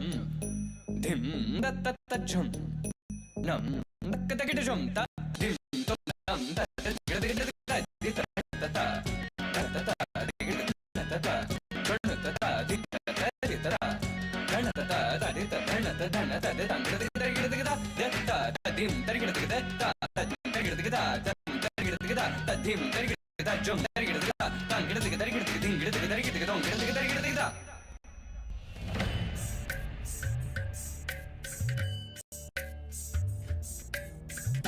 Takita jum, takita jum,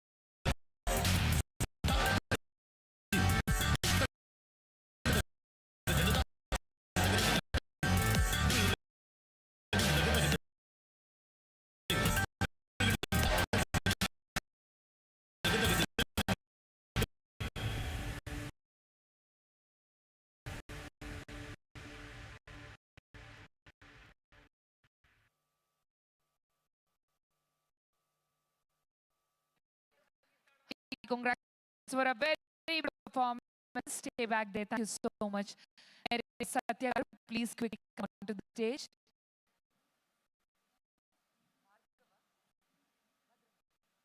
May I request Bhadram garu okkasari stage paiki ravalsinదిగా కోరుకుంటూ. Let's give a round of applause, everyone.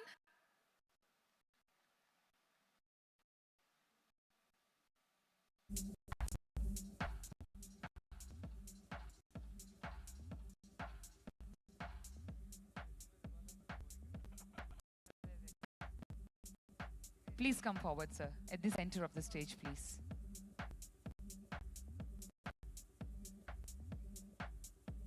Ramya garu kuda okkasari ravalani Vedic paiki.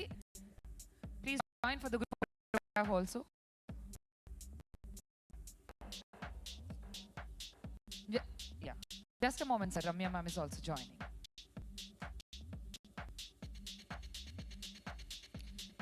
The senior leadership.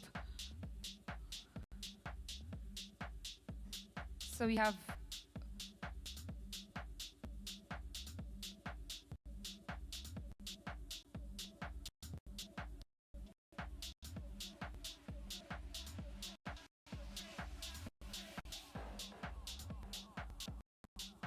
thank you so much, everyone. Thank you.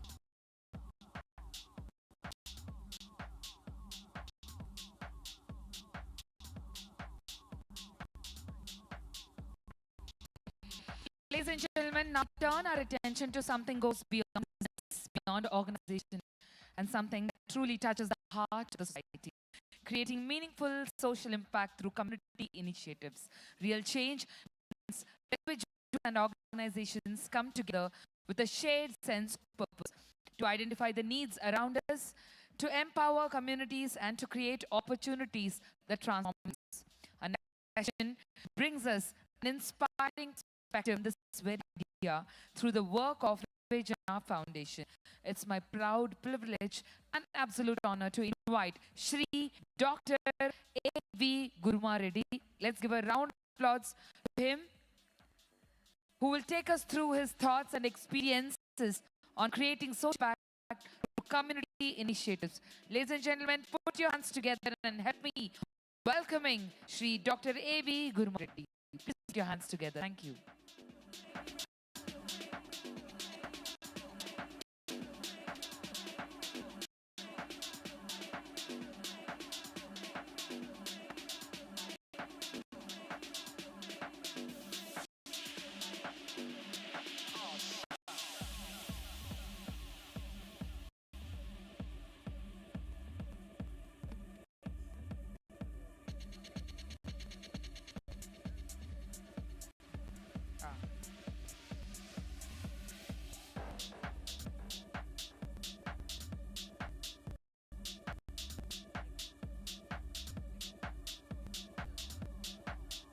So, due to few reasons or personal health reasons, sir couldn't turn up now, but we have an amazing replacement to have the same word with all of you. Put your hands together for Dr. B. Janardhan Reddy Garu, IS, retired Dean of Research and Management Studies. Please put your hands together as we welcome him with same and more honor. Thank you so much, sir.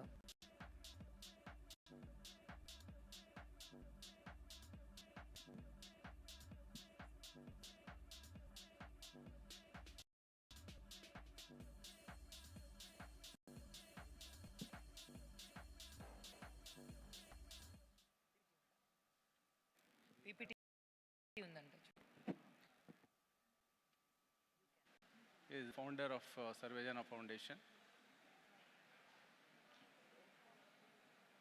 So basically, Sarvejana Foundation takes care of stop accidents and then happy knees and then share three verticals. Under stop accidents, basically under 5 E's, we try to prevent the accidents. And then under happy knees, if you operate one for your mother, you have to donate another for another poor mother. Then Sarvejana Hip and Knee Academy for Research and Education is another vertical.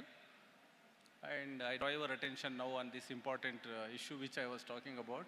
Around 1.77 lakh deaths in India due to road accidents every year. This is as per the Ministry of Road Transport and Highways. Every year, they collect the information, analyze and publish. And around 7,949 deaths in Telangana. In that, around 11,000 children under 18 died in crashes in 2024. Pedestrian fatalities in children and youth. 66% victims from the 18 to 45 working age group, and that's the productive population is lost. And as the World Bank calculations, around 3% of GDP is lost every year. To draw a comparison, 50 crore people in India are involved in agriculture, and their contribution is 12 to 13% GDP.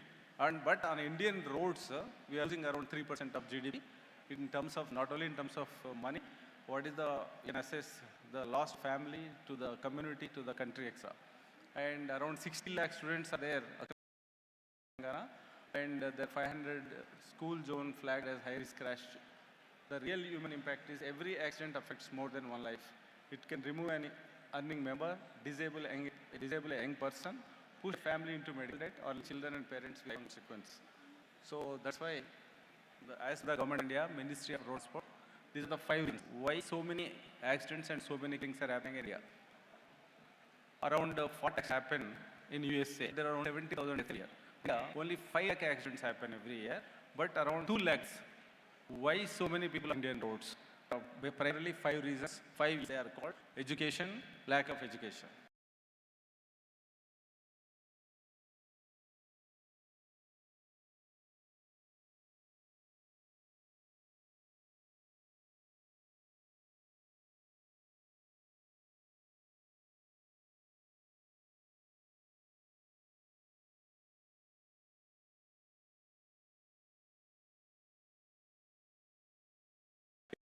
Engineering not proper, and food, lot of to draw our attention. Telangana's population is 3.5 crores or so. We have 1.1 family, but in one particular year, 2000, and then enforcement often is the government and police are not, because of the magnitude of the problem. And emergency response in developed countries, maybe in 8 to 10 minutes, ambulance comes, and the turnaround rate of ambulance is 10 minutes, but here 30 to 39 minutes. And then empowerment, lack of empowerment in the people. These are the reasons. Then stop in action from awareness to safer roads. What we do it: mobilize citizens, improve environment, educate at scale in the schools and colleges, etc., gamify learning, and coordinate for change. These are the 5 interventions that we do. And so far, around 1,917 schools, 15 championships, and around 5,80,000 children were educated. And under response capacity, trained for action, 62 workshops, 16 sessions, and 4,200 participants, and 1,300 officials participated. And then one junction improvement was taken up at Wipro, where there was fatal crash reduction about around 67%. So these are the various activities. First time in the country, a huge helmet on junction was erected. And some of you who are interested, corporates and companies also, Hyderabad has around 400 junctions. At the junction, if there is a big helmet sculpture, it will remind people to wear helmet. Because 50% of the deaths in India are on account of not wearing helmets and not wearing seat belts. So if we can enforce this or empower people to wear this, we can prevent 50% of the deaths. And under happiness, of course, these are the. And under shared training, the next generation of surgeons, type 2, most of the surgeons are identified and they are empowered and they are trained in these orthopedic operations. Programs in schools, and train around 25,000 volunteers in first aid and emergency response, etc. 30 road safety audits across high-risk junctions and corridors. Schools as road safety champions, as heroes, and So far, 32,000 volunteers have been enrolled, and we want to enroll around 1 lakh volunteers. A nation without volunteers will not come to the rescue of any exigencies. All type of countries, for every 100 population, there is one volunteer. So we need to have develop volunteers, and then 5+ scale Safer Abad initiatives, launch a national school-based road safety curriculum, eye testing for truck drivers on national highways, because according to Indian Institute of Sciences, Bangalore, 20 truck drivers suffer from some sort of eye defect. Building a statewide trauma care network, and then 300 free joint replacement surgeries. So what we want from you all is, this is the call for action. Get a knee replacement. That means sponsor one cost of the knee replacement for a poor mother. Adopt a stretch of the road or junction. Donating CSR and ISR. Either adopt a village, become a volunteer. Easiest thing is become a volunteer. What volunteers should do? We should not kill others. We should not get killed on the road. And if you want to blood, etc., in times of emergencies, all of us. So those are the simplest things. Thank you for giving the opportunity, Mr. Satya and the entire team. Thank you.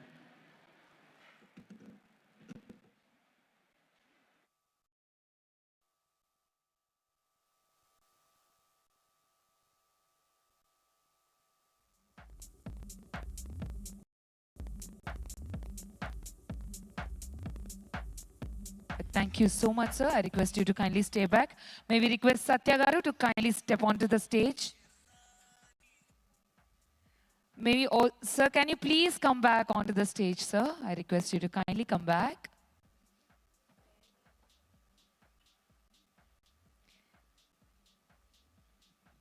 Thank you so much, sir. Can we also have Kishore Garu from GMR together, ladies and gentlemen? GMR Facilities Head, Ravi Kishore Garu, to kindly do the honors. So, one word which I really, thankful to Dr. B. Janardhan Reddy Garu. I think most of Hyderabad knows him as 26 years of IA, the Administrative Indian Administrative Service. He's been done in GHMC Commissioner, Public Service Commission, and then HMDM, a lot of portfolios. Sir has a very good, rich experience. I'm sure he's guiding TFMC also. So I'm thankful to Dr. B. Janardhan Reddy Garu for all his kind advice and support. Ma'am, thank you. Thank you. Thank you so much, sir.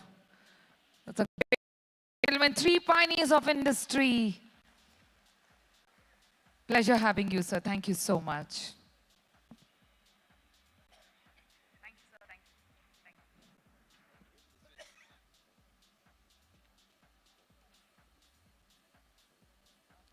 So now, ladies and gentlemen, I need all of your attention.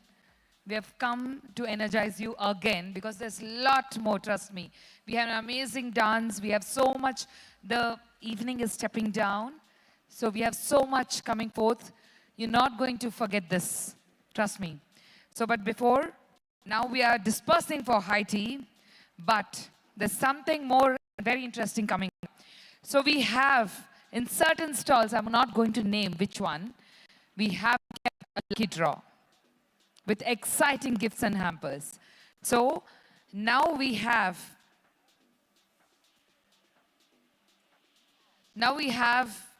our energetic, handsome, young talent, Mr. Mohan, taking you all through an energetic, interactive tour of each stall. I request all of you to follow him. I want all of you to just loosen up your hands and feet. All the able, all the elderly people can sit down. All the able, the rest of the people can just rise up from your places. And for the next half an hour, like 20 minutes from now on, we are going to have this tour. After that, we are joining back here. And then we are going to collect the lucky draw coupons for everyone who have filled in certain stalls are kept. And then we are going to announce this, and we are going to meet here in the next 20 to 30 minutes with an exciting Zumba session. Stay tuned. I request all of you to kindly rise up from your seats, disperse for a high tea, and Mr. Mohan taking over from now.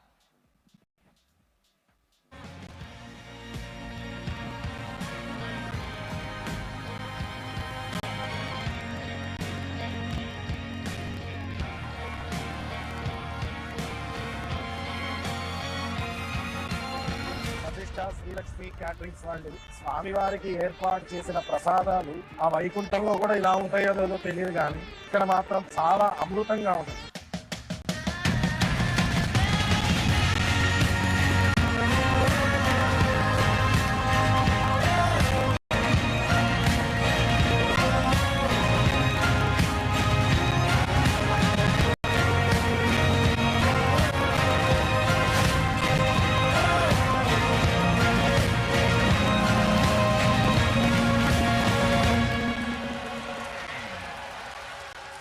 I request everyone to please gather here so that we will freely roam every stall here. For thousands of employees across We'll India. get more details from each of the stalls. I request everyone, this is the right time to explore these stalls. Every stall is waiting for you people. So I request everyone to kindly gather here so that we will start off this. I request everyone to please gather here. Safer, smarter, and more accountable. Because the employee experience does not begin at the desk. It begins the moment they leave home. And a reliable commute shapes everything that follows. Delivering that at scale takes real-time visibility. Our command center tracks every trip, in every city as it happens, so we manage operations before problems reach the road. Safety sits at the core. Regular compliance checks across every vehicle, every driver, every process on the ground. Moving people Before we explore the stalls here, we have two wonderful gentlemen. They want to share their experience. They came here all the way from Iran and Nigeria. I request everyone, the fellow members here, to please put your hands together to welcome Nessa Suleiman from Iran, who are here, Benjamin Suleiman from Nigeria. I request both of these gentlemen to kindly proceed for the stage. We would like to hear from you. And right after this, we will have a wonderful opportunity to explore every stall here. And we will get to know what exactly are the solutions they are bringing today, which can help you, which can help me, which can help. Yes, I request everyone, put your hands together for these two gentlemen who came all the way from Iran and Nigeria. Thank you, Mohan. Hello, welcome, both of you. Nisa, it's you? All right. Ladies and gentlemen, beautiful lady here, all the way from Iran, Nisa is going to have her emotions out now, the experience. They have been waiting since long, trust me. Thank you for all your patience and love. Thank you. And we apologize if we have kept you waiting.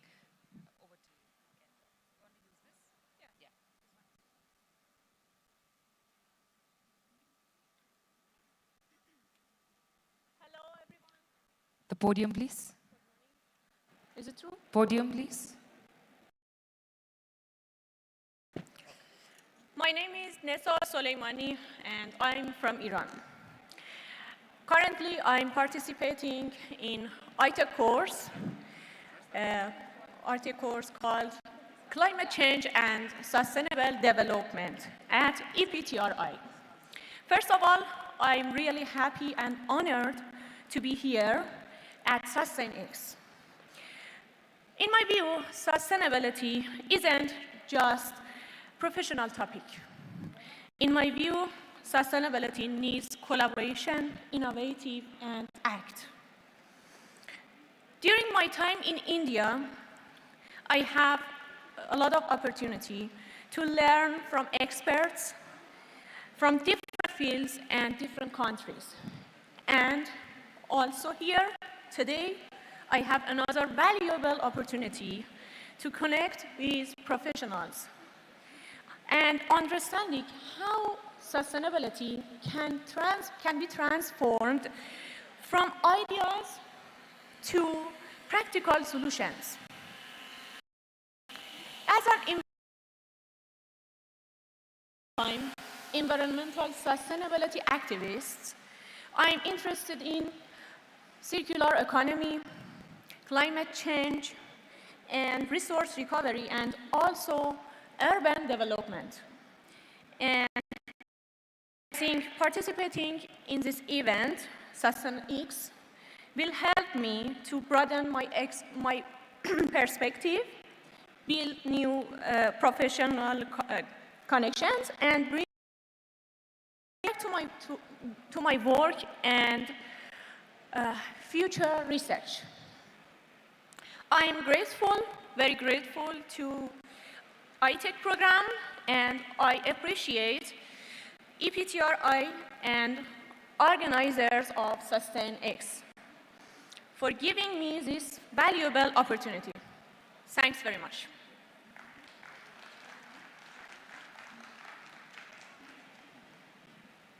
Thank you so very much. Thank you so much for all your warmth and all your words. Namaste. Thank you. Yes, can we have you here?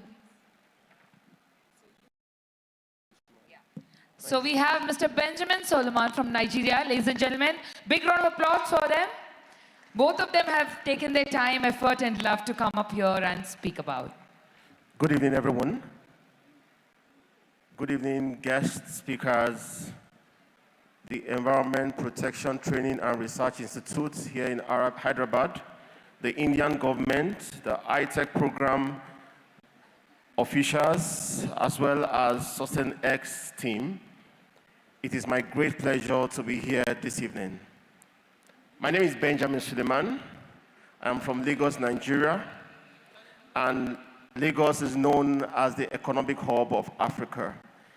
And I'm very glad to represent my country here at the 2026 iTech program, as well as the Sustainx event summit here in Hyderabad.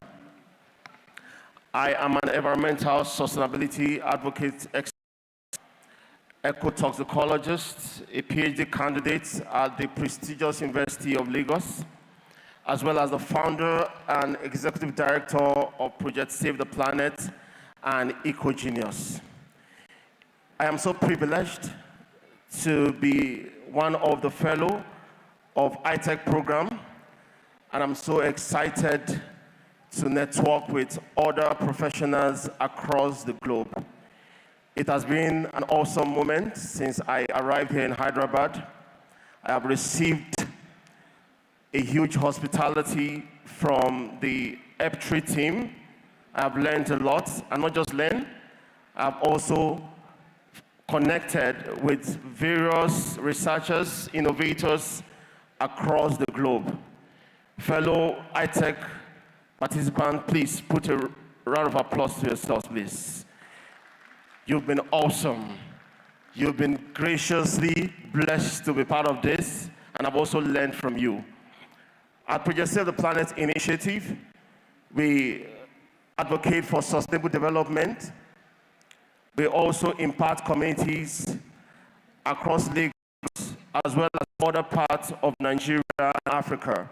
And I personally have committed to research, because we all know that research is imperative for evidence-based data, so as to support policy development, as well as to also create an avenue to know the depth impact of environmental degradation in our community, as well as how it has affected the public health.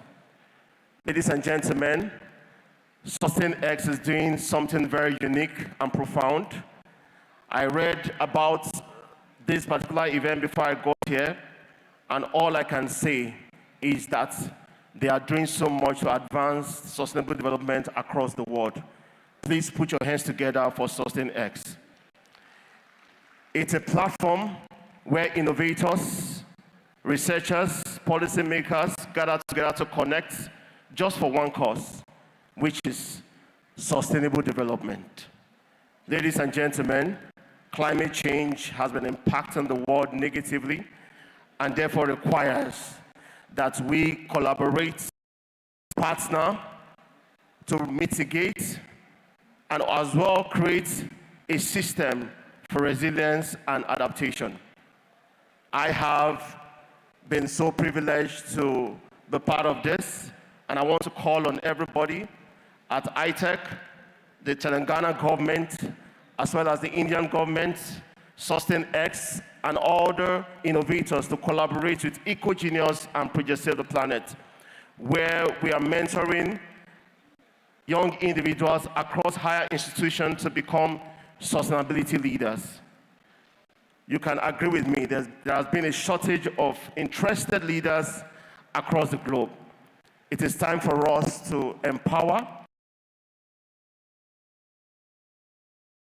to take the baton from the older generation.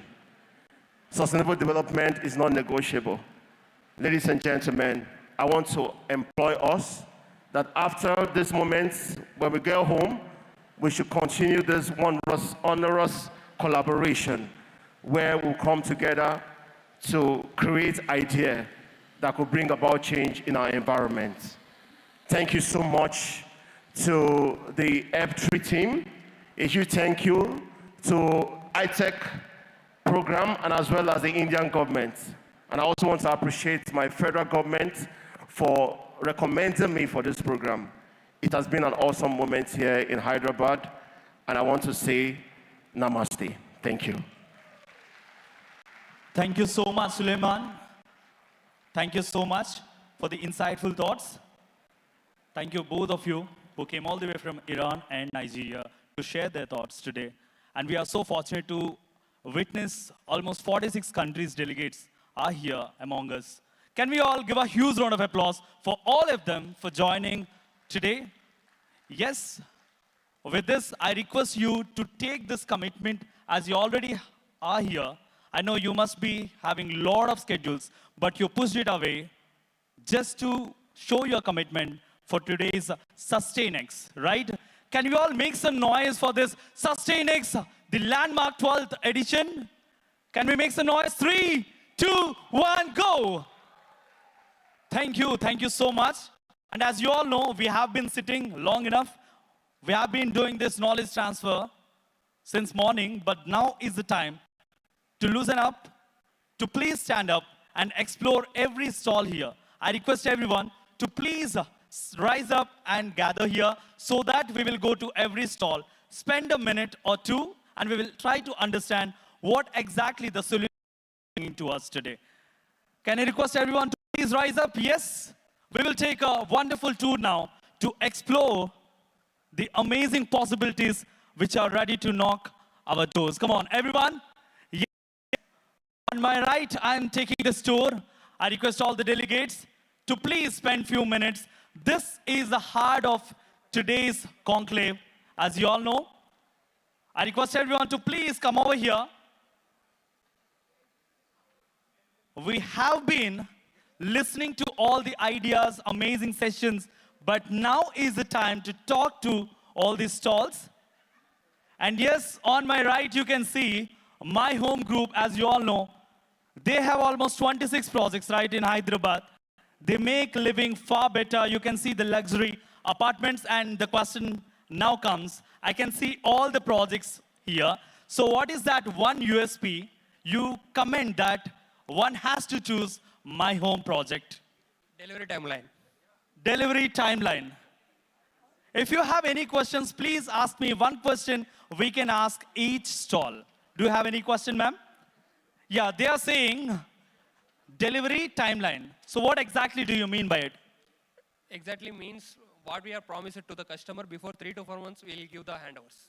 Wonderful. In these tough times, as you know, many projects, they promise something.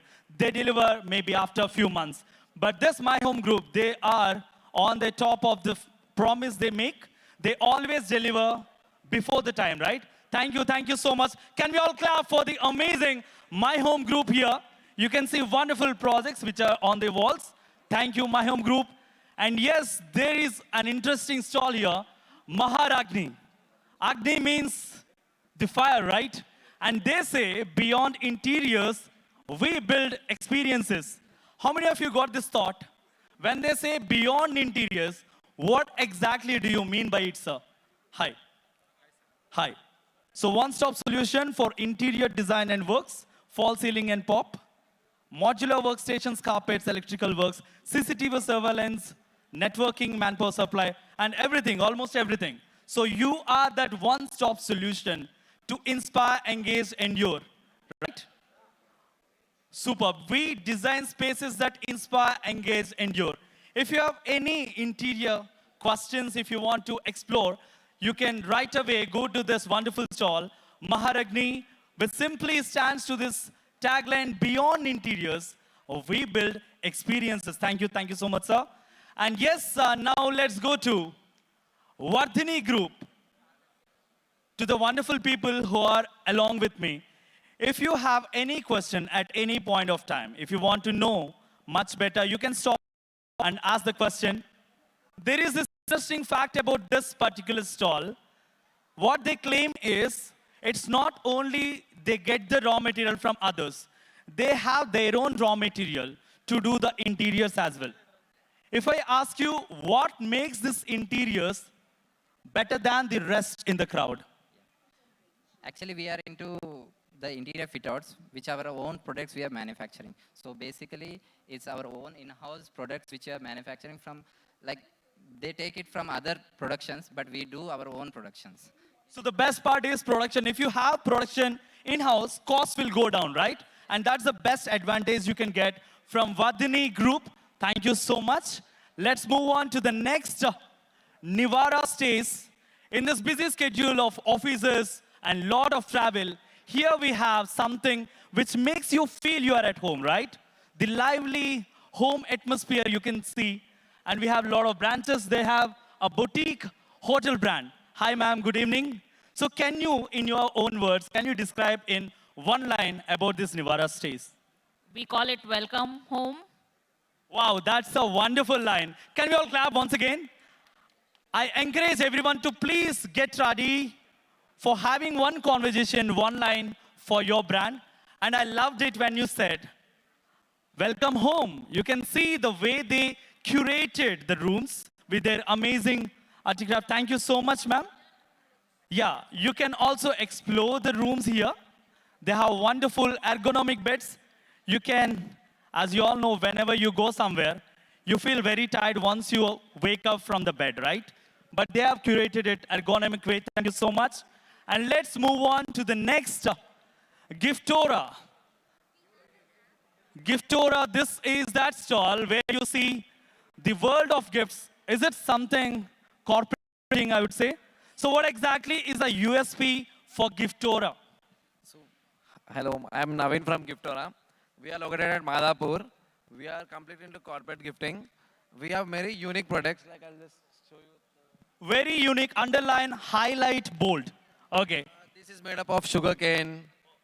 This is made up of coffee waste. And we have diaries which are made up of elephant dung, banana peel, and sugarcane also. We are completely into eco-friendly as well. And we have many more products like these lamps. These are the lamps which we can use. Okay, but what I got is, they are actually protecting the community, right? The environment by using something like sugarcane. This is a product made up of sugarcane.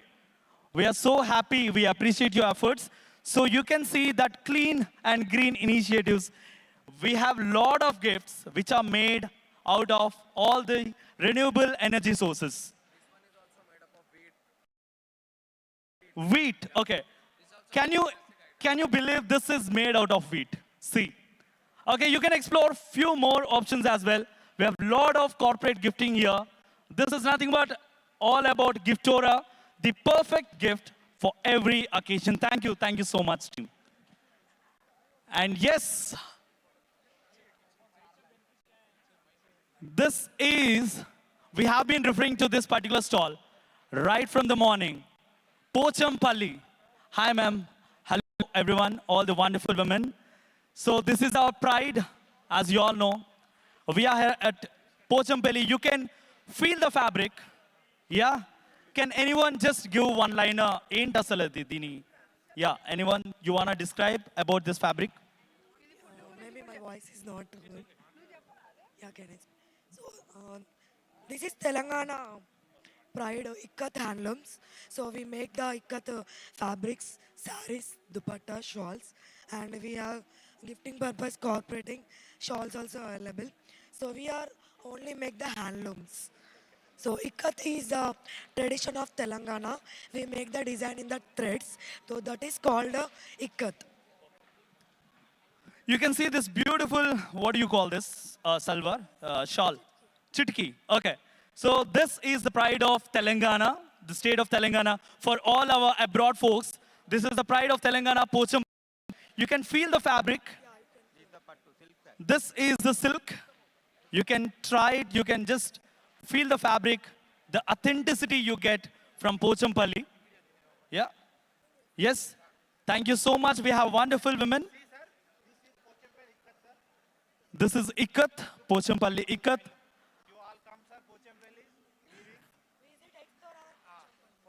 Such a warm smile. Thank you so much. Authenticity in his smile, just like this fabric. Thank you so much. You can explore the wonderful fabric here, Pochampalli. And of course, we have Tata My Bistro, Chaudhary. And yes, you can see wonderful options. I know you must be witnessing this, some of the other corporate offices.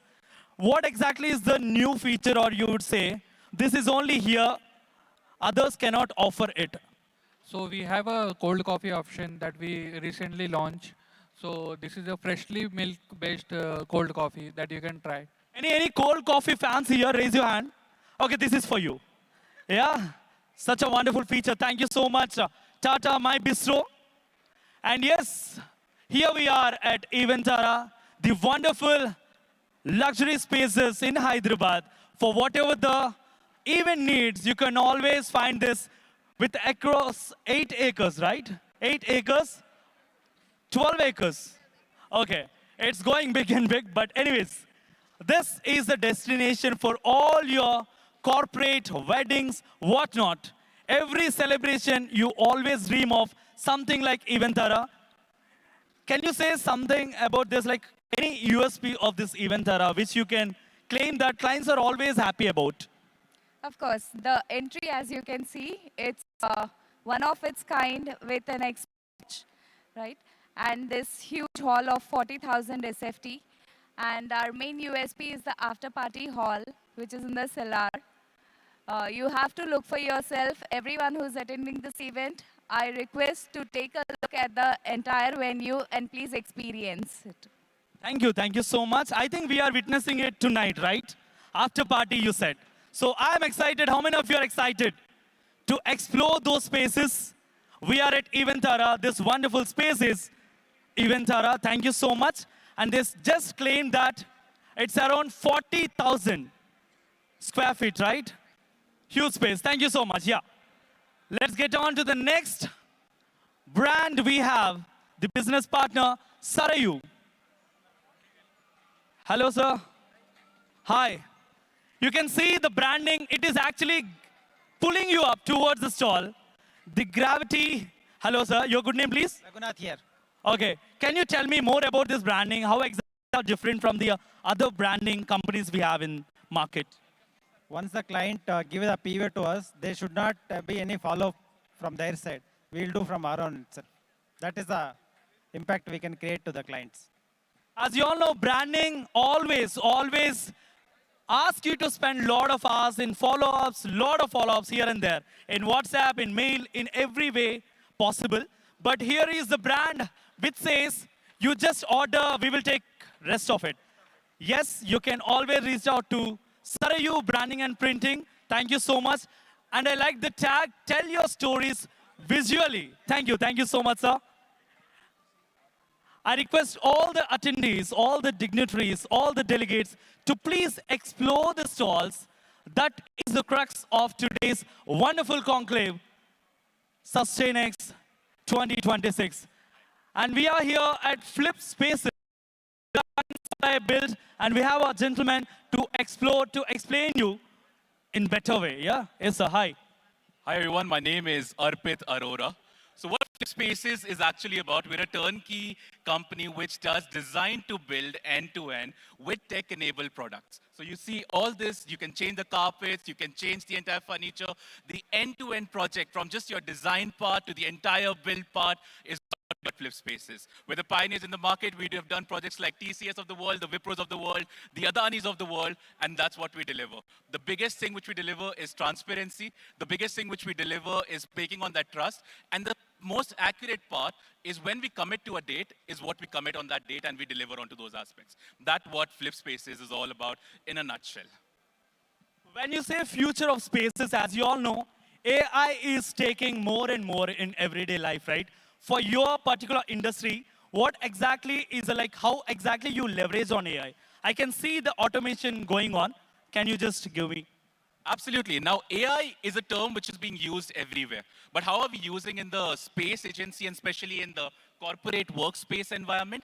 Corporate AI workspaces. How can you integrate more of Claude, more of ChatGPT in the corporate workspaces? We have our own products which are AI-based enabled, in which you can just put the render of your office over there and automatically the SQs which we have will be able to present it then and there, and your entire BOQ, your bill of quantity, becomes the most easiest path to deliver. And that's how we are leveraging AI. Because of AI, we are able to save time, we are able to save money, and the best part, we're able to do it in the best turnaround time. So everyone can be a designer. Yes, wherever they are.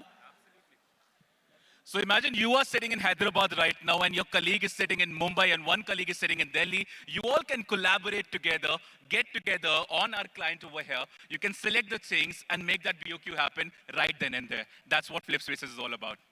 Thank you, sir. Thank you so much for wonderfully explaining.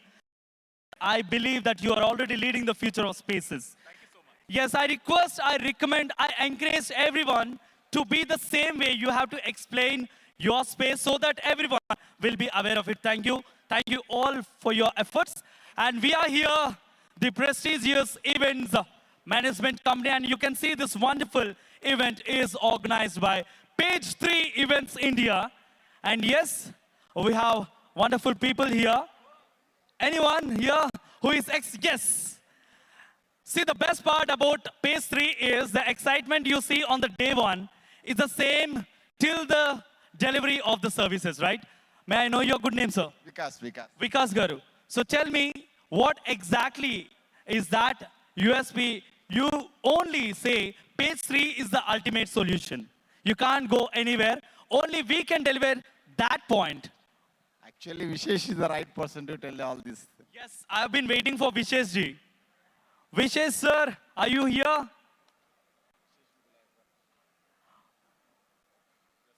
Yes. You can just more about Page 3. He will tell. Yeah, okay. I request everyone to please kindly step up and please come forward so that we explore each and every stall. So I will again come back to you. Yeah, to Page 3. And we are here at Alt Power Technologies. The name itself is so creative. They claim that renewable energy powering a cleaner future. Guys, we are talking about sustainability, and here someone claiming a cleaner future. Can you guys explain what exactly does this mean? See, we are the one place solution, one-stop solution for renewable and e-mobility. Basically, make the world greener. That's what our goal is. Can you tell me, like, as you know, like there are already some competitors for you in this market, right? What is that USP which makes you stand out when you compare with other folks? Someone looking for the end-to-end solutions on these areas, we don't have anyone, which we definitely have the USP here. So end-to-end solutions. In these areas of renewable energy. Thank you so much, sir. And yes, if you have any thoughts of, thank you so much, sir. If you have any thoughts of transitioning to renewable energy, yes, this is one-stop solution to have end-to-end support. Thank you so much. And let's get back once again to Page 3 because we have got a gentleman who properly explains you, who gives the essence of Page 3 events. So my question is very simple. So what is that one factor you say with full 100% assurance that only we can deliver it? You can't find out in the market. Yes, absolutely, absolutely. Thanks for the wonderful question, Mohan. So we are specialized in large-scale events. So large-scale events, you know how stressful it is. But when we are managing, it is 100% stress-free for the client. And for us, we love stress. Our entire team loves stress. That's the reason we are leaders in the market. The best part is you can see this cool captain MS Dhoni here with his cool smile, always just like this, even if it is some 20 crore event, 50 crore event. He simply share a smile, that's it. Wonderful, sir. Looking forward for more events. And this event is completely organized by Pace 3 Events. Yeah, thank you so much, Vishesh ji, for that Vishesh response. Yes, let's get back to our next stall here. I request everyone to please kindly attend this walkthrough of every stall here, because this is the high time to get to know all these wonderful stalls who are our business partners for this Sustainx. Hello, sir. I can see wonderful, the troop of gentlemen here. So who's going to speak out now? I have a question for you. Yes? So tell me, alternatively, instead of telling what you guys do, who are your proper customer? Like who exactly could be your number one customer in the market? See, we deal with ITS companies, so they are our beloved customers. And we are in IT relocation, so our focus is specifically with ITS only, because they are only our channel partners for undertaking this type of services. IT services means if you have any equipment for office, like laptops or any peripherals, you very softly, like, very carefully you deliver from one location to another location, right? Anyone face the challenge like you broke your laptop in the transition? I got that experience. I don't know that the existence of Sustainx, but guys, for your office relocations, from taking the load off your chest with wide range of services, you can always go for Sustainx Relocators and Enterprises Private Limited. Thank you so much, sir. And yes, this name must be already familiar with you. Okay, I'll get back to. Yes, we are at iQuench. This is our daily problem in Hyderabad. For all my Hyderabad folks, let me super honest with you, we are struggling enough to get water, right? Water is getting more and more. Yeah, it's not at all affordable now. So what exactly is this idea of iQuench? It says, good for me, good for society, good for the planet, which exactly aligns with the vision we have for Sustainx. Can you please explain, ma'am? Hi, everyone. iQuench is India's first social package drinking water brand, backed by Mr. Anand Mahindra and Dannon Communities. Like Sir really mentioned, we are a brand, and the tagline is good for me. When we say it's good for me, the quality parameters that we test, it's much beyond the prescribed FSSI guidelines. So you can be self-assured of the quality of water that we are. It's good for the society because 100% of the profits from iQuench are used to supply free water to children in government schools. So 3,000 children in AP and Telangana government schools are already getting supported with free, safe drinking water because of iQuench. We're good for the planet because our cans are completely recyclable. And also, we do not promote single-use plastic to all our corporate clients. We also serve them by giving them returnable glass bottles.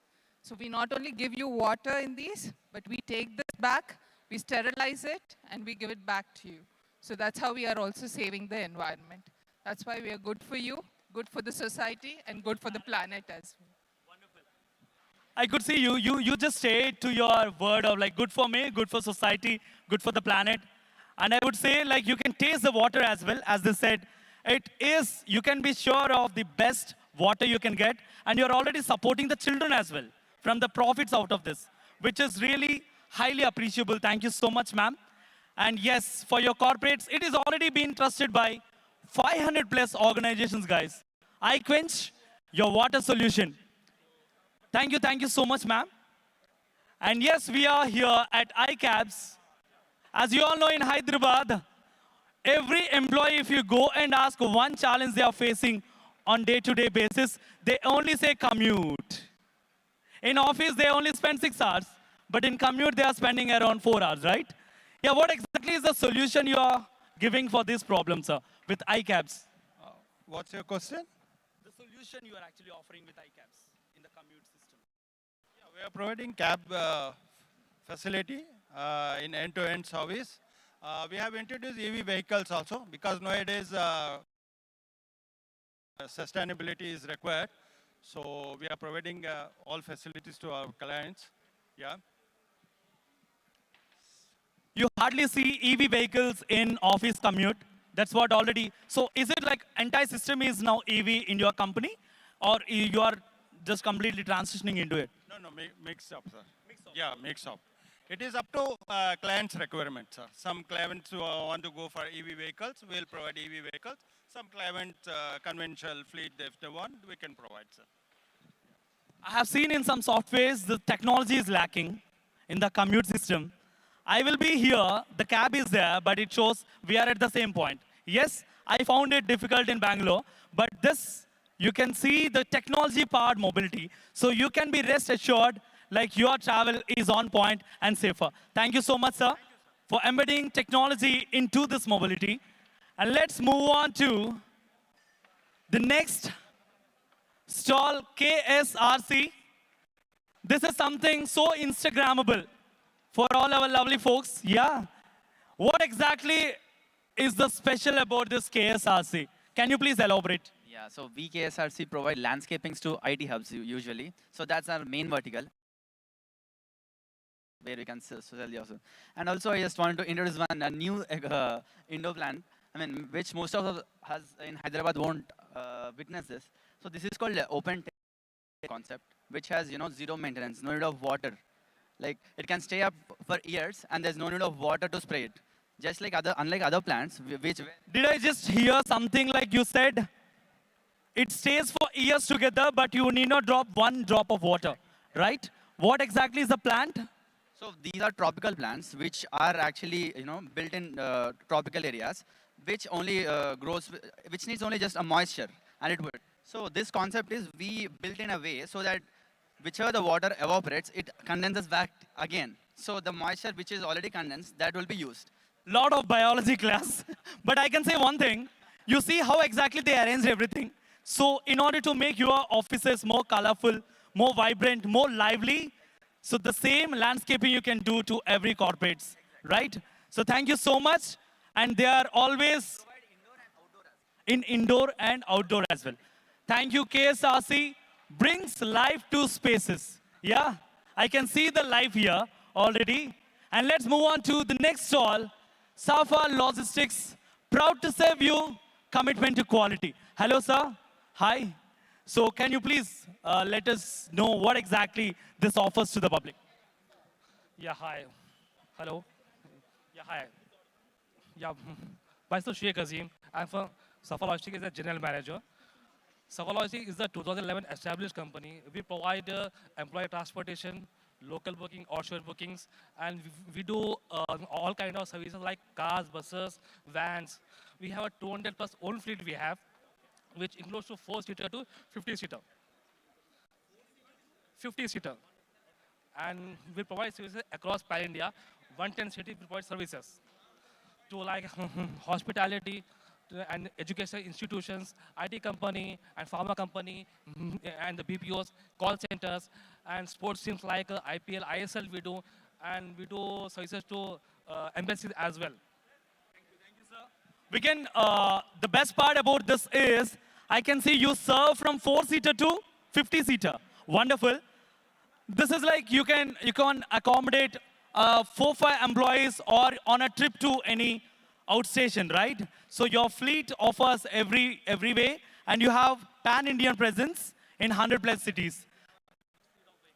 Mixed fleet of vehicles, from sedan to Tata Tigor to tempo traveler to buses as well. Highest number of for Serbia, 30+ vehicle we have in Hyderabad based. Forbes, okay. 30 plus own vehicles. Force Albania. Albania vehicles, okay. The buses. Okay. Okay, we have their vehicle in the display as well if you want to explore. It's always free. You can actually explore there. Albania. Thank you so much, Safa Logistics. Let's move on to 24 sips of FM company. Yes, facilities management company. And the best part is our founder, TFMC, is from here. Satyanarayana Matalagaru is the founder, right? Yeah. Yes, he's the managing director. So I think you can explain it much better way, right? What exactly this company offers? They offer this housekeeping services, pantry services, even this disinfection, pest control in this residential sites and corporate offices, where we provide end-to-end services to them, like for their daily business life. Daily business life, that's why you kept 24/7 days, 24 sips, right? Yeah, guys, if you have any solution for corporate solutions, residentials, mechanical, and engineering services, pest control services, right from small to bigger problems you have, you can always reach out to this 24 SIPs of facilities management company. Can you say the main USP of this company when we compare with other in the market? To keep everything clean, basically.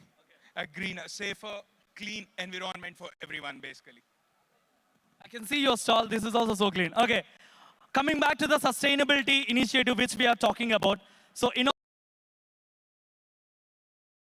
for all your problems like corporates, residentials, pest control, disinfection services, pantry solutions, and the most important we have been challenging is the housekeeping services. For all this one-stop solution, 24 SIPs, thank you so much, a facilities management company. And over to VOC Infra. Hello, sir. And we have the man himself. So can you please elaborate more on this VOC Vertex by VOC? Is that the new product you launched? New platform which we are building for the facilities management and also for manufacturing. So manufacturing industry is using at the moment. So facilities management, we are working with Satya sir to get convert him into tech. Instead of only doing manual work, we want him to do technical work and then manage his day-to-day operations in a technical manner. We integrate AI on top of it so that it will be easy for the team to handle the things. So he's one of our clients and we'll have more working together. Okay, when you said the clients, can you describe who are the best clients for you? If I have to pick up some 2-3 folks here right away from this amazing gathering, who will be your best customers? So any customer who is having a pain area in managing their team or their technology, we are the go-to channel. Length and breadth of technology solutions you can offer. Thank you so much, VOC Infra. Yes, and we are here, Sri Arka Logistics again. You can see a lot of commute logistics related stalls here. Yes, now tell me, you heard all of them saying, right? What exactly makes you so special? Can you read that 2 lines which we have there, please, if you don't mind? We are different and we make a difference. How many of you liked it? Yeah, we liked it, but can you elaborate what exactly makes the differentiation? As you mentioned earlier, there are lots of fleet partners today. So the only thing which makes us different is we are 100% eco-friendly. We only run EV fleet. And each and every car is eco-friendly. And we have our own EV station where we charge our vehicles. And even the EV station is being charged by solar power. So we are doing 100% justice today in the Sustainx event. That's what makes Sri Arka special, and that's what is our USP. So in the USP, yes is nothing but sustainability. They made everything greener, cleaner environment, right? Right from the fleet you have, from the charges you are getting, from solar power as well. Thank you so much. Yeah, an additional point which I would like to add is we have our own in-house tech where we are providing as complementary to all Sri Arka logistic partners. Unlike any other competitor in the market, they charge for the tech. But with Sri Arka, it's complementary. Once you work with Sri Arka, you get the tech free. Okay, they got a lot of list of bonuses. Thank you so much. I like that idea. So tech is a bonus here, right? Thank you so much. And yes, we are here to the largest, one of the largest hospitals. And you can see the wonderful team here. And we heard them also speaking on the stage. Hi, ma'am. Hi, sir. Good evening. So yes, I think there is no need of introduction at all for the KIMS Hospital. In almost 27, 28 hospitals here, 28 hospitals. And he just told that 9,800 odd beds in Hyderabad. All over India, right, okay. 4 branches in Hyderabad, almost nearer to 10,000 beds all over India. Can you please let us know what exactly are you, in innovation, like down the line 5 years, what exactly can we expect from KIMS hospitals?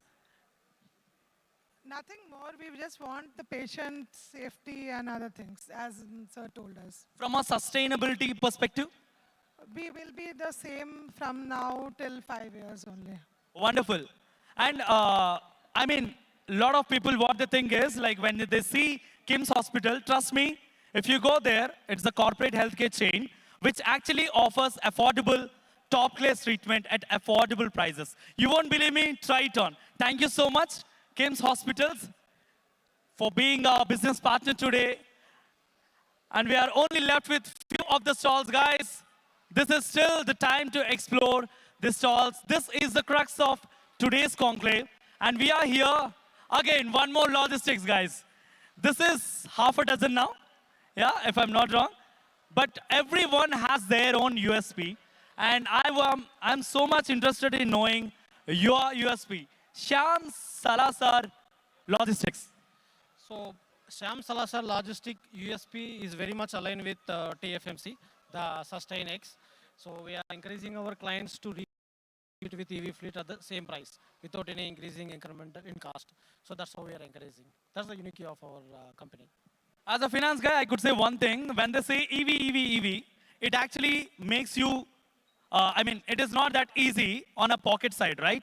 But these people, they can replace with EV at the same cost. That's a wonderful USP. I think I have given the right explanation, whatever you said. Yes, and they are offering dark chocolates as well to our attendees. You can have it. Let's get the flow. Thank you so much, SSL Logistics. And here we are, Bloom. Bloom Hotels. We make stays smarter, you manage less, right? What exactly does this mean? So we are Bloom Hotels. We have got, so basically we are more of technology driven. So that's the reason the stays, the way the whole process of the stay happens is very smooth. You have to experience it, then you would understand it. Yeah. Okay, when we have a lot of other networks as well, like chains as well, in this particular market, why should someone choose Bloom alone for their corporate requirements or, personal requirements? What exactly is that thing you say that this is only with Bloom? So I would say if you have to buy, if you have to go to a good hotel, like a 5-star hotel, you have to spend a lot of money, right? But you can experience the same thing in a 3-star budget also. That is Bloom. That's a boon now. Okay. At affordable prices, you will get that executive level of, that comfort, the experience. Thank you so much. They have 75 plus hotels having presence in 23 cities in India. That's so wonderful. And you can read it out. Clean and crisp rooms, comfy cloud beds. What is a cloud bed? Cloud bed is the topper which we have on the bed, which gives you a, like you are sleeping on the cloud, that kind of feeling you would get. So to get a cloud 9 feeling, guys, you have to go for this Bloom Hotels, right? Thank you so much. Thank you so much. And yes, we are moving on to Falcon AVL. Think safety, think us. This is something really curious because you are not at all leaving any clue to understand it. Can you please elaborate? What exactly is this? we are into employee transport management tool. We purely provide the SaaS-based technology. We introduce a lot of AI and ML into the platform. So we are doing a lot of interesting stuff. I mean, we introduced agentic AI in this platform, and we are using OCR technology. So vision-based AI. So a lot of interesting stuff we are doing in this platform. When you say employee transport management system, one platform end to end, so you plan to execution to billing, every capability your transport operation needs. So this is all about transport with the technology, right? Okay, wonderful. Guys, this is one more logistics. I would say this is also, no? Software migration, I would say. SaaS-based solutions. Okay, to all the techies here, this is something you can look out for. I can see risk, reduce it. Employee safety first. And thank you so much, Falcon AVL, for the elaboration. And let's move on to the next point, Joel Point Private Limited. Joel Point Private Limited. And you can see here one machine as well. Hi, sir. Hi. So what exactly is the Joel Point is all about? And how is this keeping its pace in sustainable energy or whatever the initiative is going on? So we are into EV charging infrastructure. Okay. So we provide infrastructure for... What exactly is the reason they will say? So we have end-to-end service. Like we have dashboard, we have charging infrastructure, we have service and everything. Like we have end-to-end service where what a customer needs, like infrastructure, service. See, here EV is in a use segment. So service is the mandate thing. So where Joel Point comes, service is there. So we provide 100% service for the customer to utilize the actual service what we provide. I think EV is still a buzzword. A lot of people, they don't really explore it. They have a lot of challenges from servicing. I know the installation is very easy. If you keep some bugs, it will be installed, but the service is of the main thing. So that's where you say you are at the forefront. Thank you so much, Joel Point. EV charging stations, if you have two-wheelers there, buses, right? That's what you said. So any vehicle you bring, you can charge it up here. They offer end-to-end solutions in 360-degree format. Thank you so much, Joel Point. And yes, let's move on to last section, but not least, because here we have varied. We can see real estate also waiting for us. And yes, HiRite. Is it something like hiring? Software company, like it builds an website development, app development, and digital marketing services too.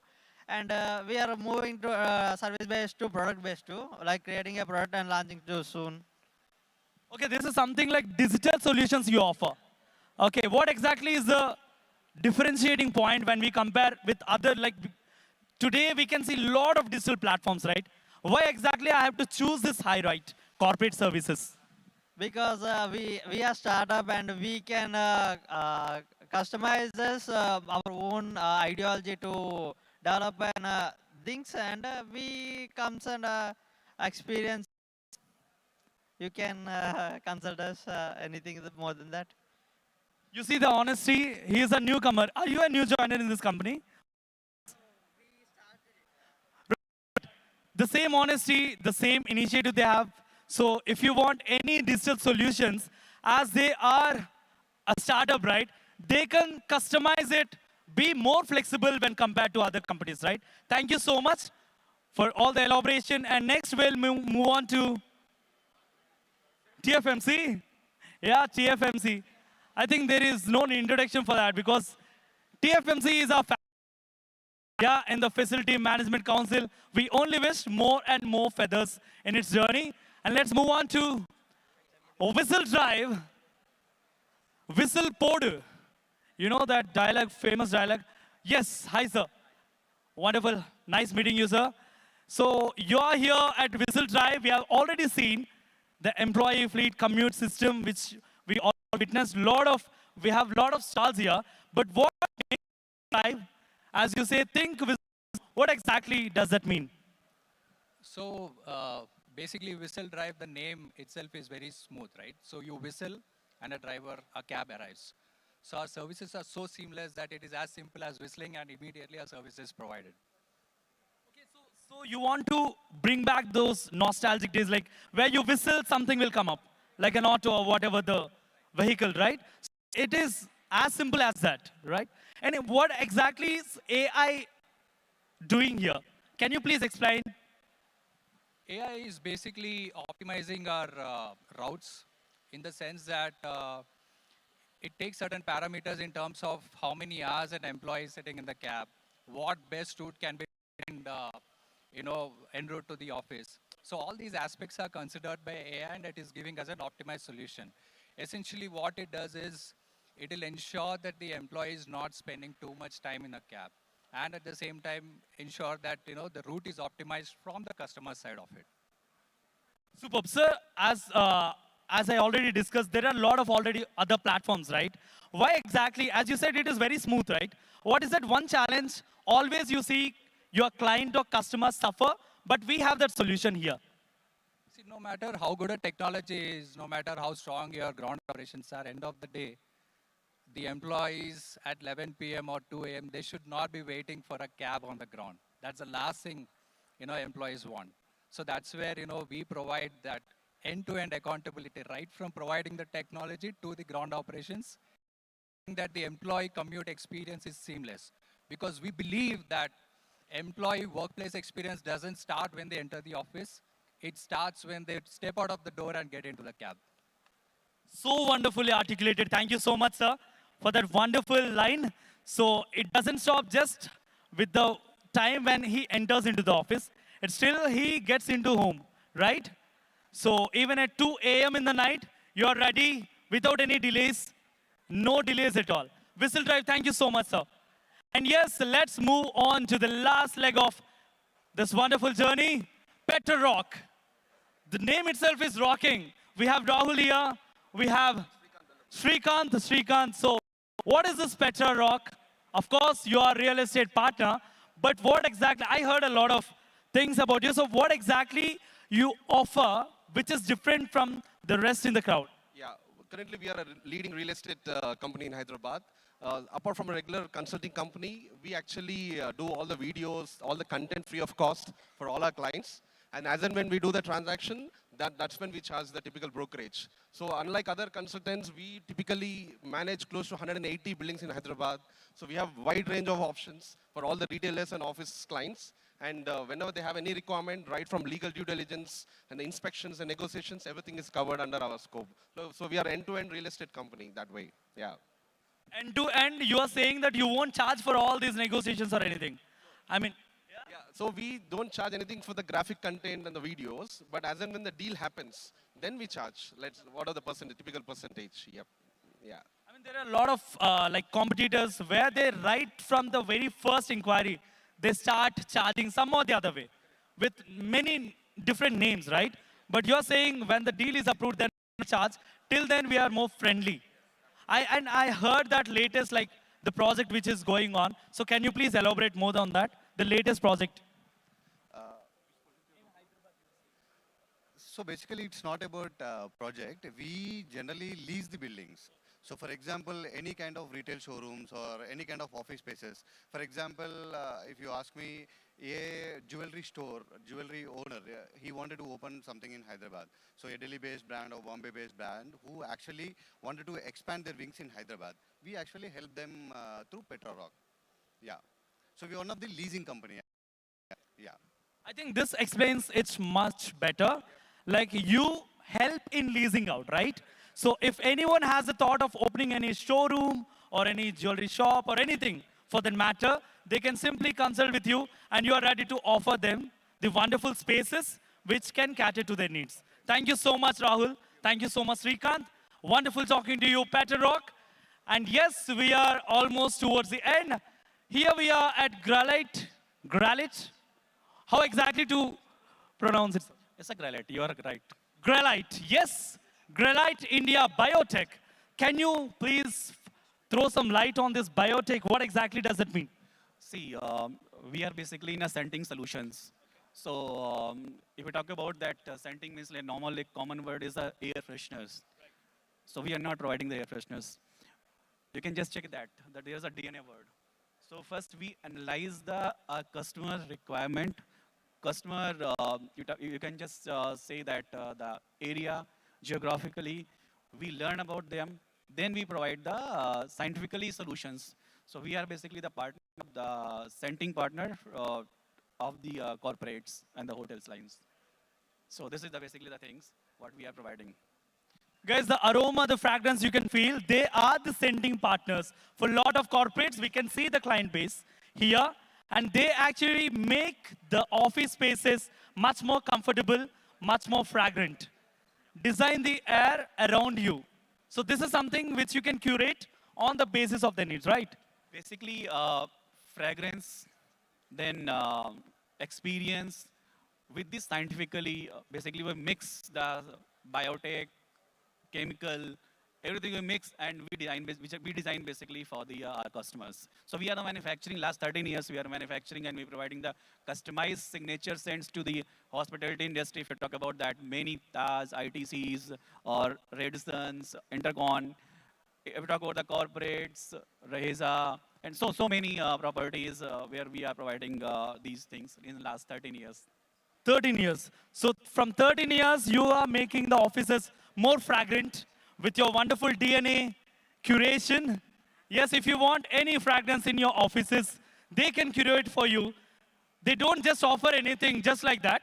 They actually go there. They will understand your requirements. In the DNA level, they will do the research. Thank you so much, sir. Wonderful. And yes, we are at S Square. Someone answered already to my question. Right? This is all about data management solutions. Square systems, S-Square systems, right. So can you please throw some light on what exactly this S-Square does in the market? So we are a 25-year-old company. We started in California, and now last 12 years we are operating in India, Hyderabad also. So we develop systems, software systems, custom software systems for different mid to large companies. And now, last 3 years, we've been working on AI models, some of the AI models for businesses in different verticals, and to implement different AI components like agentic AI or a generative AI or AI integrations into the corporations. So you help digital transformation for any company by offering application services, business analytics, cloud services, and infra services. AI solutions, operational velocity.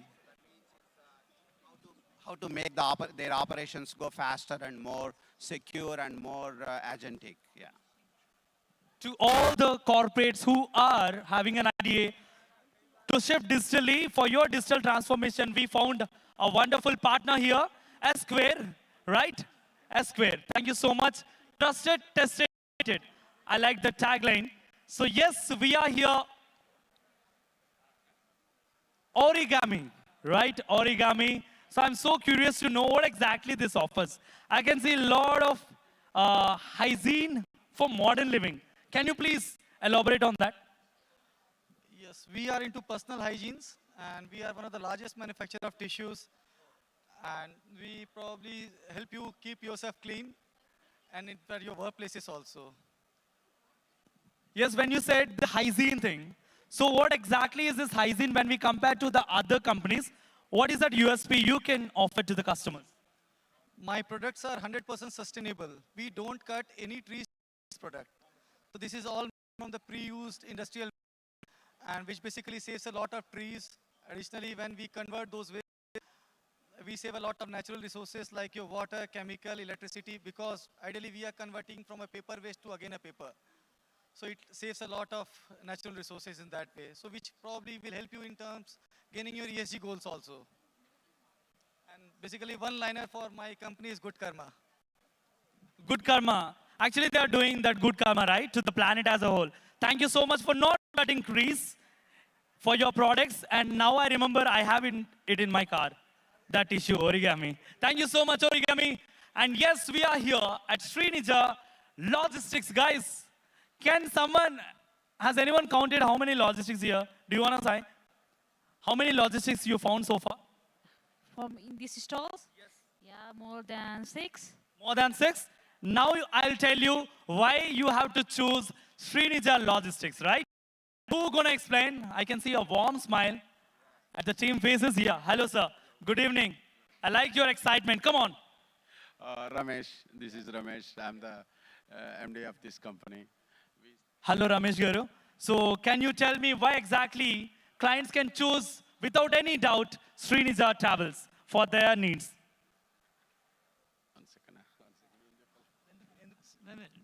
See, Srinija is a very good, big logistics, having cabs and buses actually.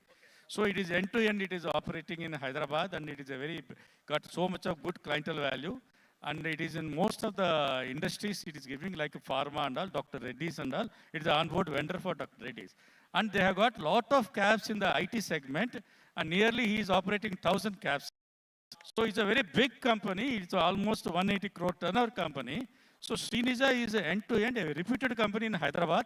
Everybody knows. And even he is rolling the buses also now. So the cabs and buses is very good actually. So a very good fleet and very qualitative also. The services are very qualitative.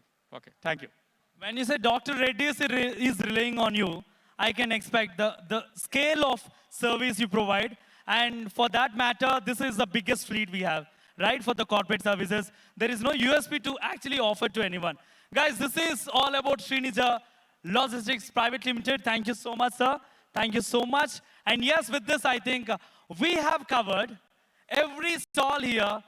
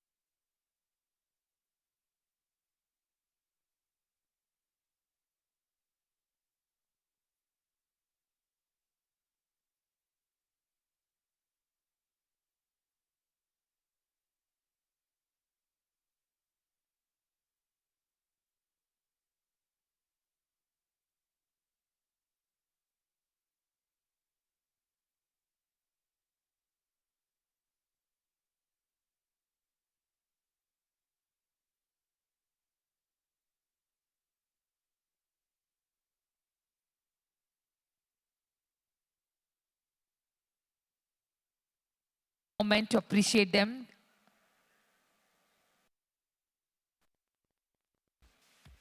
The Civic Excellence Awards. May I request Satyanarayan Garu to kindly step on stage.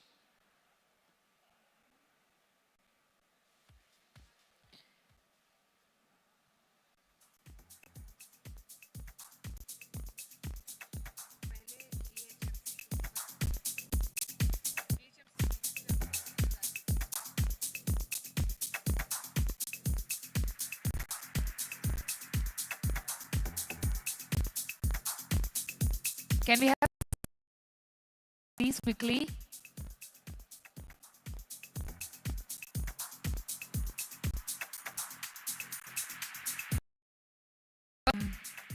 Our three heroes, GHMC workers.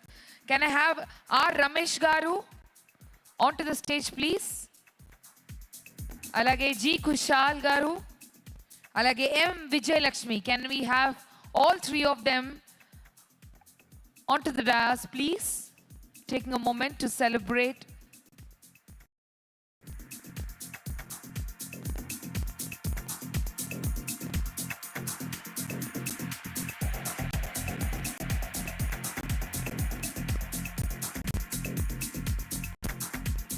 Ladies and gentlemen, put your hands together. For now, they are our front face warriors. Congratulations, please come.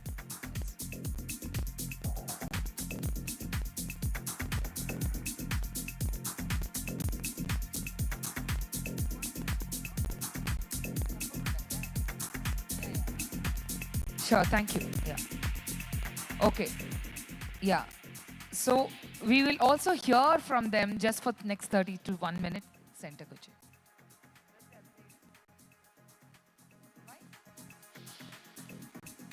So we'll also try to listen a few words how they feel. మీరు చేసే పనిలో మీరు ఏం message ఇద్దాం అనుకుంటున్నారు అందరు and మీరు రోజు చెత్తెత్తినా లేకపోతే ఎటువంటి పనులు చేసినా మన వాళ్ళ దగ్గర నుంచి చదువుకున్న వాళ్ళ దగ్గర నుంచి చాలా ఫేస్ చేస్తూ ఉంటారు. మీకు ఎలా అనిపిస్తుంది, ఎలా చేస్తే ఈ దేశం ముందడుగు వేస్తుందో మీ వర్డ్స్తో? కొద్దిగా అందరికీ కొద్దిగా తెలిసిపోతే కొద్దిగా నీట్గా అయితే రోడ్లు మనమే గలీజ్గా చేస్తే ఇంకా అంత గలీజ్ అయిపోద్ది. చెత్త అనేది రోడ్డు పైన ఎక్కడ వేయకుండా డస్ట్బిన్స్ ఉంటాయి, డస్ట్బిన్స్లో వేస్తే చాలా బాగుంటుంది. డస్ట్బిన్స్ వేయకుండా రోడ్డు పైన ఏం చూసుకోకుండా ఏం చేసుకోకుండా డస్ట్బిన్స్ రోడ్డు పైన వేస్తే దాని ద్వారా యాక్సిడెంట్స్ అవుతున్నాయి. ప్లస్ యాక్సిడెంట్స్ అవుతున్నాయి, రోడ్ మొత్తం గలీజ్ అయిపోతుంది. క్లీన్ చేయడానికి ఎర్లీ మార్నింగ్ 4 o'clockకి లేచి మేము వస్తాము. వచ్చిన తర్వాత క్లీన్ చేయడానికి అరౌండ్ ఒక 1 hourలో మొత్తం క్లీన్ అయిపోవాలని అంటారు. అవన్నీ చేసిన అప్పటి నుంచి ఒక 1:30 వరకు మేము వర్క్ చేస్తూనే ఉంటాం. మాకు టైమింగ్ లిమిట్స్ అనేవి ఏమి ఉండవు. All right, sir, Satya sir, I request them to be honored. Can you please?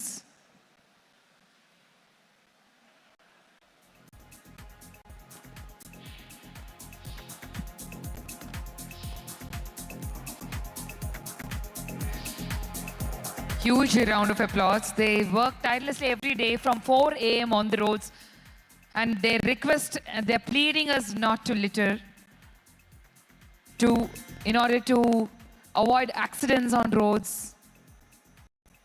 They work every day for more than hours without any timelines.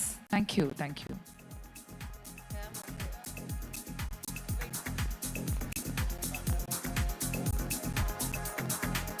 Thank you so much.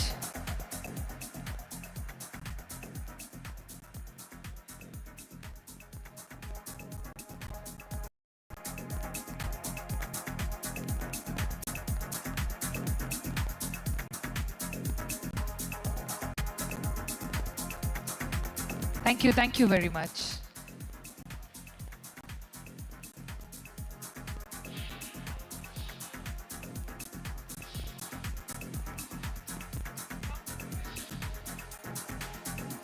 All right, thank you so much, Alage. We also have our traffic constables. They are the guardians of safe roads. So we are giving them these special civic awards. Can we call upon Shri P. Ravinder, C. Mallesham, G. Rajkumar, Srinivas, Venkatrao, Chandrasekhar, B. Ishwar Rao, C. Balraj, Rajini, and Jagatram. Quickly, please. See, we often see in major junctures, without them, even though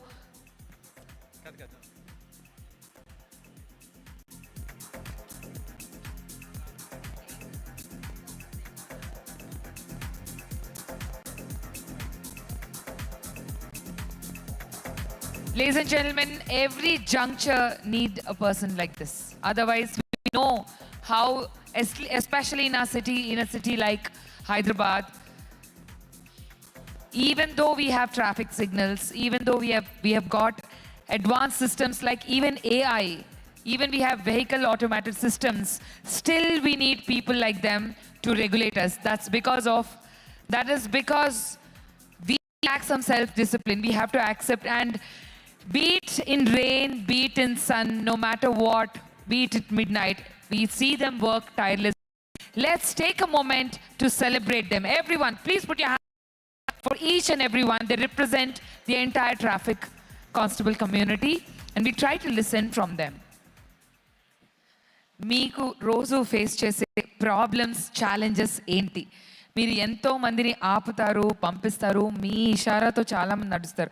అయినా సరే మీకంటూ message ఇవ్వాలని చాలాసార్లు అనిపించుండొచ్చు.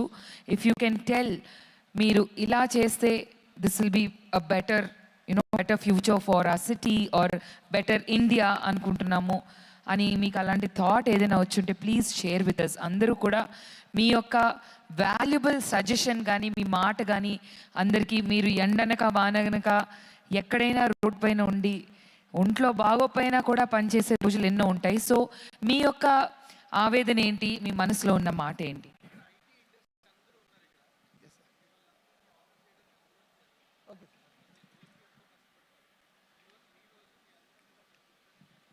Okay sir,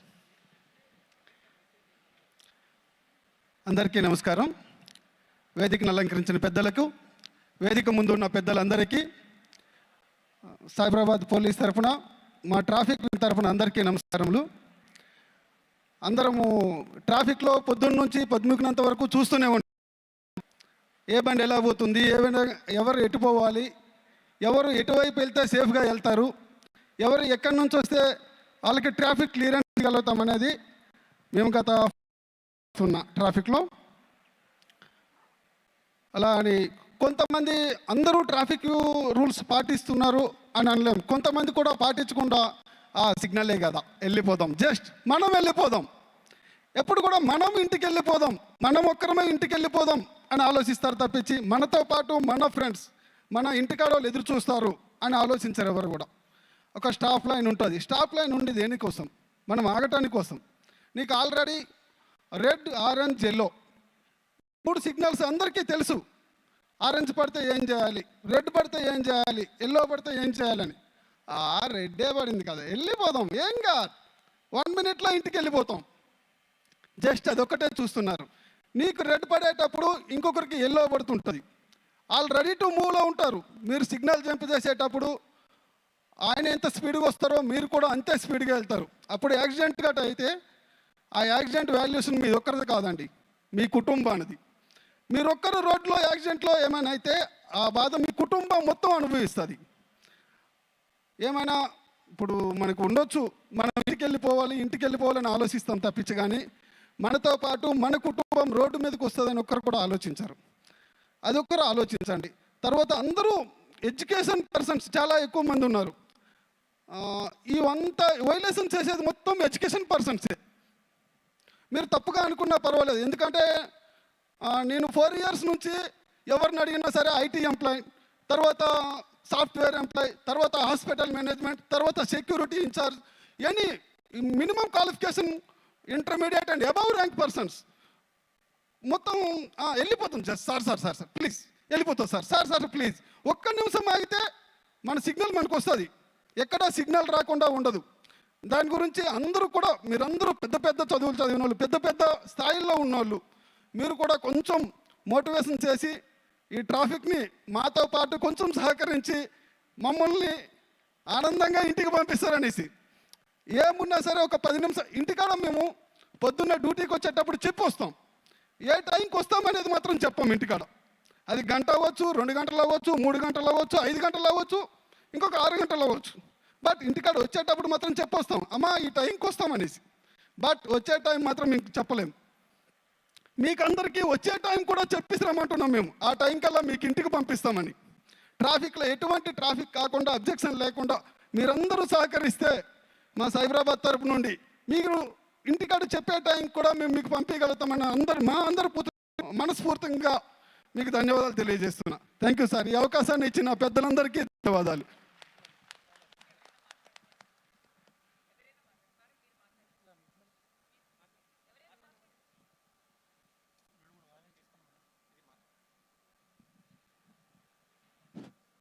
good evening everyone. నా పేరు బాలరాజ్. నేను ఇక్కడ Narsingi traffic ఫేస్లో వర్క్ చేస్తున్నాను. ప్రతి ఒక్కరికి డైలీ నాకు తెలిసినంత వరకు నేను ఏవైతే అబ్జర్వ్ చేసినానో అందులో ఒక 2-3 చెప్తాను మీకు కంపల్సరీ. ప్రతి ఒక్కరిని ఎప్పుడైనా మేము ఆపినామంటే 100%గా ఎలాంటి అంటే అనవసరంగా ఎవరిని కూడా ఆపే ప్రయత్నం చేయం. ఎందుకంటే ఇప్పుడు ఏ రోడ్లో అయినా ఒక పర్సన్ అయితేనే ఇంకొక పర్సన్ ఇంకో రోడ్ నుంచి వచ్చే పర్సన్ ఎవరున్నా వాళ్ళు వెళ్ళడానికి ఛాన్స్ ఉంటుంది. కాబట్టి ఆపిన ప్రతిసారి ప్రతి ఒక్కరు చెప్పే విషయం ఏంటంటే, సార్ ఎమర్జెన్సీ ఉంది అని చెప్తారు. యాక్చువల్గా మనకు ఎమర్జెన్సీ ఎక్కడ లేదండి. మనం ఇంట్లో నుంచి ఒక 10 మినిట్స్ లేట్ వెళ్తాం. ఆ లేట్ వెళ్ళడం వల్ల ఏమవుతుంది, ఎప్పుడైతే మనం లేట్గా ఇంట్లో నుంచి బయలుదేరుతామో ఆ టైంని మనం రోడ్డు పైన ఎమర్జెన్సీగా క్రియేట్ చేస్తాం. దానివల్ల ఏమవుతుంది, స్పీడ్గా మీరు డ్రైవ్ చేయడం. కాబట్టి స్పీడ్గా డ్రైవ్ చేసినప్పుడు ఆటోమేటిక్గా యాక్సిడెంట్లు అవుతాయి. కాబట్టి ఎప్పుడైనా రోడ్డు పైన ఎమర్జెన్సీ ఏముండదు, మనము ఆ ఎమర్జెన్సీని క్రియేట్ చేస్తున్నాం. కాబట్టి డైలీ ఆఫీస్కి వెళ్ళే ముందు ఒక 10 మినిట్స్ మీరు ముందు బయలుదేరారనుకోండి, సేఫ్గా మిమ్మల్ని ఆఫీస్కి చేర్చే బాధ్యత మాది. మీరు ఎవరైనా సరే ఓవర్ స్పీడ్, మన ఇండియాలో అండ్ మన తెలంగాణలో జరిగేటటువంటి యాక్సిడెంట్లో 80% యాక్సిడెంట్లు ఓవర్ స్పీడ్ వల్లనే అవుతున్నాయి. కాబట్టి ఎప్పుడైతే మనం ఓవర్ స్పీడ్గా డ్రైవ్ చేస్తామో దానివల్ల మీకే కాదు ఏ దాంట్లో అయినా సరే, ఇప్పుడు ఎవరైనా ఒక పర్సన్ మిస్టేక్ చేస్తే అది వాళ్ళ ఫ్యామిలీకి మాత్రమే ఎఫెక్ట్ అవుతుంది. బట్ ట్రాఫిక్లో మనం ఎప్పుడైతే డ్రైవింగ్లో ఉన్నామో, ఎప్పుడైతే మీరు ఓవర్ స్పీడ్తోనే వెళ్తారో దానివల్ల మీ మిస్టేక్ వల్ల ఏమవుతుంది, మీరే కాకుండా మీ పక్క పర్సన్ కూడా ఎఫెక్ట్ అవుతుంది. కాబట్టి ఓవర్ స్పీడ్గా వెళ్ళొద్దు అనేదే నేను మీ అందరికీ చెప్పే విషయం. కాబట్టి ప్రతి ఒక్కరు ఎప్పుడైతే ఆఫీస్కి వెళ్తారో ఒక 10 మినిట్స్ ముందుగా బయలుదేరితే మీరు ఈజీగా ఆఫీస్కి వెళ్తారు. అదే 10 మినిట్స్ కొద్దిగా ముందు బయలుదేరితే ఇంటికి ఒక 10 మినిట్స్ లేట్గా వెళ్తారు. ప్రతి ఒక్కరిని సేఫ్గా మీ యొక్క ఆఫీస్కి మరియు మీ యొక్క ఇంటికి చేర్చే బాధ్యత మా సైబరాబాద్ ట్రాఫిక్ పోలీస్ పైన ఇప్పటికీ 24/7 మాకు ఉంటుంది. మా బాధ్యతను మేము సక్రమంగా నిర్వర్తిస్తాము. అది ఎప్పుడు అవుతుందంటే మీరు మాకు సపోర్ట్ చేసినప్పుడే. కాబట్టి ఇప్పటి నుంచి అయినా మా ట్రాఫిక్ కానిస్టేబుల్స్ ఎవరైనా సరే అక్కడ నిలబడ్డది వాళ్ళకు సపోర్టివ్గా ఉండి మీరు క్షేమంగా ఇంటికి వెళ్ళండి. మా డ్యూటీ మేము కూడా క్షేమంగా చేస్తామని తెలియజేస్తూ ఈ అవకాశం ఇచ్చిన మీ అందరికీ కూడా ధన్యవాదాలు తెలియజేస్తున్నాను. థ్యాంక్ యూ సో మచ్ అండి. చాలా వాల్యుబుల్ వర్డ్స్ని ఇచ్చిన వీళ్ళందరికీ, ఈ బృందం అందరికీ గట్టిగా చెప్పట్లండి. Thank you so very much Satya గారు.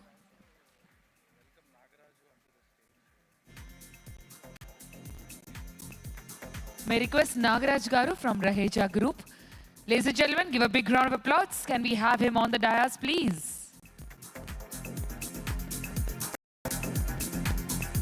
So we request you to do the honors.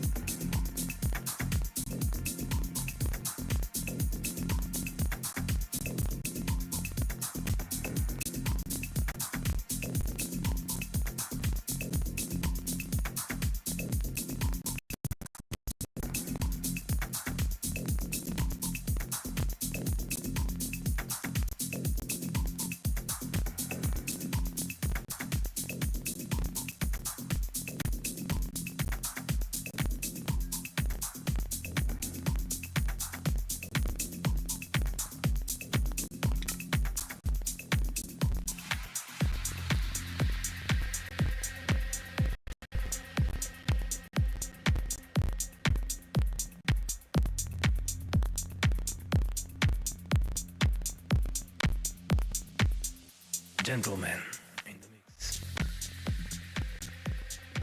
Can we have you just 2 steps forward and ఒక 2 అడుగులు ముందుకు వేయండి ఒక మంచి పిక్చర్ కోసం. Ladies and gentlemen, huge round of applause for all our heroes.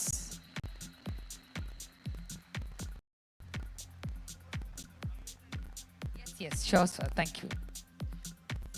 Can we have the music glow please? Thank you.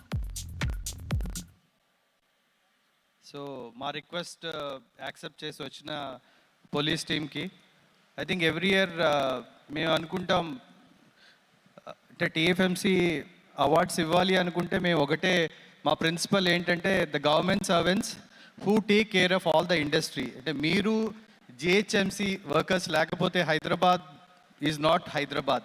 మనం గ్లోబల్గా ఎంత మాట్లాడినా కూడా you are the real warriors and we always salute to for all your great work. మేము రోజుకి కార్లో చూస్తూ వెళ్ళిపోతాం కానీ ఏ రోజు మేము లాపి వాళ్ళు ఎలా ఉన్నారని అడగలేము. ఇదే అవకాశం మాకు అట్లీస్ట్ మిమ్మల్ని పిలిచి థ్యాంక్స్ చెప్పడానికి. అండ్ మీ వెనకాల మేము మోటివేషన్ అయితే మొత్తం ఇండస్ట్రీ అందరూ ఉన్నారు and will be with you. And మీరు అనుకున్న మార్పు సార్ అడిగారు కదా, మీరు అనుకున్న మార్పు అట్లీస్ట్ 5% అయినా ట్రై చేస్తారండి అందరూని.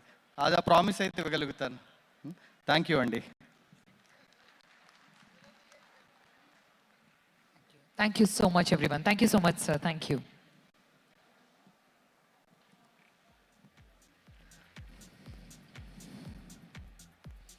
All right, ladies and gentlemen.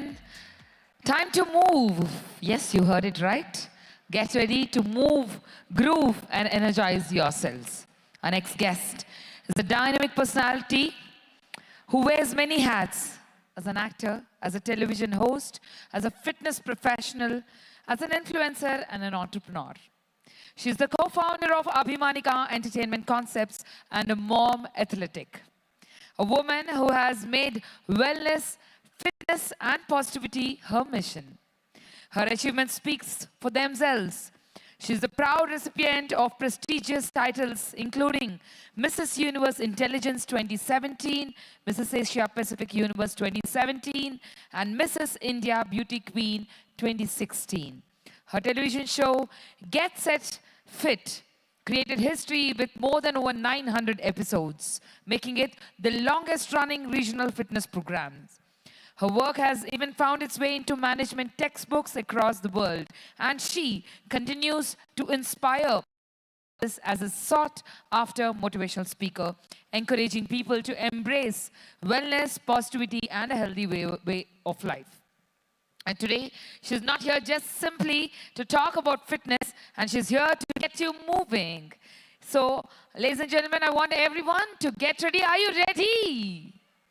No, this energy isn't not right. I know it's evening, but as the evening falls down, as the dawn sets, everyone, put your hands together. Ladies and gentlemen, come on with lots of energy and love. Let's welcome Abhimanika. Thank you so much, Anusha. That was a wonderful introduction. I don't hear any noise. Will you do the job? No. Actually, what happened? Kal aaj subah 9 baje tak they were all sitting like this, hearing to session after session after session. Well, who knew that such a beautiful fit girl is gonna come and take you all through a nice journey? We never knew. All yours. They're very good. You know. You say hello, they'll say hello back louder.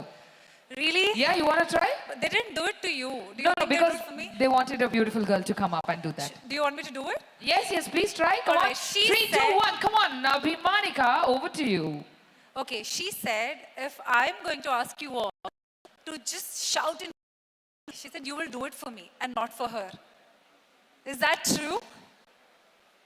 Because they love me, no, they're okay with me. अरे सुबह से है कोई नहीं, हाय नहीं बोलते तो भी प्यार है. I want to hear it for you and then for me. All right, boys and girls, ladies and gentlemen, come on, 3, 2, 1. Okay, let's just divide. I want to hear some noise from this part of the hall. Can you all do that for me? Oh, on my count. 3, 2, 1. Could have been better. Let's hear it from this part of the hall. 3, 2, 1. They were a little better. Let's do it one more time. But this time, I want you all to just stand. Can you all just stand off the chairs. I have been observing, I've been sitting there, I've been moving around. I'm sure a lot of you must have observed me moving around. You all have been stuck to your chairs like it's a Fevicol glued and you're not moving at all. Can you all just rise? Stand up, please. Please, please stand up. Stand up, stand up, stand up, stand up. Yes, yes, yes. Can you all just take 4 steps and come ahead, a little ahead? You all can just space out here. Come a little ahead. Walk, walk, walk. On the count of 10, 9, 8, 7, 6, 5, 4, 3, 2, 1. Everybody, I know. Okay, can you all just shake your hands? Like, yeah. Yeah, I know we're all going to be kids right now. You all have been so lazy, sleepy, hungry, sleep deprived. I know, so I want to bring that energy back. Everyone, hands up in the air. Did you watch the video I was in? Yeah? Yeah, did I influence or inspire you? At least, yes? Yes. Can you all just do this? Okay. Everybody, hands up. I know you're a little shy. Okay, for now. Okay, we all did this, right? Keep your fingers widespread. I'm going to teach you something today. Are you all ready to learn something with me? A little bit? Okay, hands up. Fingers widespread. These are called jazz hands. This. You see us dancing, moving. Jazz hands. What do you call them? Jazz. Jazz, yes. What is this called? Fisted. Punch. Punch. Punch. Yeah, you punch the person next to you. Right? Okay. What? What hands? You see, all the Indian dance forms, you do what? What? Yeah? Can you all show me jazz hands? Can you all show me what hands? Can you all show me punch? Fisted. Okay. Feet together. Feet apart. Feet together. Feet apart. Stand at ease. Attention. So in dance, we call this a first position. We call this a second position. Can you all just keep fisted hands, elbows up? Yeah? Here. Stronger. Feet apart. Second position. First position. Second position. First position. Second. First. Second. First. Second. Second. Second. First. First. Good job. Punch, punch, punch, punch. Yeah, that's how you do it, right? All right. Jazz hands. Fisted hands. Jazz. Fist. Jazz. Can you just say it along with me? Yeah, can you do that? I am at the top of my voice. I want you all to also shout and sing and say it with me, all right? Jazz. Fist. Okay, let's do fist. Jazz. Fist. Jazz. Fist. Jazz. Fist. Jazz. Fist. Jazz. Fist. Jazz. Fist. Jazz, jazz, jazz, jazz. Hey, hey. Hey, hey. 1 and 2, 1 and 2. This is it. This is it. That is exactly what you're going to do with me. Okay, let me teach you something. What is this called? Snapping, right? You do a snap 1, 2, 3, 4. 1, 2, 3, and 4. Can you all do it? All the boys. I don't want to call everyone men. I am calling boys. Boys, hands in the pocket. Yeah. Your left hand in the pocket, your right hand out, snap. Can you all do that? Snap, snap, snap, snap, snap, snap. 3, 4. Everyone, your right hand, snap. Show me your right hand. Right, right, right. So you snap out, bigger. Can I see the snap? Bigger. 1, 2, 3, 4. ये क्या है? ये क्या है? Bigger. Bigger. Can I see bigger movements? Don't hit the person. Don't hit the person. Don't hit the person. Can we do that? 5, 6, 7, go. 1, bigger, bigger, bigger, bigger. Kick, kick, kick, kick, kick, kick, kick. Now let me show you. अगर ये बंदा if this guy is teasing me or if he's bugging me, do I kick like this? Arija? No. I kick. Can I see the kick happening? Kick. Kick with your heels. Kick. Kick. Kick. Kick. 1, 2, 3, 4. 1, 2, 3, 4. How many times? 4 snap, 4 punch. Can I see that? 5, 6, 7, go. 1, 2, 3, 4. Punch. 2, 3, 4. Yeah, good job. Now can you all say it and do it? Yeah, can I see? 5, 6, 7, go. Punch. 2, 3, 4 again. 1, 2, 3, 4. Punch. 2, 3, 4. Yeah? Yes? No? Yes, right? Now cross out, cross out. Cross punch. Down. Cross out. This side, to your right. Mirror image, to your right. Cross out, cross out.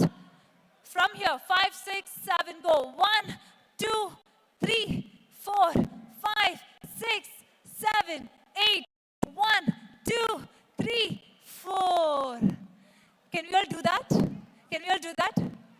Okay, 5, 6, 7, go. 1, 2, 3, 4, 5, 6, 7, 8. 1, 2, 3, and 4. कुछ तो हो गया हाथ पैर. You know, this is what happens as you age, your focus levels go down. That's why we do a physical activity. You know how important it is? Your mind and body doesn't coordinate. You don't know where your hand is going, you don't know where your leg is moving, right? That's why I'm here. Just for you all to loosen up. Can we have the first song and then we'll go back to this? You will just follow. If I am going here, you will go here. If I'm going here, you'll go here, okay?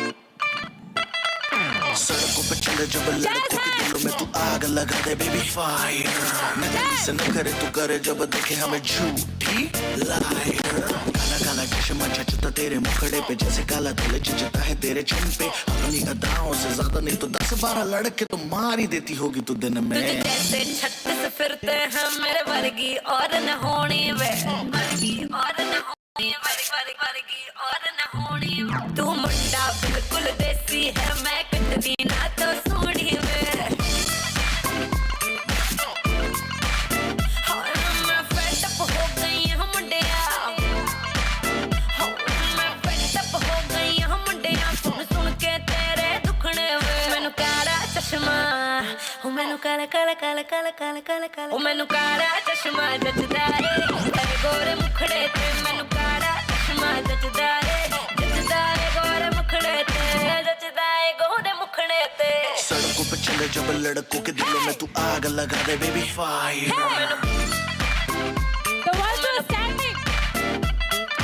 नकली से न करे तू करे जब देखे हमें झूठी लायर मैनू काला चश्मा ओ मैनू काला काला चश्मा ए काला चश्मा ओ काला काला काला काला काला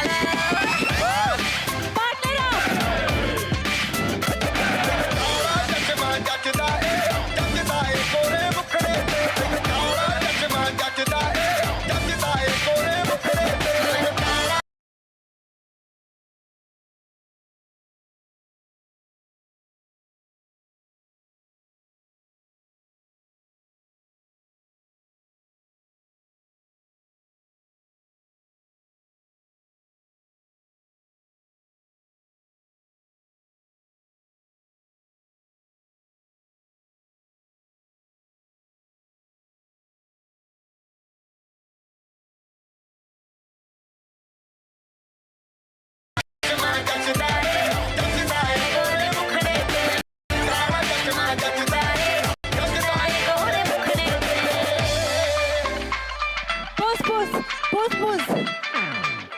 like the boy pose. Photos lena, jaldi. Ah!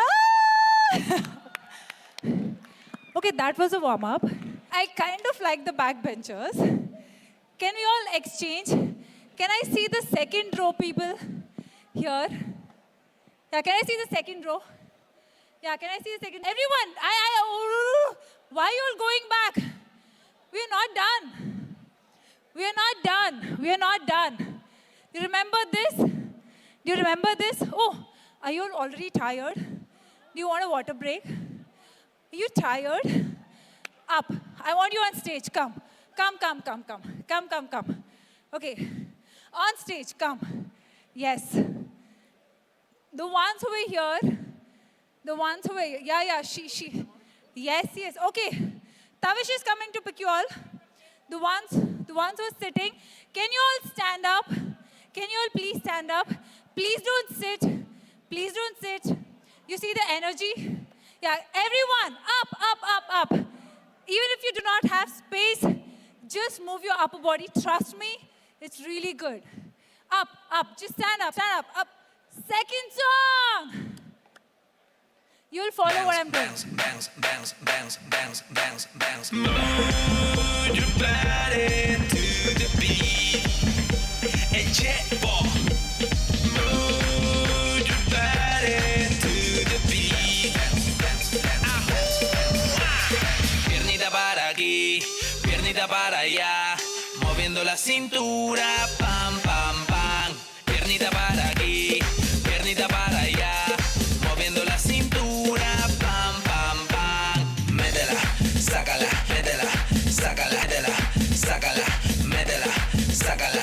Mete pierna, saca la pierna, mete la pierna, saca la pierna, mete la pierna, saca la pierna, mete la pierna, saca la pierna, métela, métela, métela, métela, métela, métela, métela, métela, sácala, sácala, sácala, sácala, sácala, sácala, sácala, sácala, métela, métela, métela, métela, métela, métela, métela, métela, sácala, sácala, sácala, sácala, sácala, sácala, sácala, sácala. Bounce. Move your body to the beat. Yo sigo dándole vuelta al mundo. Copiaste. Move your body to the música de otro planeta.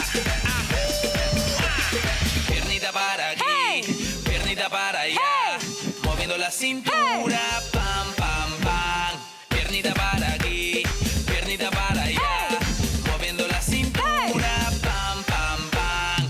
Sácala, métela, sácala, métela, sácala, métela, sácala.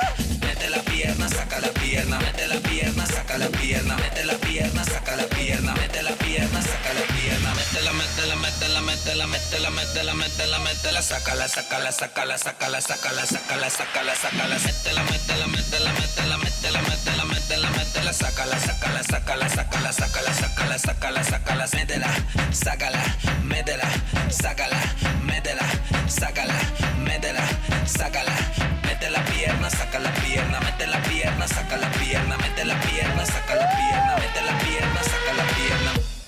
Bounce. Move your body to the beat. Move your body to the beat. Piernita para aquí, piernita para allá, moviendo la cintura, pam, pam, pam. Piernita para aquí, piernita para allá, moviendo la cintura, pam, pam. El chepo, música de otro planeta.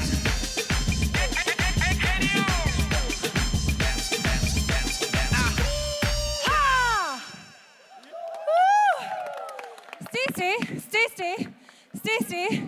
Can you take 2 steps back? You need water break? Do you need water break?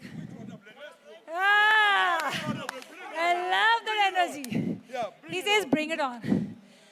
None of you all felt inspired, motivated? No break? Yeah. Can you all space out? You're hitting each other. Can you all out? Okay. She just gave a big introduction. You all heard my name. Can you tell me what my name is? Remember your name? I am walking away. He doesn't remember my name. Thank you so much. I am Abhimani Kad. Abhimanika. I am the only Abhimanika in this whole world. Can you all please come up? Sir, can you join us on stage? Please, yes, yes. Okay. Yes. Do you all remember the first step that I taught you? Snap, punch. Can you all do that? 5, 6, 7, go. 1, 2, 3, 4, 5, 6, 7, 8. 1, 2, 3, 4. Yeah, cheated.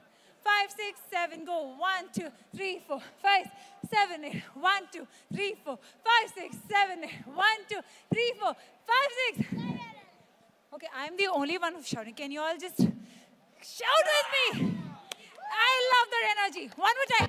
5, 6, 7, go. 1, 2, 3, 4, 5, 6, 7, 8. 1, 2, 3, 4. 1, 2, 3, 4, 5, 6. Fisted hands. Can you all show me fisted hands? Fisted hands. Jazz hands. Jazz. Normal hands. Normal. What? Point. First position. Second position. First. Second. First. Second. Okay, on the music. On the music. Okay. You better run, you better do what you can. Don't wanna see no blood, don't be a macho man. You wanna be tough, better do what you can. So beat it. But you wanna be bad, just beat it. Beat it. No one wants to beat it. Show I'm funky. Pause. Did you get that? Yes? Can we do it one more time? Just follow. Let's go. One more time. You better run, you better do what you can. Don't wanna see no blood, don't be a macho man. You wanna be tough, better do what you can. So beat it. But you wanna be bad, just beat it. Beat it. No one wants to beat it. One more time. One more time. On my count this time. Then on music. Then I'll watch you guys. Okay? 5, 6, 7, go. 1, 2, 3, 4, 5, 6, 7, 8. 1, 2, 3, 4. By 2050. 7, 8. 1, 2, 3, 4, 5, 6, 7, 8. The ones who are sitting, you know you guys can still do this standing there in your places. Please, up, up, up, up, up. It's fun learning something. Let's do this. On the music. Blood, don't be a macho man.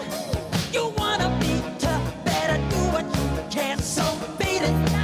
But you wanna be bad, just beat it. Beat it. Beat it. No one wants to beat it.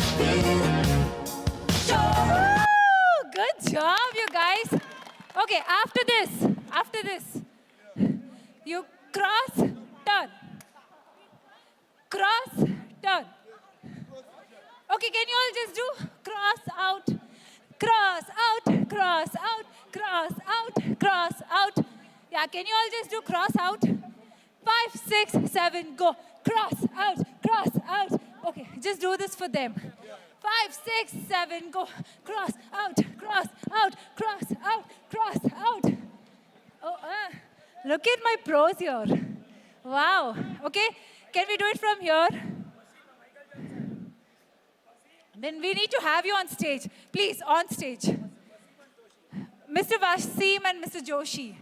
Please, up, up, up, up. Okay, that's Joshi. Okay, I'll call you after this. You should come. Okay, from the top. 5, 6, 5, 6. Don't wanna see no blood, don't be a macho man. You wanna be tough, better do what you can. So beat it. But you wanna be bad, just beat it. Beat it. Beat it. Beat it. No one wants to beat it. Beat it. Show I'm funky, strong as your fighter. It doesn't matter. Yeah, so for now, we are not crossing out, we're just jumping here. Okay? And then you go wave, wave, wave. Can you do this? Yeah, but I'm making it easy. Okay, one more time. Let's go. Let's do this. Don't be a macho man. You wanna be tough, better do what you can. So beat it. But you wanna be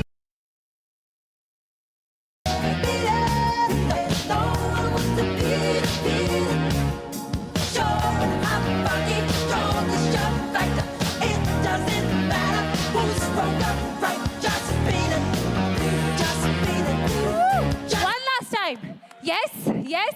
Let's go. You wanna be We have one song after this. can't so beat it, but you wanna be bad, just beat it, beat it. No one wants to beat it. Sure, I'm funky, strong as your fighter. It doesn't matter who's wrong or right, just beat it, just beat it, just Good job. Stay. One last song. I want the zingat. How many Marathis here? Woo! One last song. I want more energy in the room. Okay, once again, can you pause? Okay, the ones sitting. Can you all please cheer for us?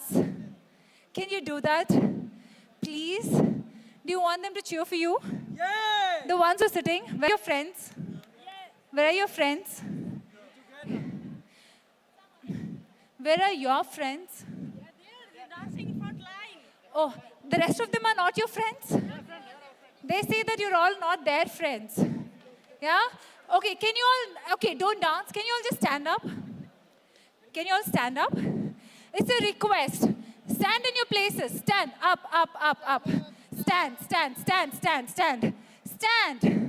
Please, stand up.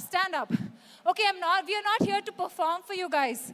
We are here to have fun together, right? All you can do is cheer for your friends. I want you to clap. Others, you all will follow me. Others.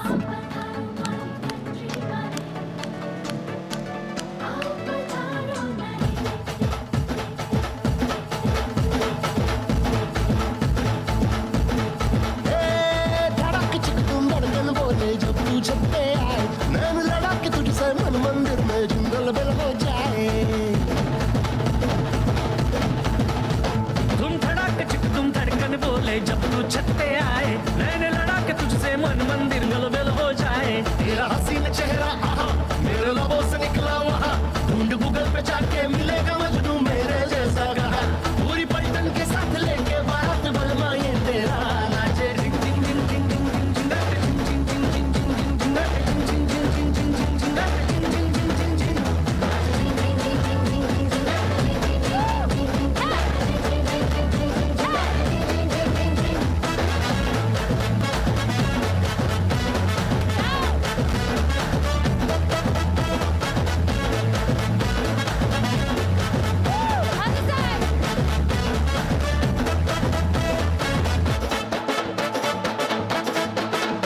आया 10 kilometre पैदल चल के मैं तेरी गली मुझको पानी भी न पूछा खुद मोटरसाइकिल पे चली तू सहेली के संग जाके रेस्टोरेंट में पिज्जा खाए धूप में बाहर बैठा बैठा मैं चुभता हूँ मूंगफली चली तेरी सवारी जहाँ संग चला मैं तेरे वहाँ फैन हूँ बेबी तेरा लगा हूँ पीछे तुम चलने की तरह चाहे जितना भी डांट छोड़े ना साथ बलमा ये तेरा नाचे जिंग जिंग जिंग जिंग जिंग जिंग जिंग नाचे जिंग जिंग जिंग जिंग जिंग जिंग जिंग नाचे जिंग जिंग जिंग जिंग जिंग जिंग जिंग नाचे जिंग जिंग जिंग जिंग जिंग नाचे जिंग जिंग जिंग जिंग जिंग जिंग नाचे जिंग जिंग जिंग जिंग जिंग जिंग नाचे जिंग जिंग जिंग जिंग जिंग जिंग नाचे जिंग जिंग जिंग जिंग जिंग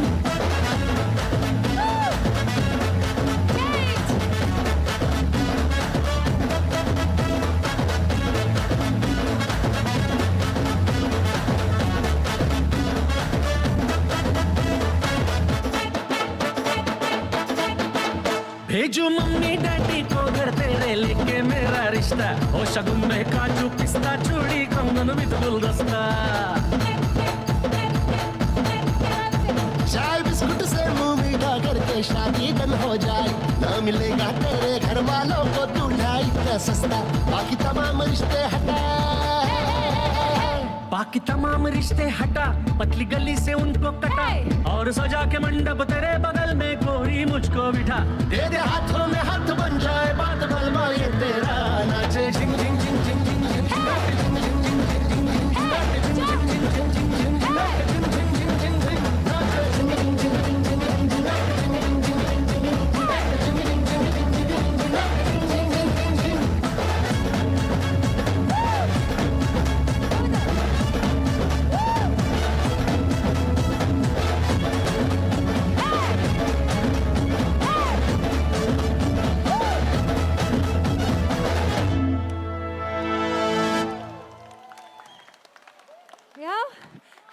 fun, had fun. Okay. Come. All the first liners. Can you all at least join me here for a group picture? Yes. Quickly. The ones who danced here. Oh, okay. They're tired. One picture, I'll play one Teen Mar song for all of you to dance there. Okay? Thank you. Picture. Okay, please make sure everybody is visible. Side mein. Okay, center. Sorry. You guys can sit, you guys can stand. Quickly. Okay, 10, 9, 8. Cheese.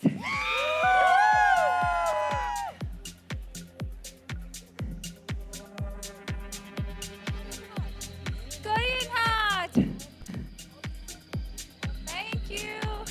Thank you very much.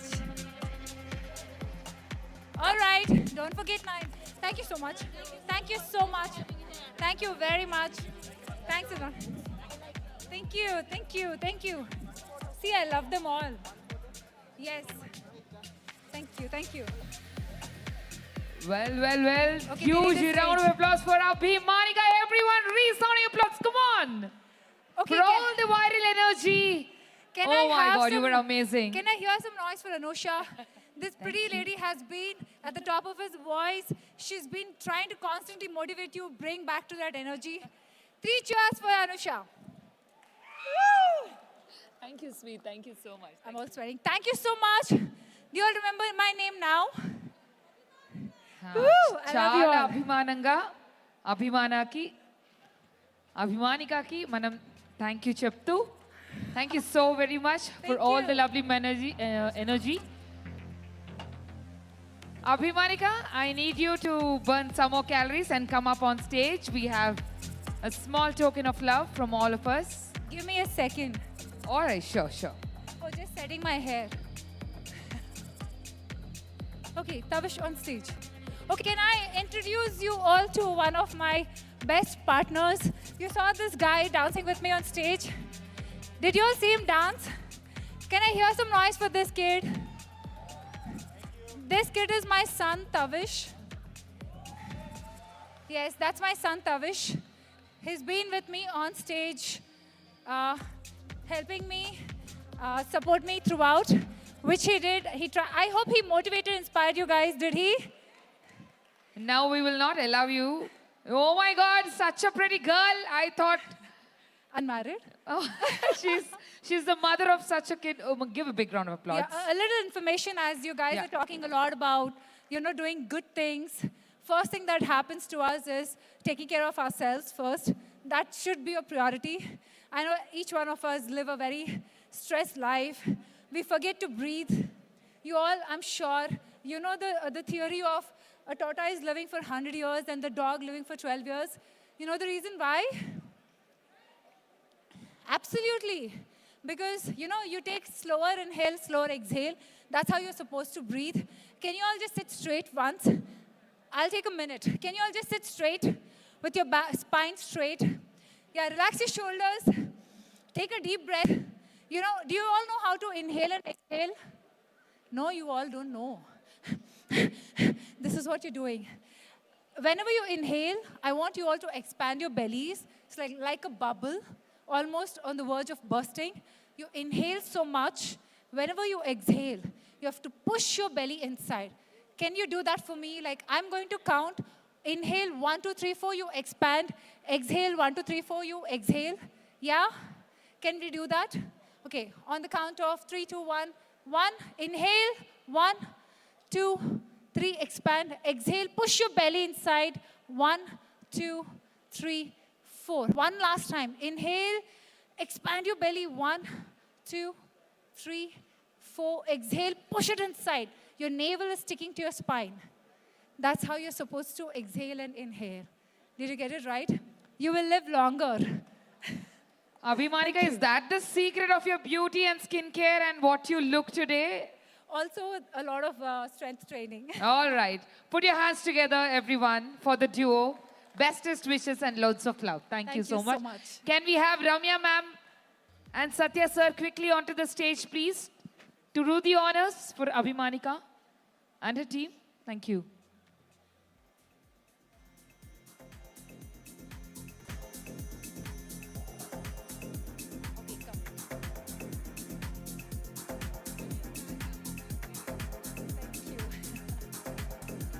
Put your hands together, ladies and gentlemen. Satya Garu, I request you to kindly join.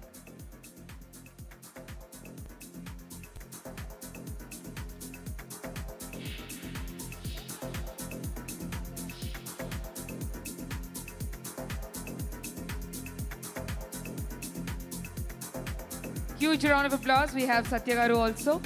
Yes.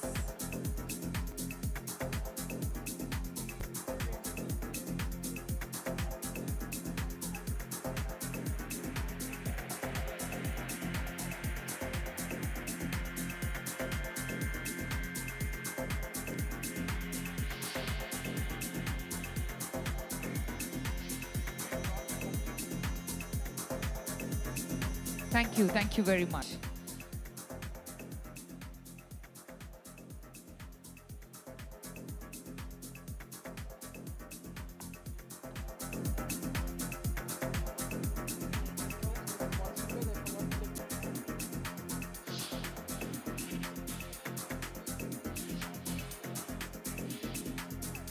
Ladies and gentlemen, a quick important announcement before we continue to our next segment. We are pleased to inform you that Sri Arka Logistics Private Limited has arranged complimentary transportation for all the delegates after your dinner and drinks, so you can carefree, drink heavily, and move in their cabs and transport provided by them. So please enjoy your evening without worrying about your return transportation. Oh, you love it so much? Let's give a huge shout out, Sri Arka Logistics Private Limited. The further details regarding the vehicles and departure will be announced shortly by the event team. Thank you, everyone. So from morning, I and MC Mohan, can I have you quickly on the stage, please? Thank you so much for all your love, your trust, and the opportunity. Thank you so much, everyone. It's been an incredible day all through. So I'm an actor, I'm a presenter, I'm a singer, and I'm so very privileged to have my friend, another star, MC Mohan. Can I quickly have you on the dais, please? So morning nunchi మీ అందరిని entertain చేస్తూ అలరిస్తూ ఎనర్జీతో మీ అందరిని అలరించిన మోహన్కి ఒక్కసారి గట్టిగా చెప్పాలి. Come on, let's give a big round of applause. Thank you so much. I don't want to further extend this because we are already running behind the schedule. But anyways, thank you so much for the cooperation from each one of you. Can we make some noise, guys? Thank you. Thank you. Love you so much. Over to you, Anusha. Thank you so much. So this is MC Anusha Wari signing off. But before that, there is an amazing presenter, a percussionist, an actor, a singer, and whatnot. Multi-talented, my friend. It's my absolute pleasure and honor to invite you with all love. Come on, quickly. I know you've been waiting for Harish Bharadwaj, everyone. Right, check. Is the audio clear, everybody? Now, volume, but I'm not getting the response here. Is the audio clear, everybody?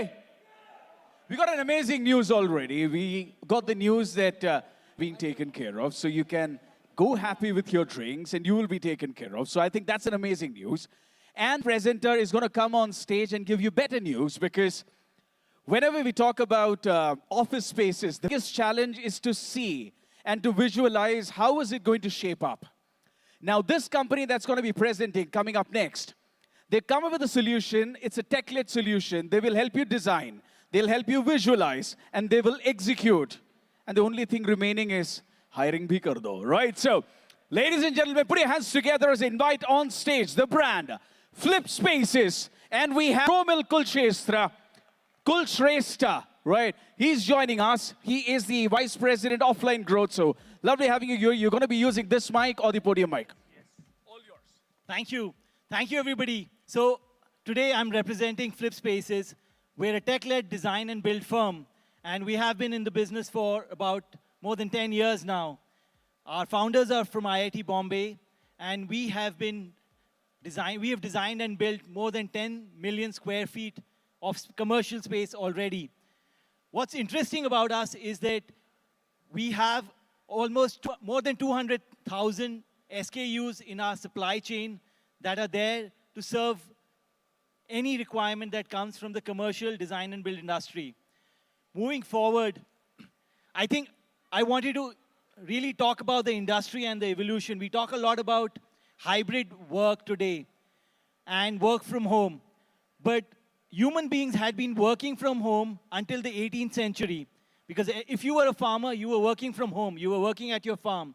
Even if you were a blacksmith, you were working from home.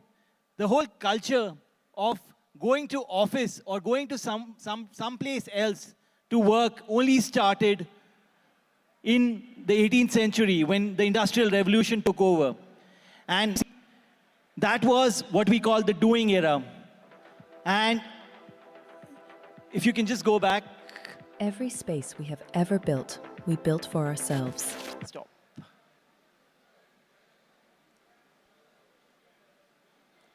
So that's what we call here the doing era.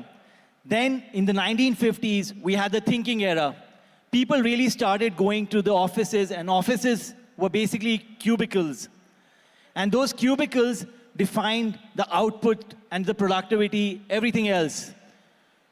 And then after COVID, we are now in the meaning era, where people are looking at play equivalent to productivity. The Gen Z has changed the workplaces, and we really do not know what's going to happen next with AI. So next, we'll present, if you can just present the video, we want you to think about how spaces will look in 2050. Every space we have ever built, we built for ourselves. Soon, that stops being true.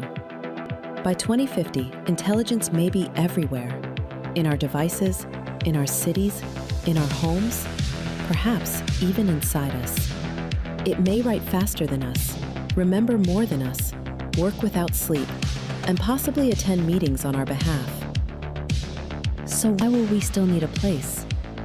Why cross a city to sit in a room?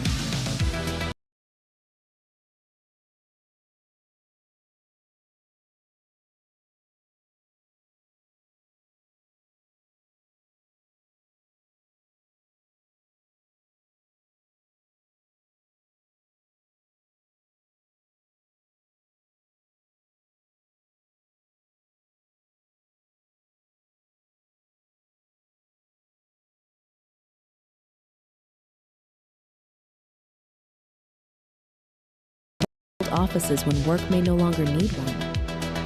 Why occupy space at all? Will the space still be walls, floors, and ceilings? Or will it become something else? Will it know why we entered? Remember what we forgot? Will it understand the difference between a busy room and a room where something is actionless? When to connect us? When to leave us alone? A good space always has, quietly shaping what we think, how we feel, and what we become. We already spend most of our lives inside spaces, but by 2050, will we still occupy them?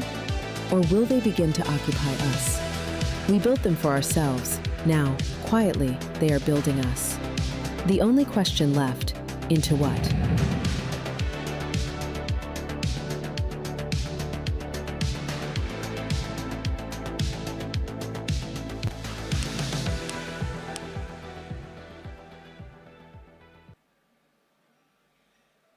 So how do we create future-ready workspaces?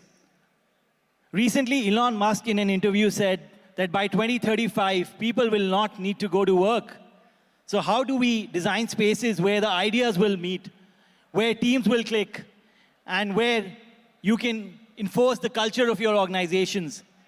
It's a very tough problem, and therefore, we have the framework for it. It's called co-create. Co-create is basically, the C here stands, the first C stands for collaboration. O means outcome-driven. And I will not go into the details of this framework right now because the time's short, but because we are here at Sustainx, let's talk about earth consciousness. That is a very critical element of how we design our spaces even today. And in the future, this is going to be really something that we will have to think about. And when you look at being earth conscious, sometimes how you design the floor plate itself can become ESG. The reason for that is research shows when you're having daylight in your offices, you save a lot of power. The moods of the organization are much better. You spend lesser in terms of the whole acoustics as well. So basically the whole idea is that we are going to make earth conscious choices when we design any spaces. The R in the co-create stands for responsiveness. Now this is an example of a space where at 9 a.m. everybody's coming in and it's a co-working lounge mode. Everybody's working together. It's just, and let's move to 12 o'clock, for example, now, next. So this becomes the cafeteria mode. Everybody's having food. Now, if you have reconfigurable, multifunctional layouts, you will see productivity increases. And that is what we are trying to demonstrate by being a responsive in terms of our design. Now, if you see this, at 3:30, this becomes a collab street. And what really happens here is you're dropping the fatigue and stress that comes from working in spaces where you have to come in repeatedly every day. So the change itself is valuable. Now, if you go back to the evening time, this can become your town hall or a theater mode. So this flexible design leads to productivity. But more importantly, what we are showing you here is not just something theoretical. This is what we have done for BFIL. It's the rural arm of the IndusInd Bank. And you can see how the space is changing during the course of the day. If we move forward, we'll talk about how AI and VR tech are changing the future of the spaces.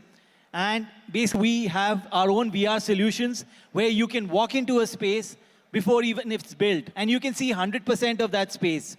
So if you can move to the next slide, please.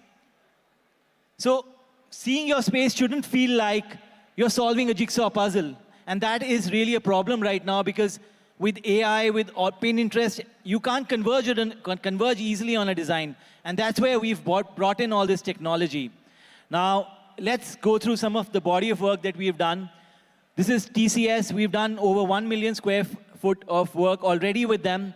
Ghaziabad in Tour. And more importantly, what we want to show is the fact that we can do things at big scale. BFIL, I've already spoken about. This is the office space that we did for them. This is Emirates. It's a space that we are just delivering to them in Mumbai. So now, the question that I want you to really ponder about as I close out this presentation, a workspace can be a guardian of well-being. It can be a stage for collaboration. It can reflect your company's ethos. It can be a mirror of your culture. It can also be a coach for high performance. It can be a catalyst for your productivity. It's your choice how you want to build it, and we are here to help you build it. So thanks for really giving us the stage here. We have our booth right at the entrance, and if anybody wants to have a chat with us, our team is also there. So we'd love to interact with you and have your thoughts about how the space should look in 2050. Thank you so much.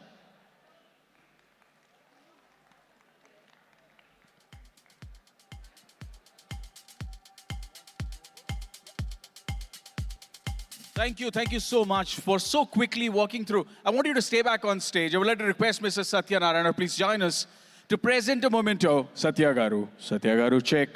Satya Garu, check 1. Satya Garu, check 2. Request you to please join us on stage. Fabulous presentation, so beautifully walked us through what the future of spaces are going to be looking like. And thank you so much. Requesting the team to please join us.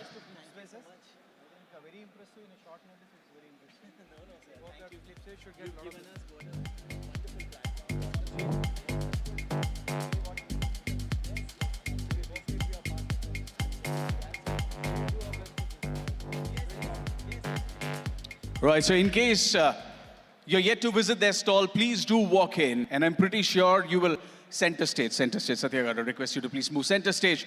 Ladies and gentlemen, please put your hands together for Mr. Romil Kulshrestha from Flip Spaces, Vice President Offline Growth. Please do walk into their stall. I'm pretty sure you'll be super in the kind of customization that they're able to do with the design phase itself, and they also help execute it. So I think that's a great value add and surely reduces a lot of headache for people who are designing their office spaces. Can you step in, please? Satya Garu.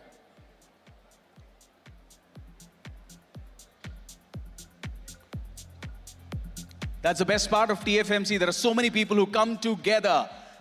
Hampers galore. Thank you so much, Satya Garu. Next up, I'm pretty sure there's a lot of action that's happening on stage. There'll be dance, there'll be music, there'll be a lot of awards.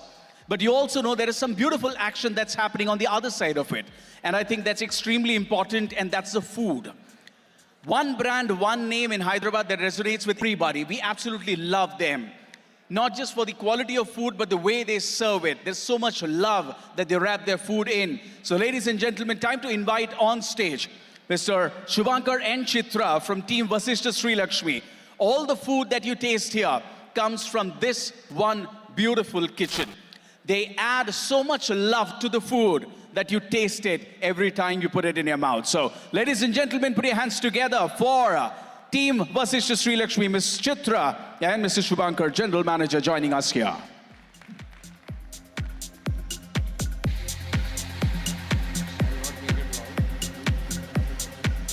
All yours.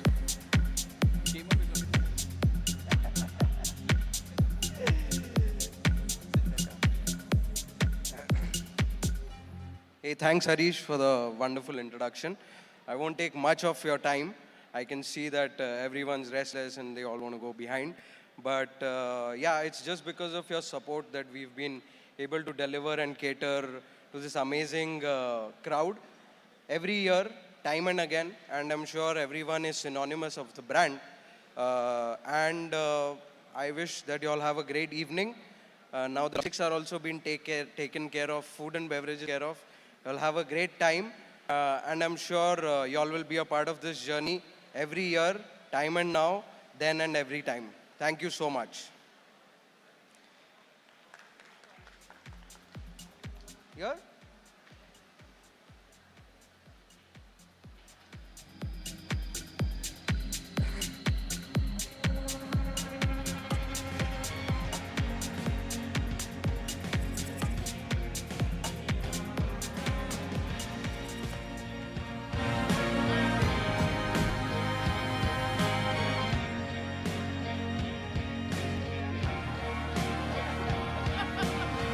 Thank you so much once again. Once again, a big thanks to Team Vasishta Sri Lakshmi, because they do the magic every time. They're so consistent in creating that experience that we fall in love with their food and the kind of exhibition that they actually do every time, time and again.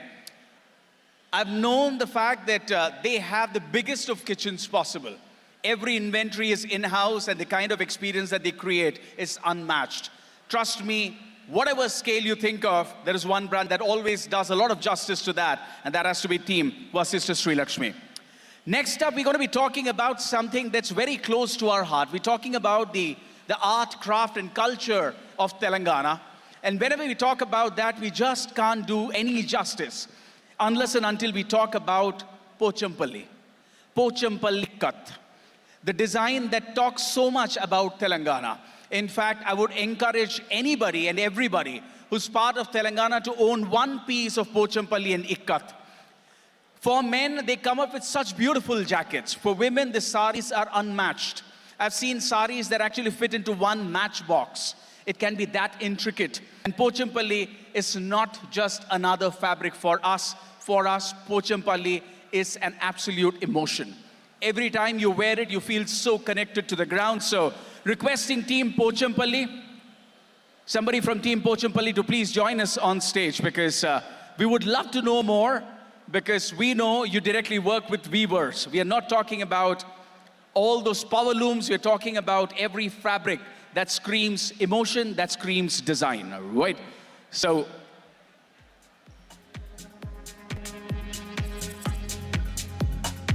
I just love this, man.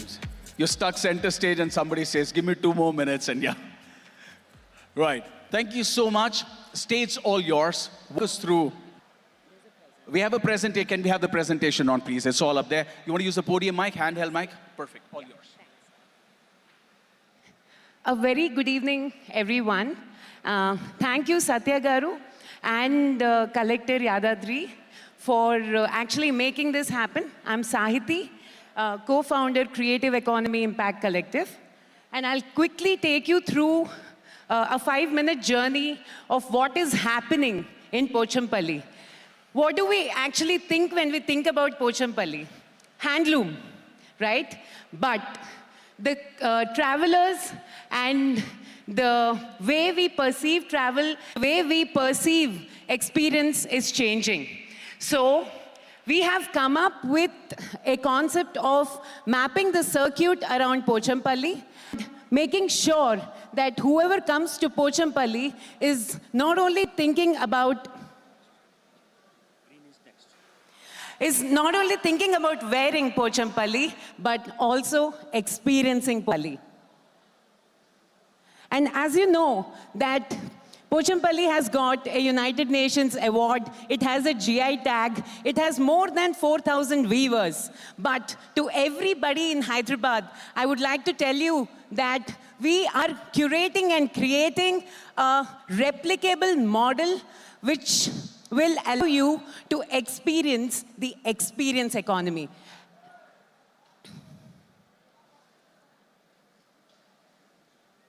So, the weavers who are the products become an experience, sightseeing becomes rural tourism, and the consumption becomes a connection, which means you can come to Pochampalli, you can experience the rural life, the paddy fields, the Telangana cuisine cooked by the local women, and you can go to the houses of the weavers and then go shop. So next time you think about Pochampalli, think about experiencing Pochampalli. And that's what the community is here for. Some of the community members whom we have created and curated the creative livelihoods that we talk about sustainability. And sustainability is not charity. Sustainability is economic empowerment. And that is what happened in Pochampalli. A weaver became a storyteller. A woman became a cuisine entrepreneur. A youngster is becoming a tour guide or a tourism entrepreneur. So based on their skill and based on what they're good at, without uprooting the original fabric and the beauty of the region and the place, we are curating this beautiful experience which Satya Garu has already brought in a lot of people, and we have done some pilots, and now the community is ready to make you experience their warmth, the connection, and the beauty of Pochampalli. So hence, when we went to Pochampalli, we understood the circuit, we met the people, we identified the creative talent, and we have trained them to be on their own. And now, they are hosting people and they have become entrepreneurs. This is a successful model, and with all of you, I'm sure the community would love to invite all of you to experience that beauty and that purpose. So, the weaving knowledge became a weaver storyteller, and we also have a lady when we went and we trained and we asked her, what can you do? What is your skill? She said, I can do sari draping. And she's been doing that now for the last few weeks to the tourists who are visiting Pochampalli. So next time you go to Pochampalli, you can not only experience Pochampalli, but you can also wear Pochampalli, look like a local and experience like a local and eat like a local.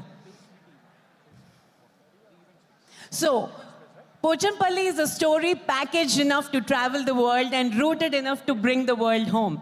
I invite all the beautiful community members. This is a community-led, place-based, creative livelihood solution. and which is completely driven by the community, and there is no middleman involved in all this. The community, the village is holding on to its roots and making sure that you people can have that beautiful experience.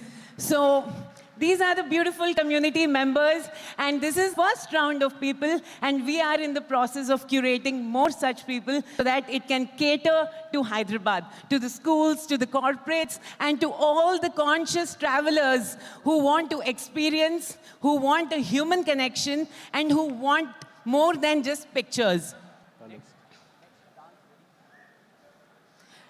So I'm not going into the details of the Sustainable Development Goals, but as we have worked on it, their journeys and these solutions align with a lot of, and there's a lot of impact work and documentation happening, and so many, and the strength of this model is the government, the private sector, and the service sector is coming together.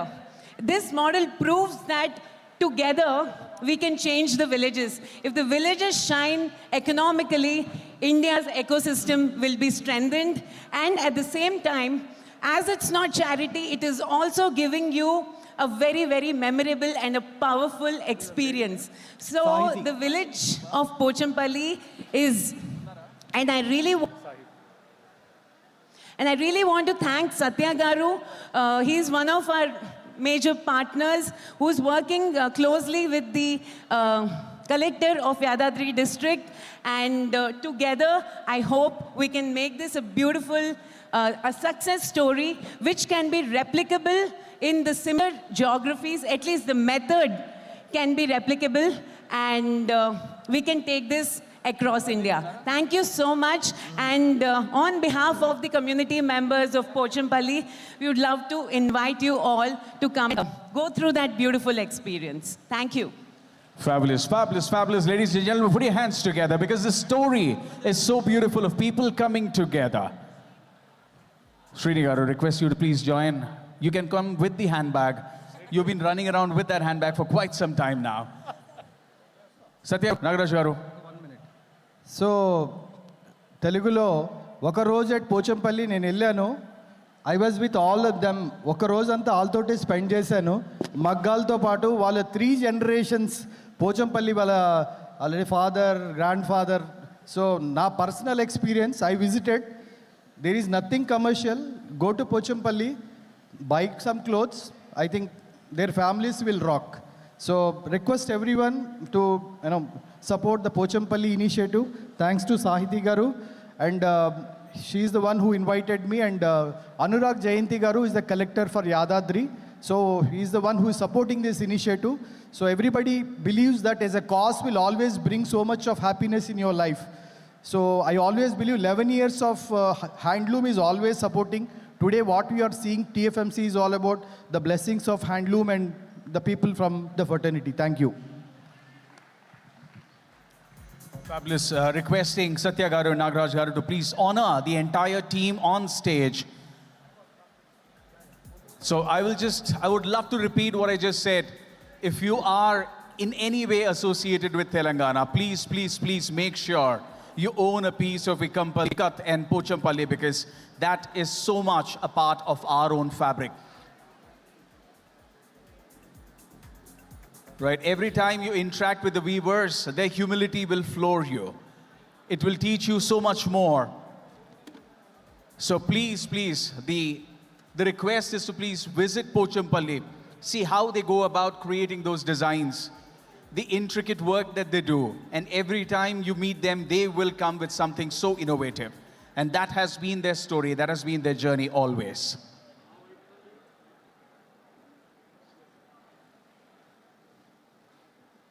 So even if you go to their stall, apart from all the fabric that they have little ragi laddus. So that's just another way of saying that we are so rooted to our traditions. We can actually, starting from food to the fabric to the design, everything can be so local. So all the people who are coming from abroad, welcome to India. And almost in every district, you will come across something that's so unique about them. It could be the food, it could be the fabric, it could be some essence that they add to the overall fabric that we call India.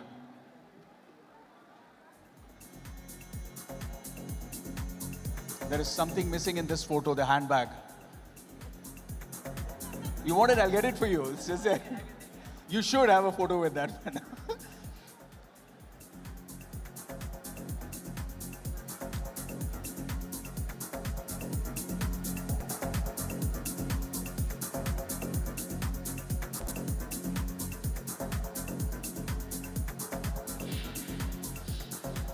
While we do the felicitations, I would also love to talk about the work that TFMC has been doing, the kind of work that they have done, the kind of spaces that they have created, the kind of experience that they have curated for all the action that's happening in Hyderabad and in Telangana. It's something that absolutely noteworthy, and we absolutely love this community for doing that. So thank you once again, TFMC, for being yourself, for doing such great work.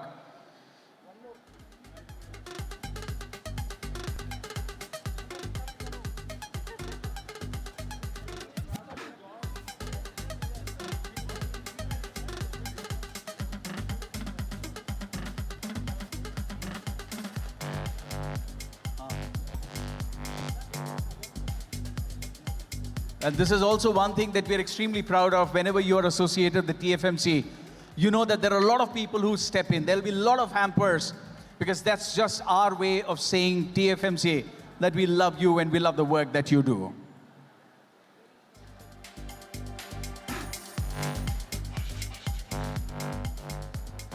Thank you, Nagaraj Garu.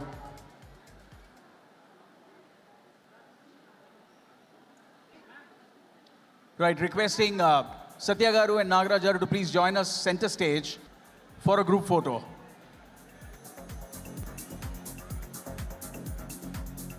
మన camera వెనకాల రామ్ గోపాల్ వర్మ గారు ఉన్నారు. చిన్న చిన్న angle కరెక్షన్లు చాలా చేస్తారు. Late చాలా అయిపోయింది. త్వరగా మంచిగా ఒక ఫోటో తీయండి please. Excuse me please. Ramya please.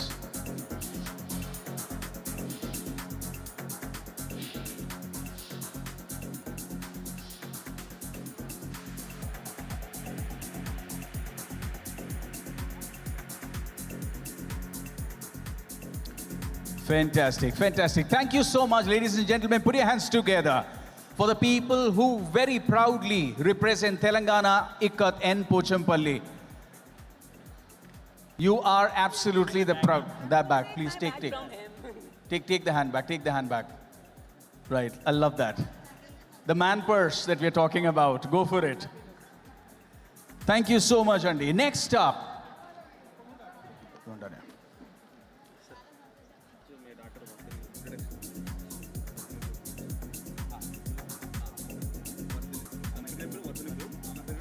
Right, okay.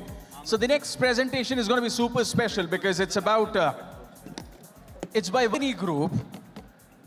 And I have the proud father standing right next to me because the person who's going to be introducing the brand is his daughter and her name is Vardhani as well, right? So requesting Vardhani to introduce Vardhani, right? So ladies and gentlemen, put your hands together. For Vardhani, they are the end-to-end turnkey solution providers, all yours. Check.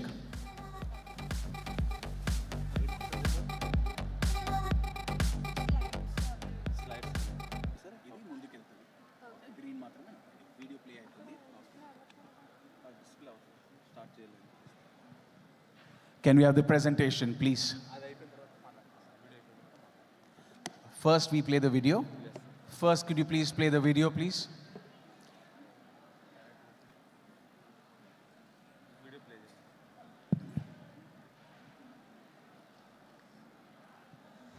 Every building tells a story. Behind every Vardhani Group project is a team that turns vision into reality, one detail at a time. Every project is unique and so our client expectations. That's why we began by understanding their vision. We build a solution that delivers real value. This is not just during execution, but for years to come. That vision only works with a plan to match. Successful projects don't happen by chance. From detailed planning and communication from the very beginning,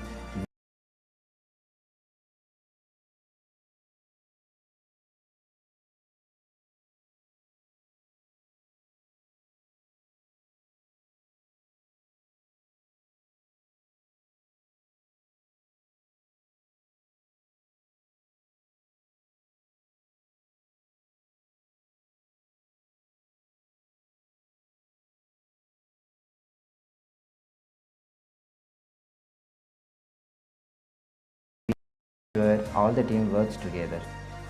And a plan is only as strong as the details behind it. We focus on quality, functionality, and deliver what we promise. Our role is to ensure every technical detail is right, whether it's interiors, civil works, or MEP works. Getting the details right. That same commitment doesn't end with one generation. It's already shaping what comes next. Being a part of Vardhani Group's future means honoring everything that this team has built together and building on it. My focus is on carrying care and precision forward, growing what we have created the right way. And that's what ties it all together, a team and the legacy they're building. From the first conversation to the final handover, this is a team built on trust, precision, and pride in the work. At Vardhani Group, every project reflects the commitment, the expertise of people behind it. Every project we complete become part of who we are. Keep this team building together. This is Vardhani Group.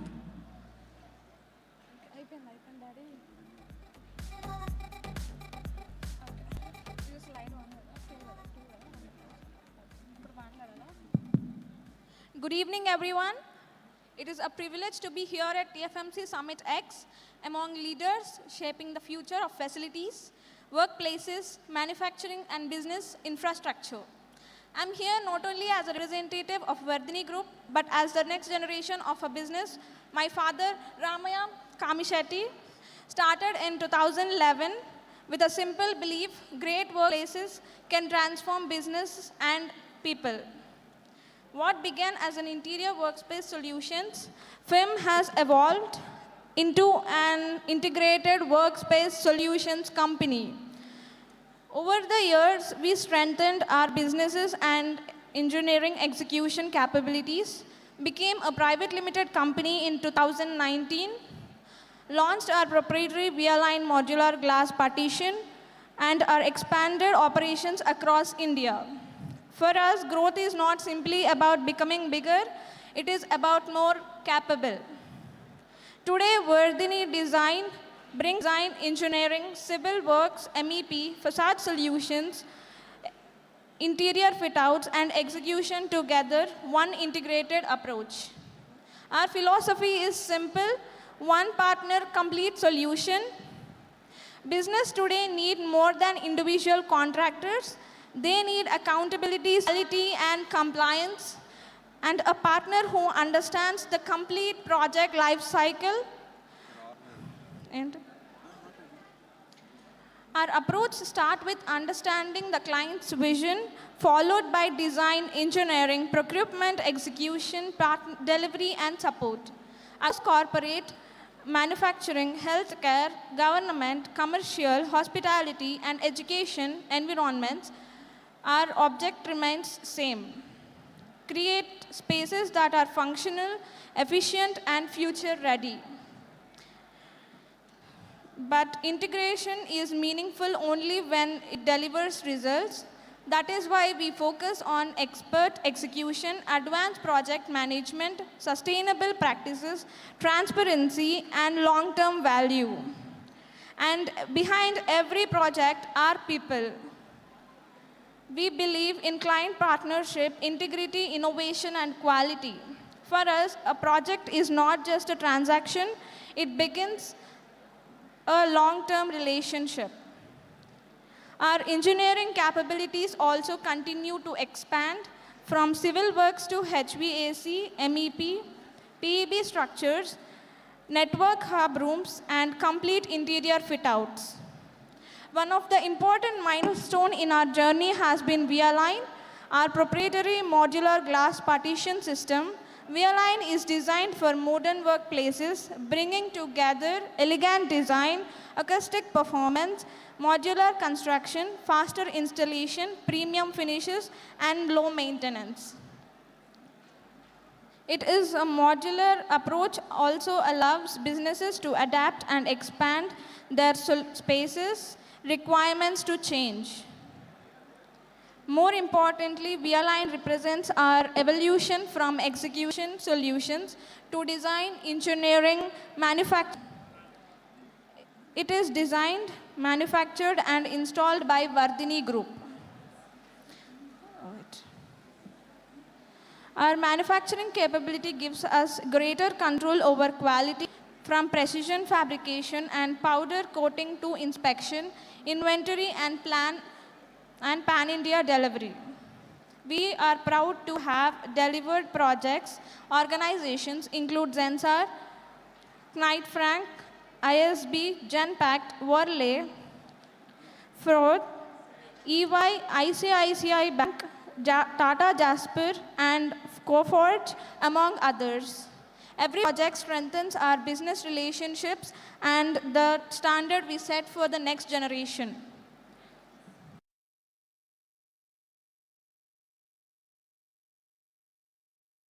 My father's philosophy is built around 4 principles: integrity, innovation, quality, and relationship. As the next generation, I don't see my role as simply preserving what has been built. To bring new ideas, technologies, and capabilities while staying grounded in the values that built Vardhini. The workplace of tomorrow will be smarter, more adaptable. Our future vision, therefore, focuses on innovation, sustainability, customer centricity, growth, people, and community. For us, innovation must solve real customer problems, sustainability must be created long-term value, and growth must be responsibility. We want design tomorrow, workplace today.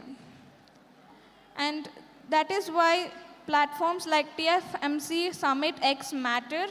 The future of facilities, workplaces, and will be shaped by collaboration between facility leaders, manufacturers, technology providers, designers, engineers, and policy makers. At Vardhini Group, we want to be part of that future, creating workspaces that inspire people, strengthen business, and stand at the test of time.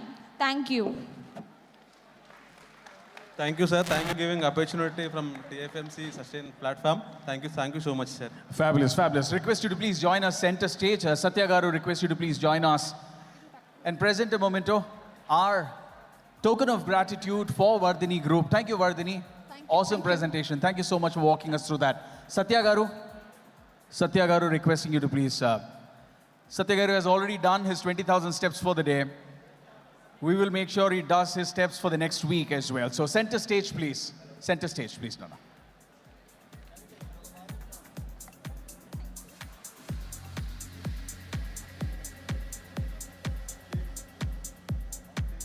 Requesting Team Vardhini to quickly join us on stage. Team Vardhini, at the count of...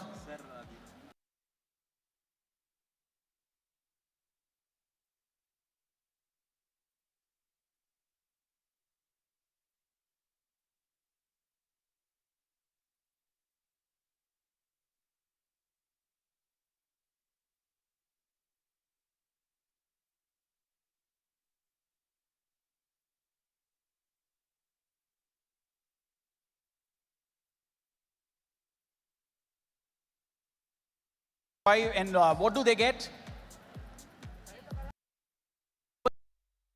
Office chairs? Premium chairs, sir. Premium office chairs are being given out right here. We align. Super comfortable. Okay, Vardhini, read it out really fast.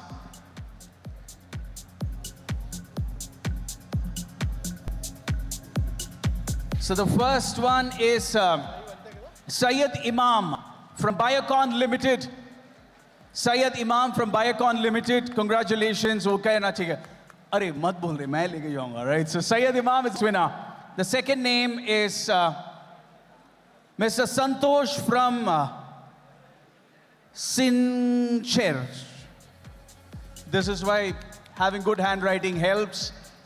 Please make sure you improve your handwriting next time you participate in Lucky Drops. Next one is Dr. Bhadram. Dr. Bhadram. Okay.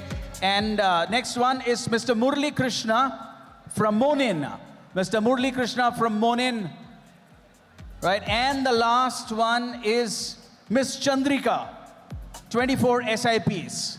Miss Chandrika, 24 SIPs, 5 very comfortable chairs coming up to your place. So congratulations. You'll take one more. Acha.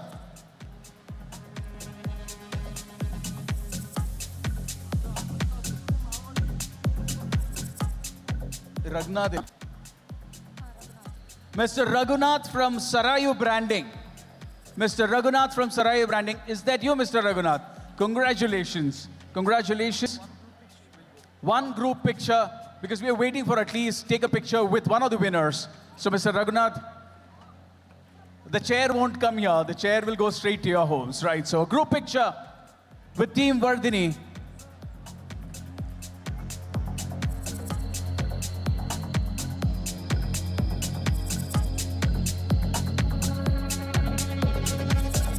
Congratulations, Vardhini Group. May this be another stepping stone for a fabulous journey ahead. Satya Garu quickly presenting a token of gratitude to Vardhini Group for the kind of support that they have extended.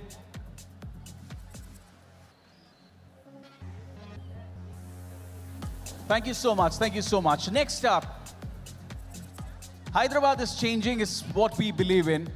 Earlier, Hyderabadi Irani chai was popular, but now the Irani chai has been replaced with one brand, and it's called the Nilofer chai, right? So I think the branding has changed for sure, and I would like to invite Mr. Venu, Vice President Team Nilofer, to please join us on stage for being a partner, for being the support that we always reached out for. Thank you so much for being yourself. Requesting Satya Garu to please join us on stage to present our token of gratitude to Venu.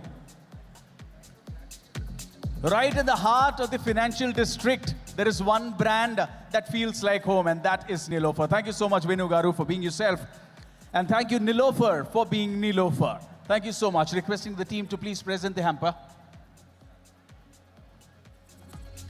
Now, Venu Garu, Nilofer is so popular for giving out hampers. For a change, do you want to receive one?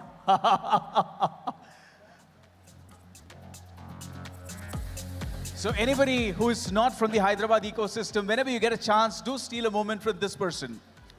Because their journey of being one single outlet to become a brand by themselves is a journey that all of us should know about, should learn from.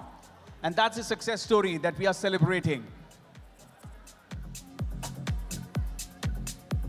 Ladies and gentlemen, put your hands together for Mr. Venu, General Manager, Vice President, Nilofer.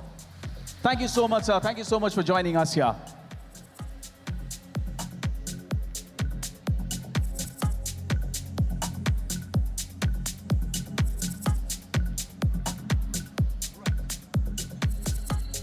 So next up, we are inviting very quickly. There is so much done. There is so much food that's waiting you on the other side.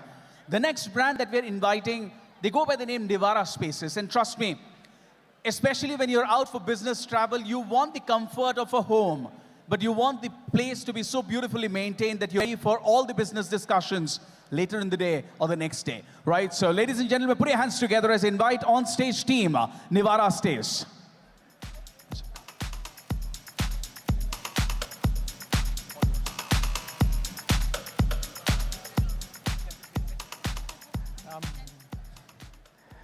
Thanks, Harish. I know the evening is long and everyone's waiting for the bar to open, so we're going to keep this very short. My name is Vishal, this is Sirisha. We're both founders of Nivara Stays, a boutique hotel brand. So we focus on 3 things. Next slide, please. Sleep, next. Intentional minimal decor, next. And spotless interiors. You can go to the next slide. Mainly because we want to give you the feeling of home when you travel. So most hotel rooms feel like that. It feels like a hotel room, like you might have these windows that you can't open, or the bed might feel really soft, you can sink into it, but it just destroys your back in the morning. Or the interiors might be too loud. So our entire goal is to give you rooms that feel comfortable, safe. The bed is orthopedic plus, which supports your back. You have windows that you can open up, soft lighting, and tastefully done minimal interiors to give you that sensation of home whenever you travel. Next. So where are we? We are at Lingampalli, We have rooms and suites. We are at Madhapur. We have rooms, suites, business rooms, meeting rooms, conference rooms.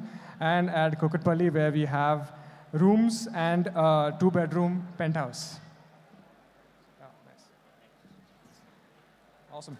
No, it's fine. So speaking of the penthouse, right, we have this beautiful 2-bedroom unit which has an indoor-outdoor deck. It has a fully functional kitchen and a jacuzzi. Essentially perfect for corporate gatherings, drinks with the boys after the game, or a romantic getaway with your partner. Please do drop in. We've had book launches, corporate events, sponsorship deals on this little penthouse that we created here at Kukatpalli. And why choose us? Because we are corporate friendly. My co-founder Sirisha is your single point of contact for anything, for bookings. Thank you, sir. For bookings, for queries, for any modifications, everything. We have specially designed workaholic rooms, meeting rooms, and conference rooms, as well as being budget friendly. We promise to give your guests, your employees, well-rested sleep so they can go back the next day and deliver. Speaking of workaholic rooms, right, so we have certain rooms where we have this standing adjustable desk, extra monitors, keyboard, mouse, earphones, headphones, and a webcam. So even when you travel and you have to take that late night meeting, you can do it very comfortably. And by the way, this is the only picture in this deck so far that we have downloaded from the internet. Every other picture is from our own property. What you see is what you get. Essentially, that's us. We build hotels that feel like a home. Now, don't take our word for it. Our reviews are pretty good, I would say so myself. Google, Airbnb, GoIbibo, Booking.com, and a lot of guests give us incredible reviews on a daily basis. Gautam said he had the wonderful stay here. Overall vibe of the place is amazing. Prasanna said, best stay I've had in my life. And we get hundreds of these since we opened. But it's not just about the reviews that, hit their mark. Even the ones that don't actually get 5 on 5, we look into it, we understand what the issue is, and we rectify it. For example, Dr. Chaitanya said he had trouble going downstairs filling water each time. So we double the number of glass bottles and have them kept on each floor near our lift. Essentially, we use glass alkaline water because we believe in sustainability. Now, the most important thing is it's not about the numbers. I want to talk to you guys about one guest that we had and why the next review is a little special to me. So we had this guest, Maria, who stayed with us, and she is a young mother, had a little baby with her, and she had stayed with us because she had an exam to go the next day. And after she checked out, she wrote us this review, right from the watchman who helped her book her cab and took care of her luggage, to our staff who let her extend the room for another 30 minutes to breastfeed. She just felt very wonderful, warm, and safe in our entire hotel. Now, the thing is, me nor Sirisha didn't see or interact with Maria at all. It was our entire team who took care of the process, helped her out, and it was only when I saw the review that I realized that this had happened. So this feeling of home that we're trying to promote, it's not just us who are trying to promote it. It's now part of our culture and part of our DNA, Because for us, it's people first, always. So the last slide is disappeared, but that's it. Sirisha, do you want to say a few words? Yeah, thank you for patiently listening out to us in spite of the good, fragrant food calling you from the backside. But I'll take this opportunity to thank TFMC for this opportunity, Ramya Garu, Satya Garu, and everybody else from the fraternity. Thank you so much. And we have a stall right at the entrance, the second stall, where you can see how our rooms feel. We tried to create the replica of our room there. Please visit us, and we would like to work together with each of the corporate and create a feeling of home for all your employees and guests that you would like to host. Thank you so much. Have a good evening. Fabulous. Thank you so much. Requesting both our speakers to join center stage. Satya Garu, requesting you to please join us on stage to present a token of appreciation for Nivara Stays. Satya Garu. Request. Nagaraj Garu, Satya Garu and Nagaraj Garu, both of you this time. Right. Ramon Garu, requesting you to please join because we are building a fitter country where our presenters walk in and off stage so many times. Nice to meet you. Thank you so much, Team Nivara Stays. I think when the leadership actually pulls out a negative feedback and shows that on screen, it very clearly shows the leadership has the heart in the right place. So this brand is surely going places because they are taking care of all the little things. Team.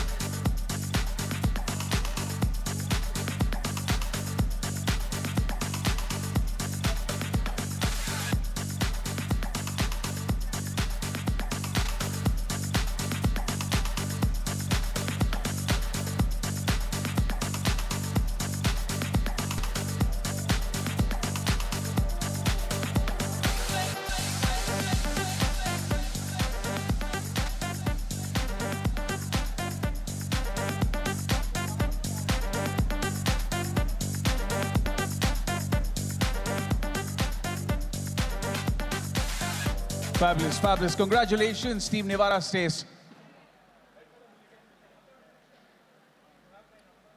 May there be more and more 5-star ratings for you. Congratulations. Thank you. Very well done. Love the brand, love the brand. Love the way you're positioning it. Thank you. So next up, the next brand that we're going to be talking about, you look around and you'll see their presentation. I'm talking about the team that has put together this entire experience. The stage, the stall, the carpets, to the detailing that we are experiencing here today. They are the ones who have put this all together. This is one brand that I've worked very closely over the past few years. And trust me, whenever I do an event with them, one thing is given. You will never see their team running around helter-skelter like a headless chicken. They're always in control. And be an event organizer or a master of ceremonies, the minute you see the man who is sitting there, right, very calmly walking around with a glass of fresh juice in his hand, you know for sure the event is absolutely in control. Every part of experience is taken care of. From the parking, the way you enter, the way you park, you go, what you eat, what you smell, what you see, everything is taken care of with such amazing detail. Page 3 is the name of the brand, and honestly, it will, it should, and it will very surely be in page 1 in the coming time. So, big round of applause for Mr. Vishesh Sinha and his team for putting this so beautifully. And he decided to not take his time on stage presenting, but we are seeing his work. So this is, we are in his presentation. Can we have the video for page 3, please?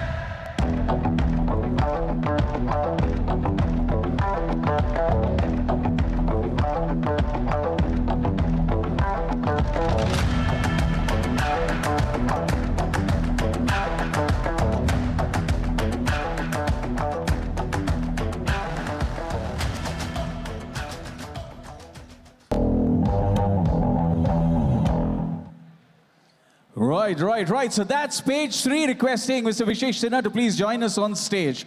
Make some noise for Mr. Vishesh Sinha, also requesting Satya Garu to join us on stage to present a small token of appreciation. I can go on and on about the kind of stories that we have created on stage, backstage, but anything said and done, the experience is always top-notch. He never repeats a theme, and the only thing he repeats is standing right in front of you, right? So, so requesting Satya Garu to please join us. Team hamper, please.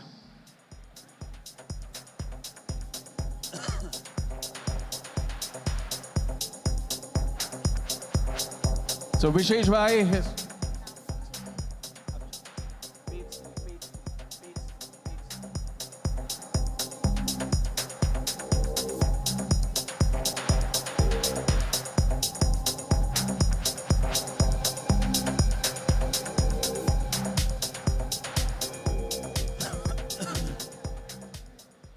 Thank you, Vishesh ji. I think it's wonderful when I met you and said we are doing a summit.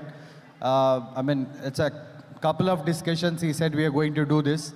And he said, Satya Garu, see this on August 21st. You'll all enjoy and the whole team will enjoy. Hats off to page 3. Their team dedication is awesome. I've never called them for saying that, hey, can you put the stalls? Where is the light? What's happening? It's amazing. I think flawless. Thank you so much, sir. God bless your entire team who has done fabulous efforts. And I wish you should do more events, and then TFMC will be with you. Let's together do more events. Thank you. Congratulations, team page 3. Thank you, Satya Garu, for providing me such a great platform for networking. So it's a really great platform. So today we had around 30 potential clients. So who visited our stall, and probably will convert them soon into our customers. Thank you very much once again. Fabulous. Congratulations once again for team page 3.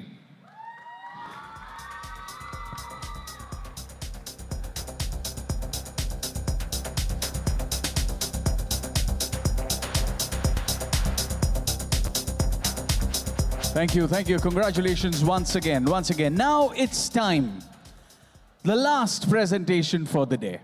And trust me, this one's special.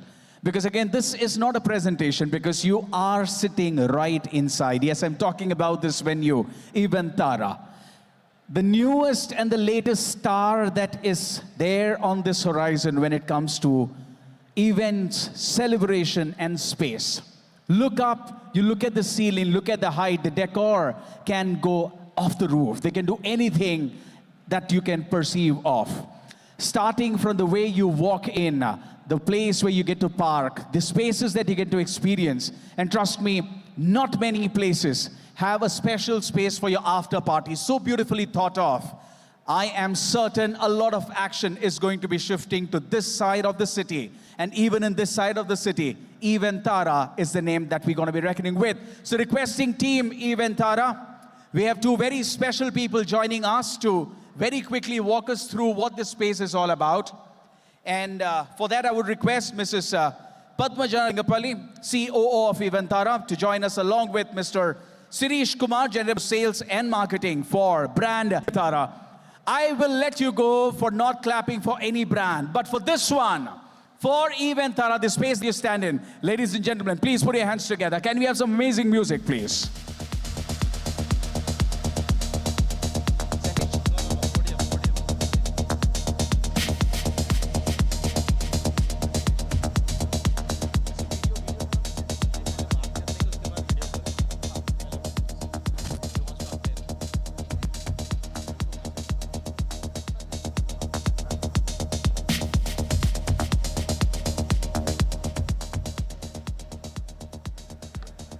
Good evening, everyone. It's an absolute pleasure to welcome you all this evening to Eventara for TFMC Sustainx. This is not our first event together with Satya Garu. We are very delighted to host this event. And we are very delighted to have so many inspiring leaders sitting here in front of us. Krishna Yedula Garu, way back, I worked with him many years back when I started my career, and I see still looking at him very inspiring. So delighted to have all these inspiring leaders, professionals, and also partners coming together to discuss sustainability, innovation, and also the future we want to create.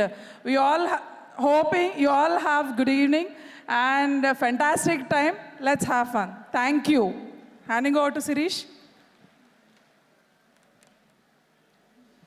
Thank you, madam. Good evening, everyone.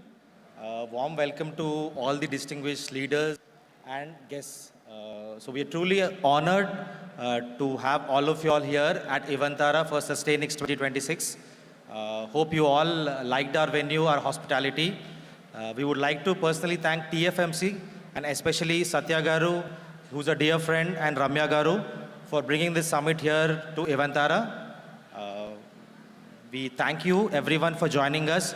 Hope you all have a wonderful evening ahead. Thank you. Presenting to you, Evantara.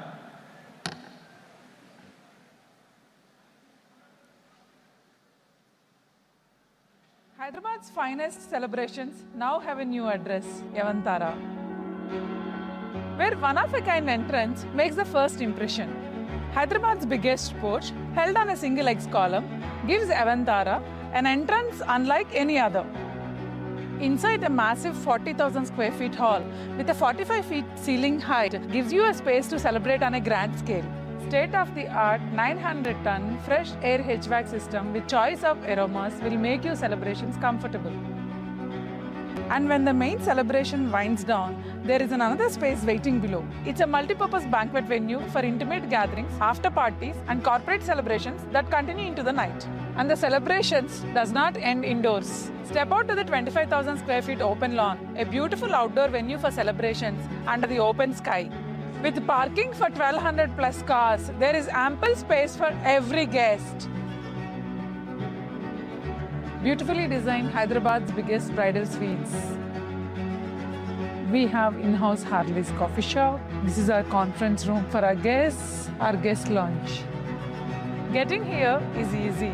3 minutes from Neopolis, 25 minutes from Jubilee Hills Checkpost, 30 minutes from the airport. Come experience Evantara, luxury space for events. Put your hands together, make some noise for brand Evantara. Requesting the team to please join us center stage.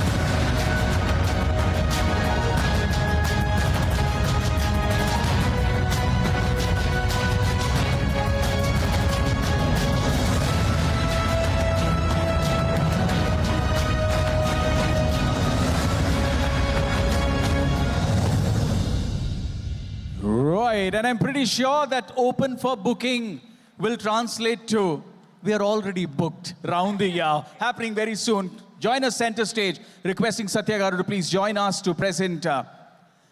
Satya Garu, requesting you to join us on stage to present our token of gratitude, our way of saying thank you to the brand Evantara for creating this space.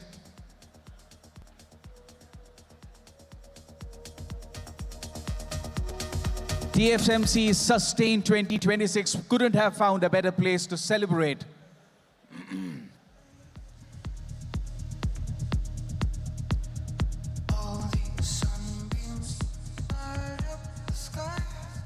Wishing Ms. Padmaja and his team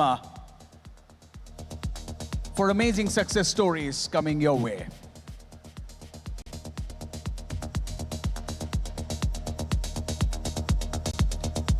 You know, a space is very well done when, as part of their intro video, they also show how beautiful their washrooms are. And trust me, not a lot of designs have that kind of confidence. And even Tara can boast of that for sure.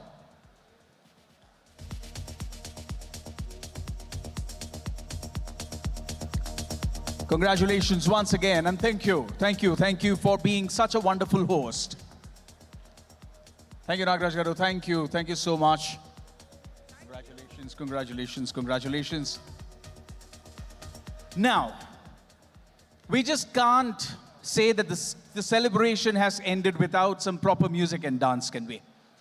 And for all our guests who are coming from across the world, let me tell you, the next one is a very beautiful performance. It's called the Krishnam Vande Jagadgurum, a powerful classical fusion choreography celebrating the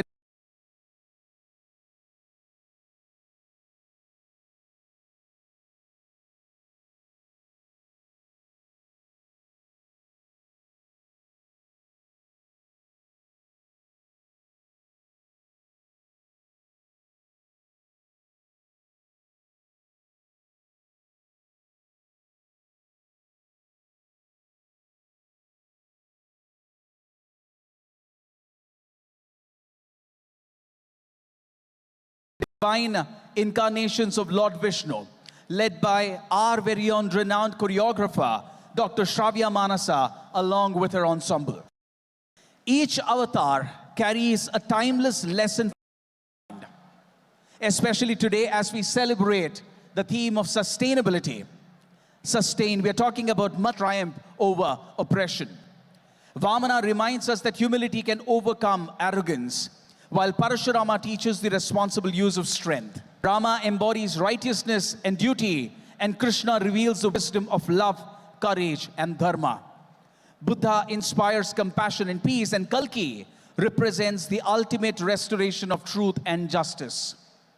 Through rhythm, expression, and powerful storytelling, the ensemble brings alive the eternal message of the Dashavatara, that whenever darkness rises, the divine manifests to guide humanity back towards dharma. Ladies and gentlemen, the lights will go off because your focus has to be only and only on the stage, where Dr. Shravya Manasa and her ensemble present Krishnam Vande Jagadgurum. Team, stage's all yours.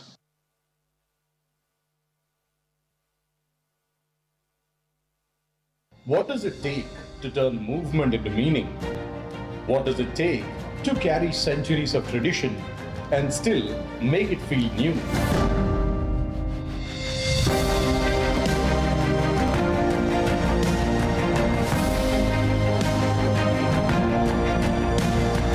From the sacred soil of Kuchipudi emerges an artist who doesn't just perform, she transforms.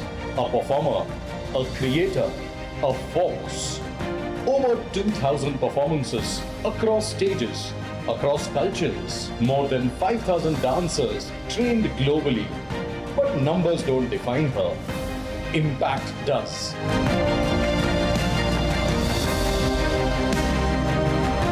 She doesn't just tell stories. She makes you feel them. She makes you question them. From Pralayantara to Srinivasa Kalyanam, every creation is an experience. Founder of Shravya Manasa's Dance Ensemble and Sumadhura Arts Academy, and the visionary behind Ira Studios India, a space where art evolves, expression finds new meaning. And House of Ira,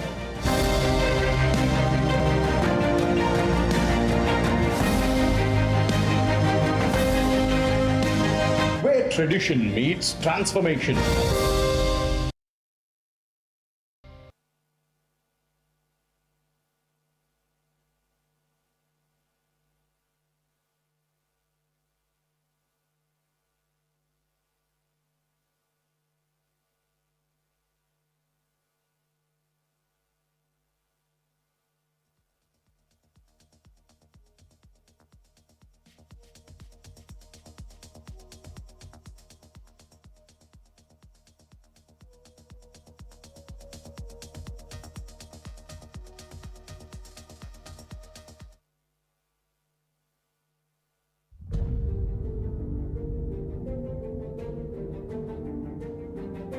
జరుగుతున్నది జగన్నాటకం, జరుగుతున్నది జగన్నాటకం.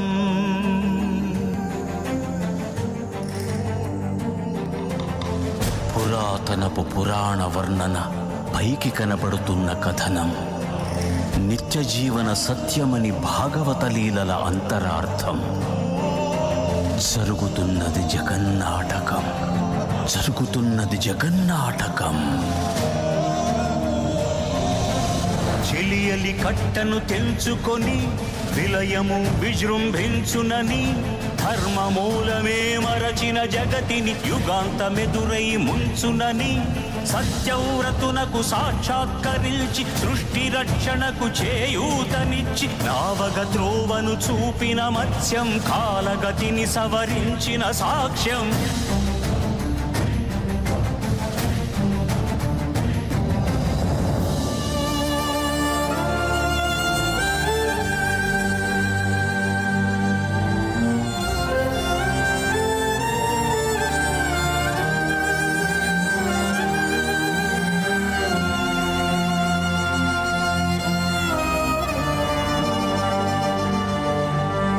చేయదలచిన మహత్కార్యము మోయజాలని భారమైతే,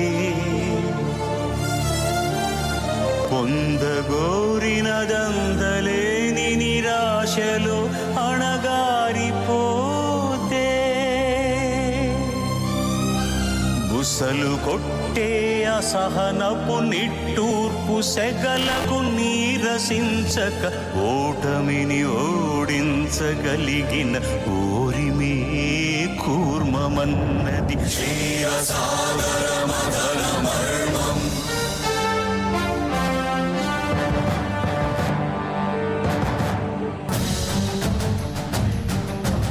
ఉనికిని నిలిపే ఇలను కడలిలో కలుపగలురికే ఉన్మాదమ్మును,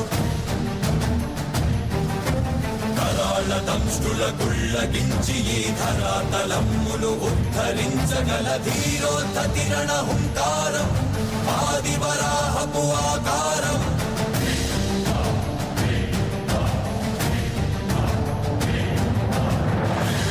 ఎక్కడరా నీ హరితాకున్నాడేరా, భయపడి బయటకి రమ్మనరా, ఎదుటపడి నన్ను గెలవగలడా బలపడి.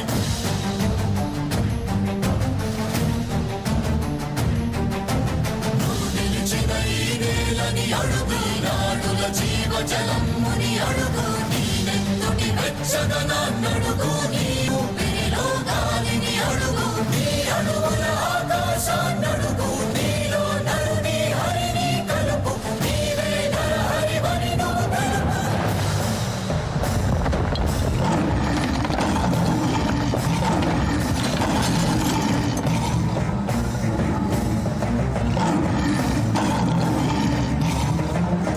ఉన్మత్త మాతంగ భంగి కాదు కవితని మంత్రు సంఘాతని దృఢ నిబిడమీ జగతి అరమురమని ఎదిగే అవనిగిదే అసని హతి.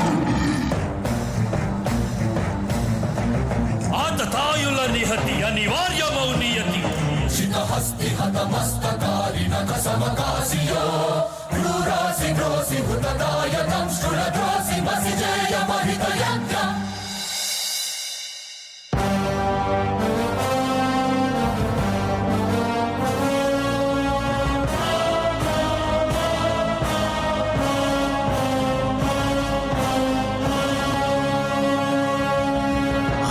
అమేయమనూహ్యమనంత విశ్వం, ఆ బ్రహ్మాండపు సూక్ష్మ స్వరూపం, ఈ మానుష రూపం, కుబ్జాకృతిగా బుద్ధిని భ్రమింపజేసే అల్ప ప్రమాణం, ముజ్జగాలను మూడడుగులతో కొలిచే త్రైవిక్రమ విస్తరణం. జరుగుతున్నది జగన్నాటకం, జరుగుతున్నది జగన్నాటకం. జగమే నాటకం.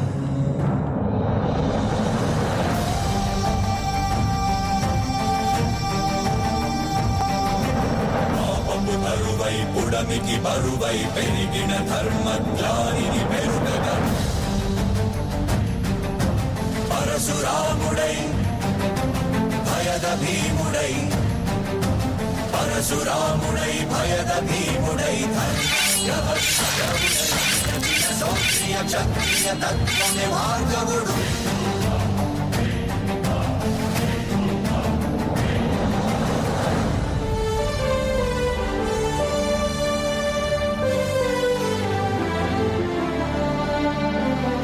మహిమలు లేక ఏ మాయలు లేక నమ్మశక్యముగాని ఏ మర్మము లేక మనిషిగానే పుట్టి మనిషిగానే బ్రతికి మహిత చరితర మహిని మిగలగలిగే మనికి సాధ్యమేనని పరంధాముడే రాముడై ఇలలోన నిలచి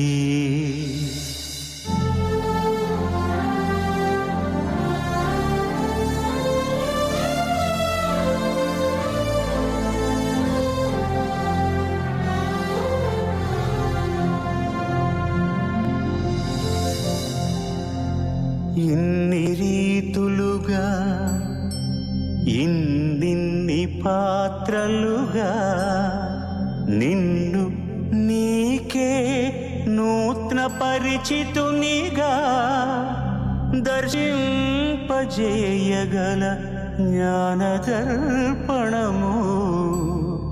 కృష్ణావతారమే సృష్ట్యావరణ తరణము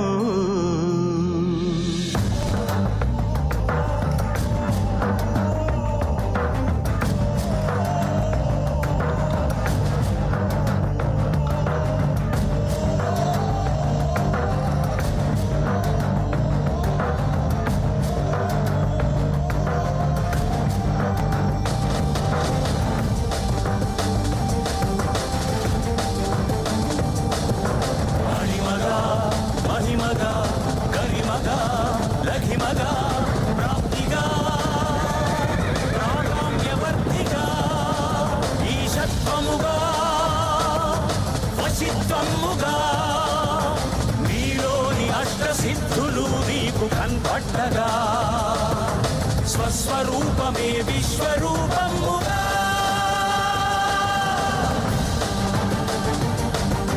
నరుని లోపలి పరునిపై దృష్టి మరుపగా తల వంచి కమోర్చి శిష్యుడవు నీవైతే నీ ఆర్తి కడదేర్చు ఆచార్యుడవు నీవే వందే కృష్ణం జగద్గురుం వందే కృష్ణం జగద్గురుం కృష్ణం వందే జగద్గురుం కృష్ణం వందే జగద్గురుం వందే కృష్ణం జగద్గురుం వందే కృష్ణం జగద్గురుం కృష్ణం వందే జగద్గురుం కృష్ణం వందే జగద్గురుం వందే కృష్ణం జగద్గురుం వందే కృష్ణం జగద్గురుం కృష్ణం వందే జగద్గురుం కృష్ణం వందే జగద్గురుం వందే కృష్ణం జగద్గురుం వందే కృష్ణం జగద్గురుం కృష్ణం వందే జగద్గురుం కృష్ణం వందే జగద్గురుం వందే కృష్ణం జగద్గురుం వందే కృష్ణం జగద్గురుం కృష్ణం వందే జగద్గురుం కృష్ణం వందే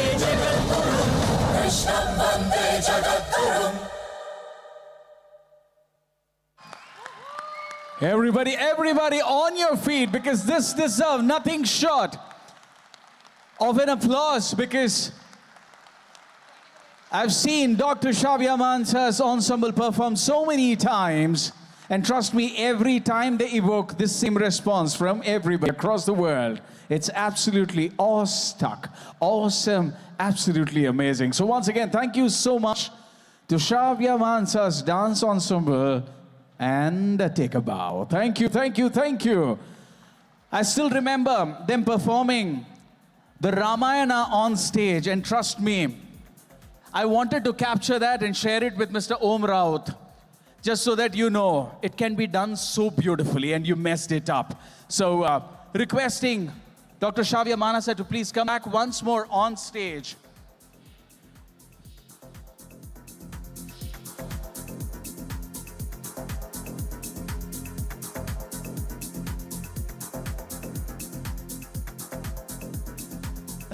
Congratulations once again. So, we realized that the only way we can say thank you to all the dancers is by re-inviting them back on stage. And trust me, all of them are young, they're so energetic, and they're so invested in the art form that it's absolutely worth celebrating. So requesting team Shravya Manasa to please come back on stage. And this time, I want Shravya to lead them onto the stage, please.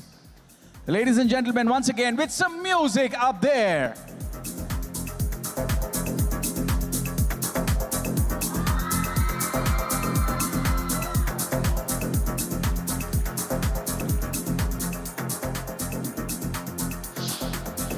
Requesting Mr. Satya Garu to please join us on stage, because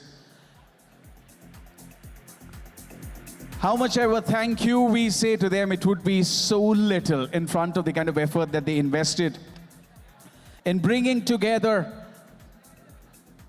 For a lot of people across the world, this could be mythology, but for us, this is history, this is culture, this is what we believe in. This is our identity. Thank you so much for presenting it so beautiful to the world across. Shravya Manasa garu, I think morning nunchi oka 10 times stage meediki vachanemo kani I think today I deserve this stage to come and stand. Really, I mean, you made our day. I think the emotions which have gone. Thank you.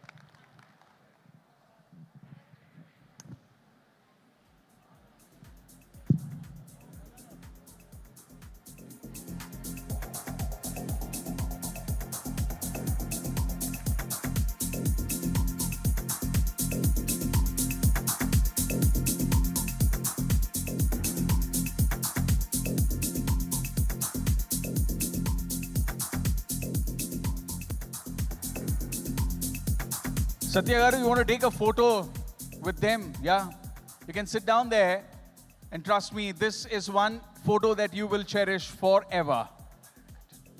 This is family for me.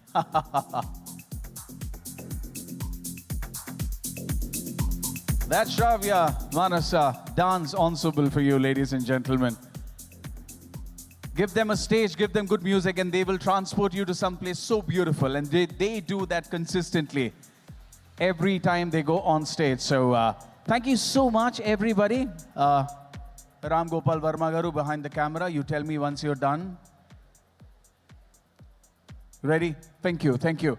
To all our beautiful dancers, request you to exit the stage from this side, please, because there are some special gift hampers waiting for you this way.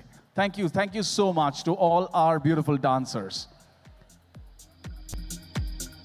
Trust me, to all the non-dancers here, we can't even imagine so many of us standing in one place and not running into each other.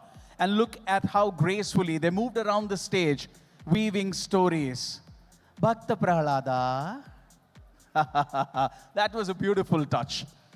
What's your name, beta? Sri Dula. Thank you. Sri Durga. Thank you so much. I'll keep my distance. Sri Durga. That was so beautiful. Congratulations once again. And now, the focus goes back to Ramya Garu.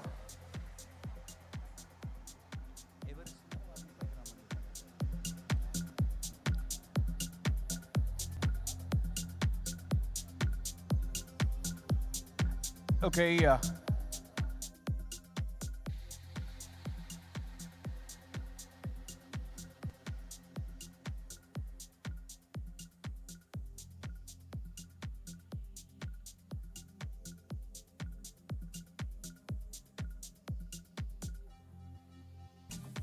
requesting Krishna Idula Garu to please join us on stage.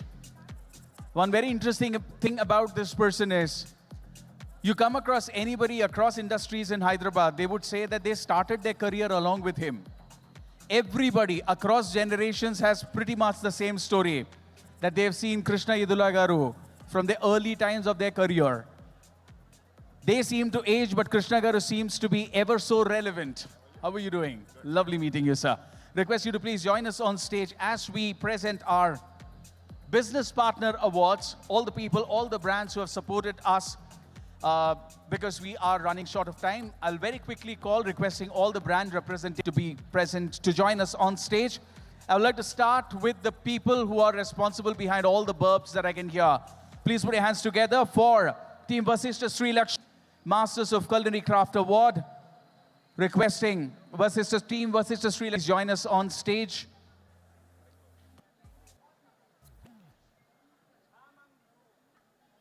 ఇక్కడ ఇది కానీ first photo session కానీ ఇక్కడ స్టేజ్లో ఎంతమంది పేరు పిలవాలి, how many things I managing and right okay so Vasishtha Sri Lakshmi, next up I would like to invite Page 3 Architects of Extraordinary Events Award. Requesting representative of Page 3 to please join us on stage. Can we have 10% music in the background, please? Thank you. The creators of Signature Experience Award and the brand is Eventara. Requesting Team Eventara to please join us.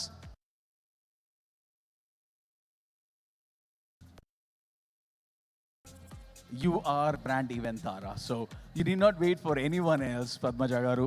It has to be you.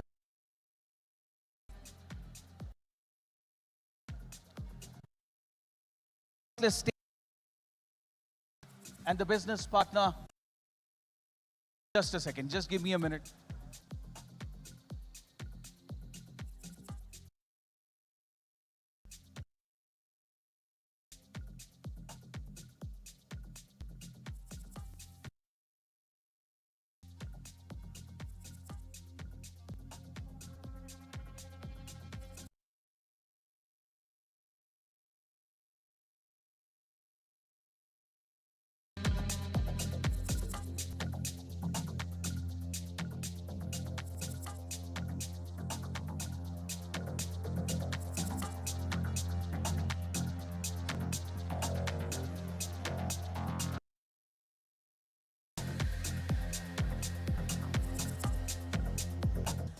Next up, Engineers of Smart Data Systems Award, and we have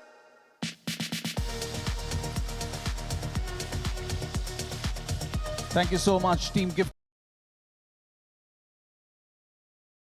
Private Limited.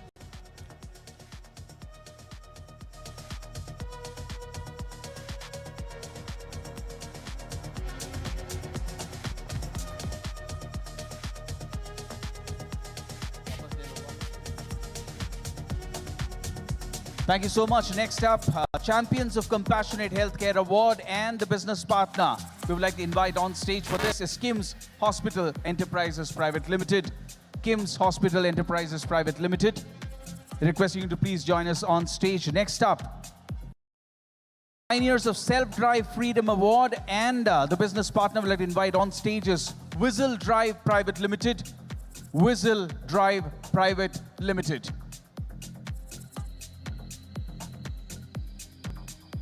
Thank you so much. Next, Drivers of Trusted Transport invite on stage would be iCabs Transport Private Limited. iCabs Transport Private Limited.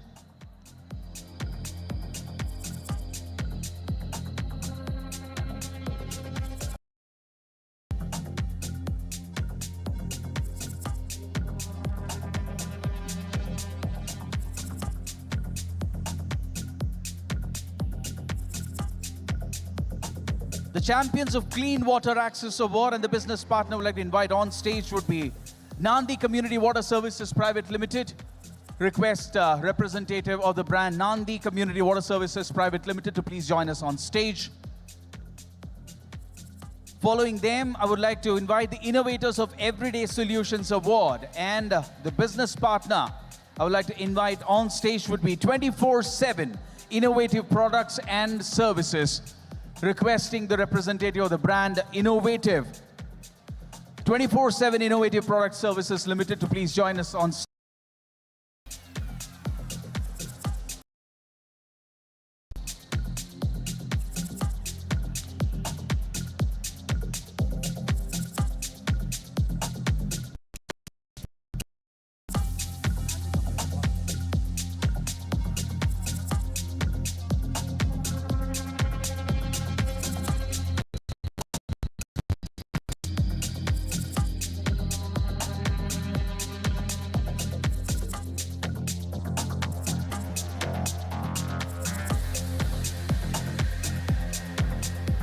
Thank you, Ram Gopal Verma Garu.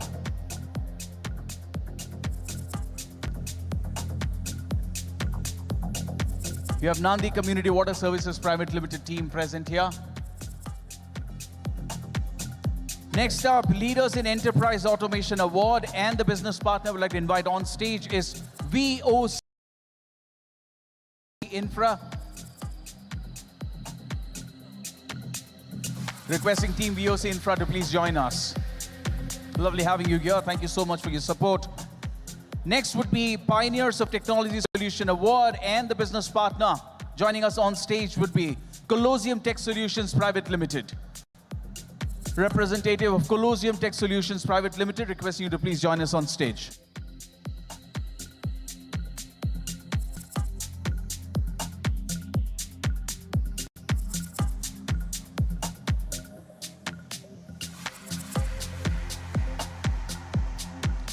Next up, I would like to invite the Champions of Sustainable Power Award, and the business partner would be Alt Power. Requesting Team Alt Power to please join us on stage. Team Alt Power.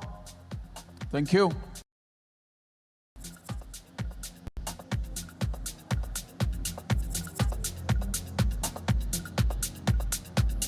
Team Kim's Hospital, are you here?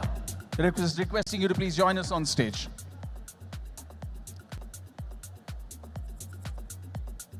This is the maximum delay that has ever happened in Kim's, because whenever you walk in, they take care of you in a jiffy. We can live with this delay here as long as you give the kind of care that you give to all the patients who walk in there. I know, absolutely. That's Kim's, the brand.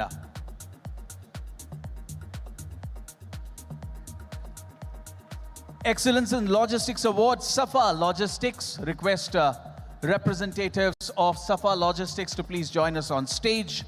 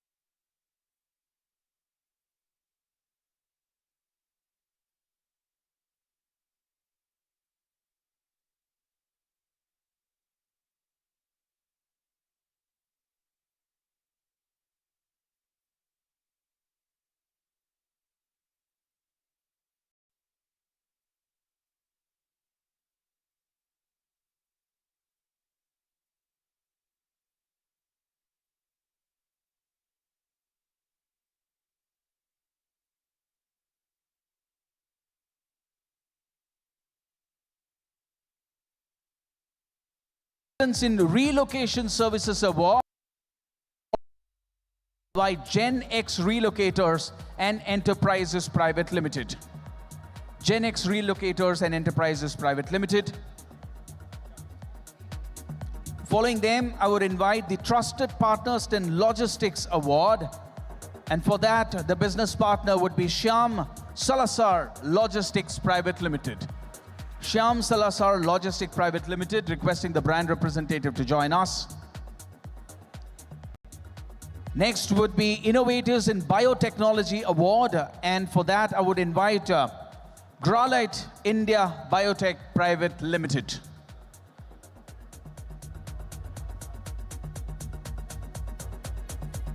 Gen X. Yeah, please. Your name, sir?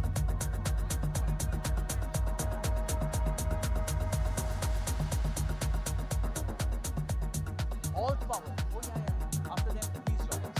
I've already called you. Please.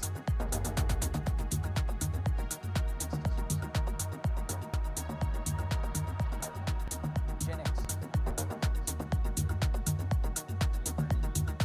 Yeah, please. Yes, I did mention SSL.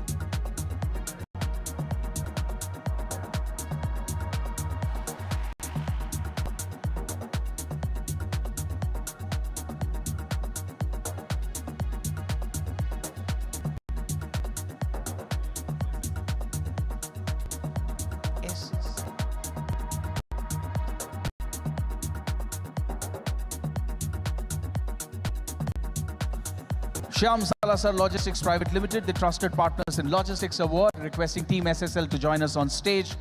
I would also request Alt Power team to please step forward. Alt Power.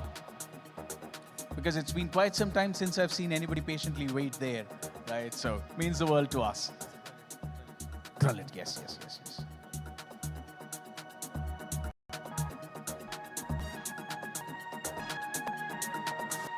Gentlemen. Coming up next is the Excellence in Corporate Hospitality Award, and the business partner we'd like to invite would be Stay Bloom. Stay Bloom, requesting the brand Stay Bloom representative to please join us. All power, please. The next would be the Pioneers of EV Charging Infrastructure Award, and the business partner we'll invite would be Jewel Point Private Limited. Jewel Point Private Limited representative, request you to please join us.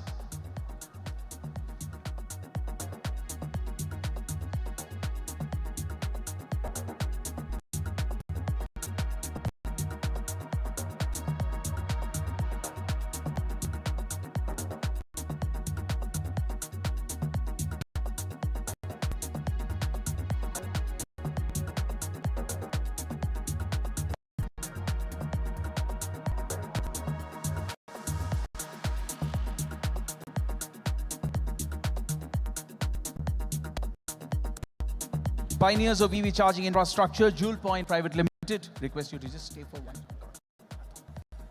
And Innovators of Smart System Award, I would like to invite Nivata Systems Private Limited to please join us on stage.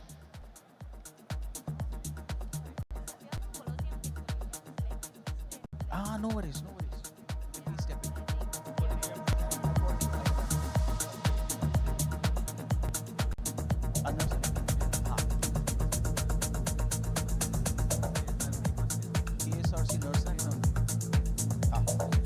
KSRC Eco Spaces. Nice.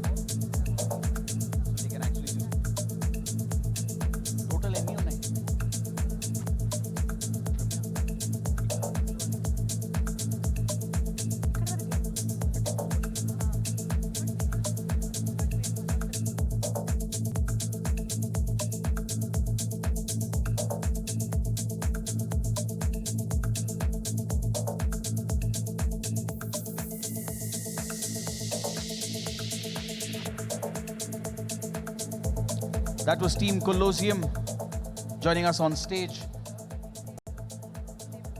Stay Bloom requesting representative of the brand Stay Bloom to please join us on stage.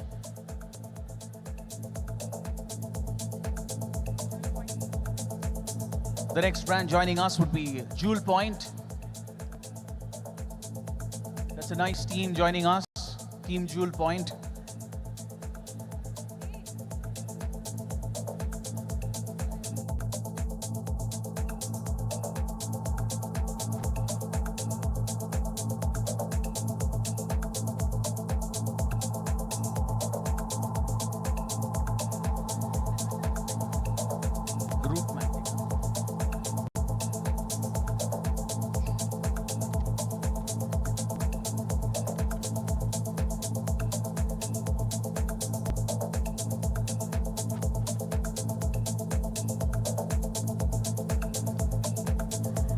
The Legacy of Timeless Quality Award would like to invite representative of Tata Tea to please join us on stage. Tata Tea.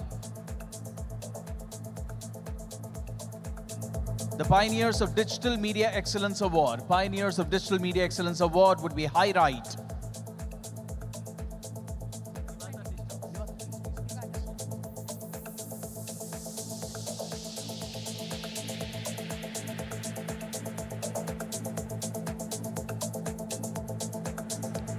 Next one would be KSRC Eco Spaces. Pioneers of Digital Media Excellence Award would like to request Team High Ride to please join us on stage.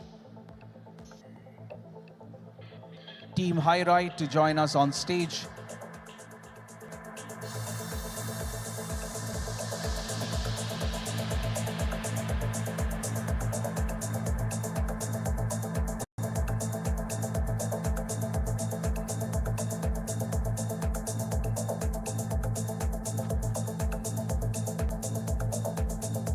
Excellence in Facilities Management Award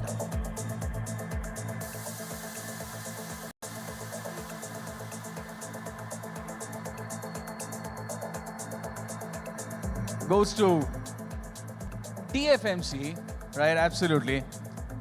Who else could even think of winning that coveted title?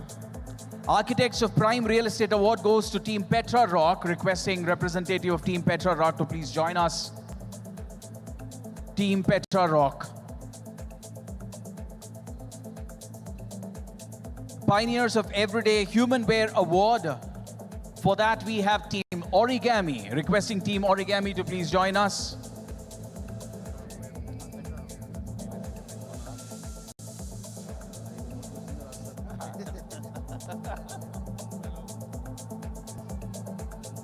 Petra Rock, the real estate team.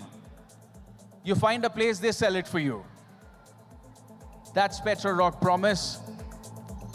Pioneers of Everyday Human Wear Award would request Team Origami to please join us on stage. Innovators of Intelligent Spaces Award request Flip Spaces. Representative of brand Flip Spaces, if you're around, request you to join us on stage. And finally, the Champions of Seamless Corporate Mobility Award goes to Srinija Travels. Champions of Seamless Corporate Mobility Award goes to Srinija Travels.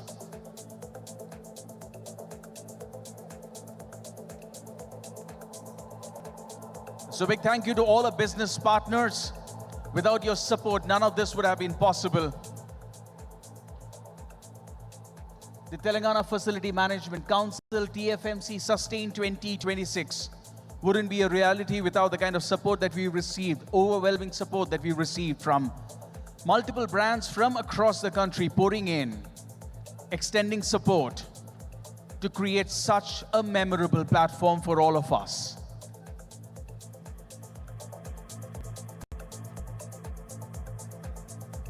I'm pretty sure everybody must have realized that the food and bar counters are already open. Except for the people in the front row, I think everybody knows. You look back and you have nobody sitting there, so that's your cue. Everybody now knows that the food and bar counters are open.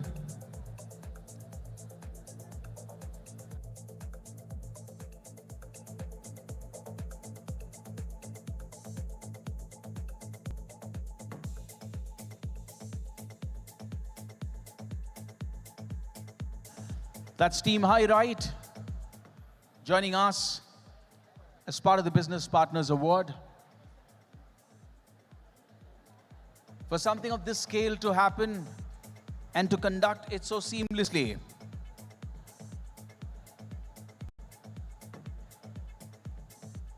it's important that multiple brands come in and extend their support, and that's exactly what we have experienced here. All through the day, we have seen multiple brands interact and leverage value of each other, which is absolutely worth celebration. And the celebration will now move to the rear end of the hall. Gentlemen in the mix. Congratulations, Team High Right. And with that, we successfully, I won't say never ever use the word conclude, so TFMC Sustain 2026, an absolute hit. So before we call it off, what is the vision for the next season? Let's say that. Let's announce that for everybody. Thanks, Harish. The vision is, again, the sustainability is what we were actually working towards. So we're ensuring 360-degree sustainable initiatives to be run by TFMC. And we always want to give back to the society. I mean, that's my first slogan, and today we are standing on 12th. And if God wishes, we will do 12, 22, whatever it is. So I don't have in my hands, but I have so much of love and affection towards all my friends who are sitting here. So they're always kind. Thanks, Krishna Garu. I think your presence here made me so special. And there are so many friends who came here. So thank you so much. Be with me. We'll do good for the society. Thank you. Fabulous, fabulous. Thank you so much. And with that, I won't say it's curtains because it's never curtains. Krishna Garu, would love to hear from you. Good evening to all of you. I think all of us are seeing Satya for the last, this is the 12th, right? 12th conclave. So year on year, TFMC annual conclave is getting bigger and better and brighter. Congratulations, Satya. I know you will do everything with heart. You will collaborate with everybody with a good purpose in mind.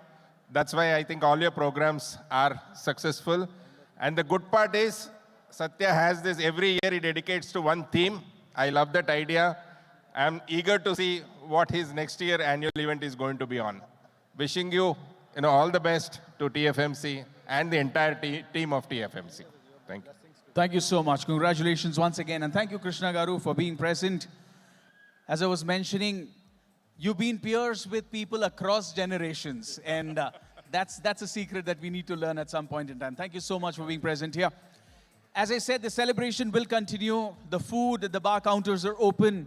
And just to add to that magic, we will add some music as well. So we have Hamsika and Yatin who will be taking us to some place so much more beautiful through their music. So now it's time to network, shake hands, make some amazing connects. Till the next time we come back as part of TFMC celebration. That's me, Harish Bharadwaj. Thanks, signing off. Thank you so much. Have a great evening, ladies and gentlemen. Thank you. I love that person, whoever did that. Once more. I love it, man. Thank you so much. Love the energy here.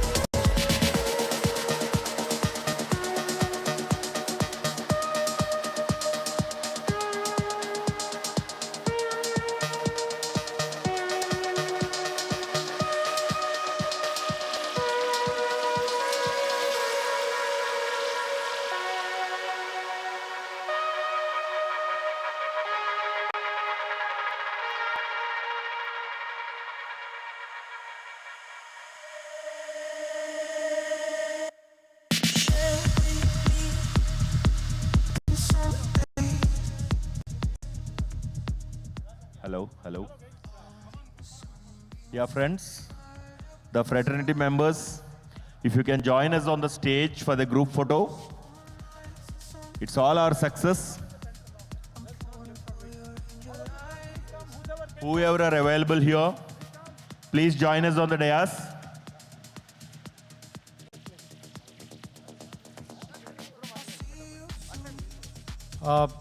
Facility TFMC team members all are requested to come on stage. Prati samvasaram alage this year also we will have this photo. All this will go in our internal communication. Please make it, just hold the glass. No problem, you can come on stage if you're holding glass. I think this is the moment that we had been waiting for entire year. Please, all of you, please come on stage. Team please TFMC, join us on quickly, stage, please. Also, quickly make it on stage. All TFMC members, all TFMC members, all are requested to make it on stage, please. Quickly. Ladies of TFMC, lady members of TFMC, I think, please come quickly. I think you should not miss this photograph. For the entire year we had been waiting. I know that entire day you're all there. So to show the presence, it is very important. I would request once again, all the TFMC members, please join on the stage for a group photo of this event. This is going to be a memorable, please make it quickly. I think, and after this, we will have music, and after that, we will have the Developers Award. So, requesting everybody to stay back, enjoy the music, enjoy the food. Thank you.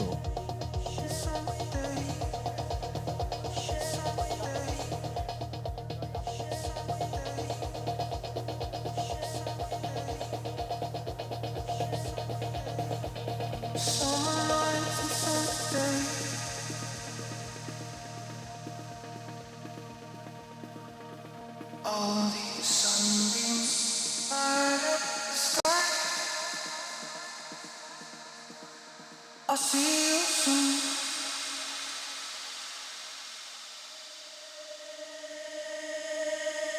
Summer nights and summer days, I'm falling for your angel eyes.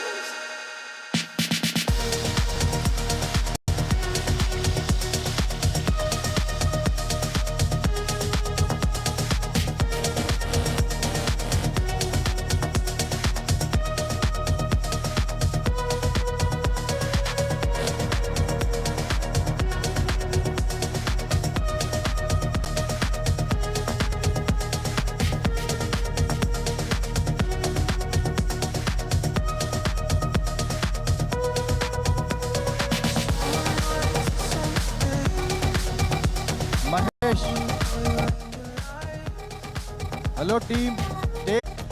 Please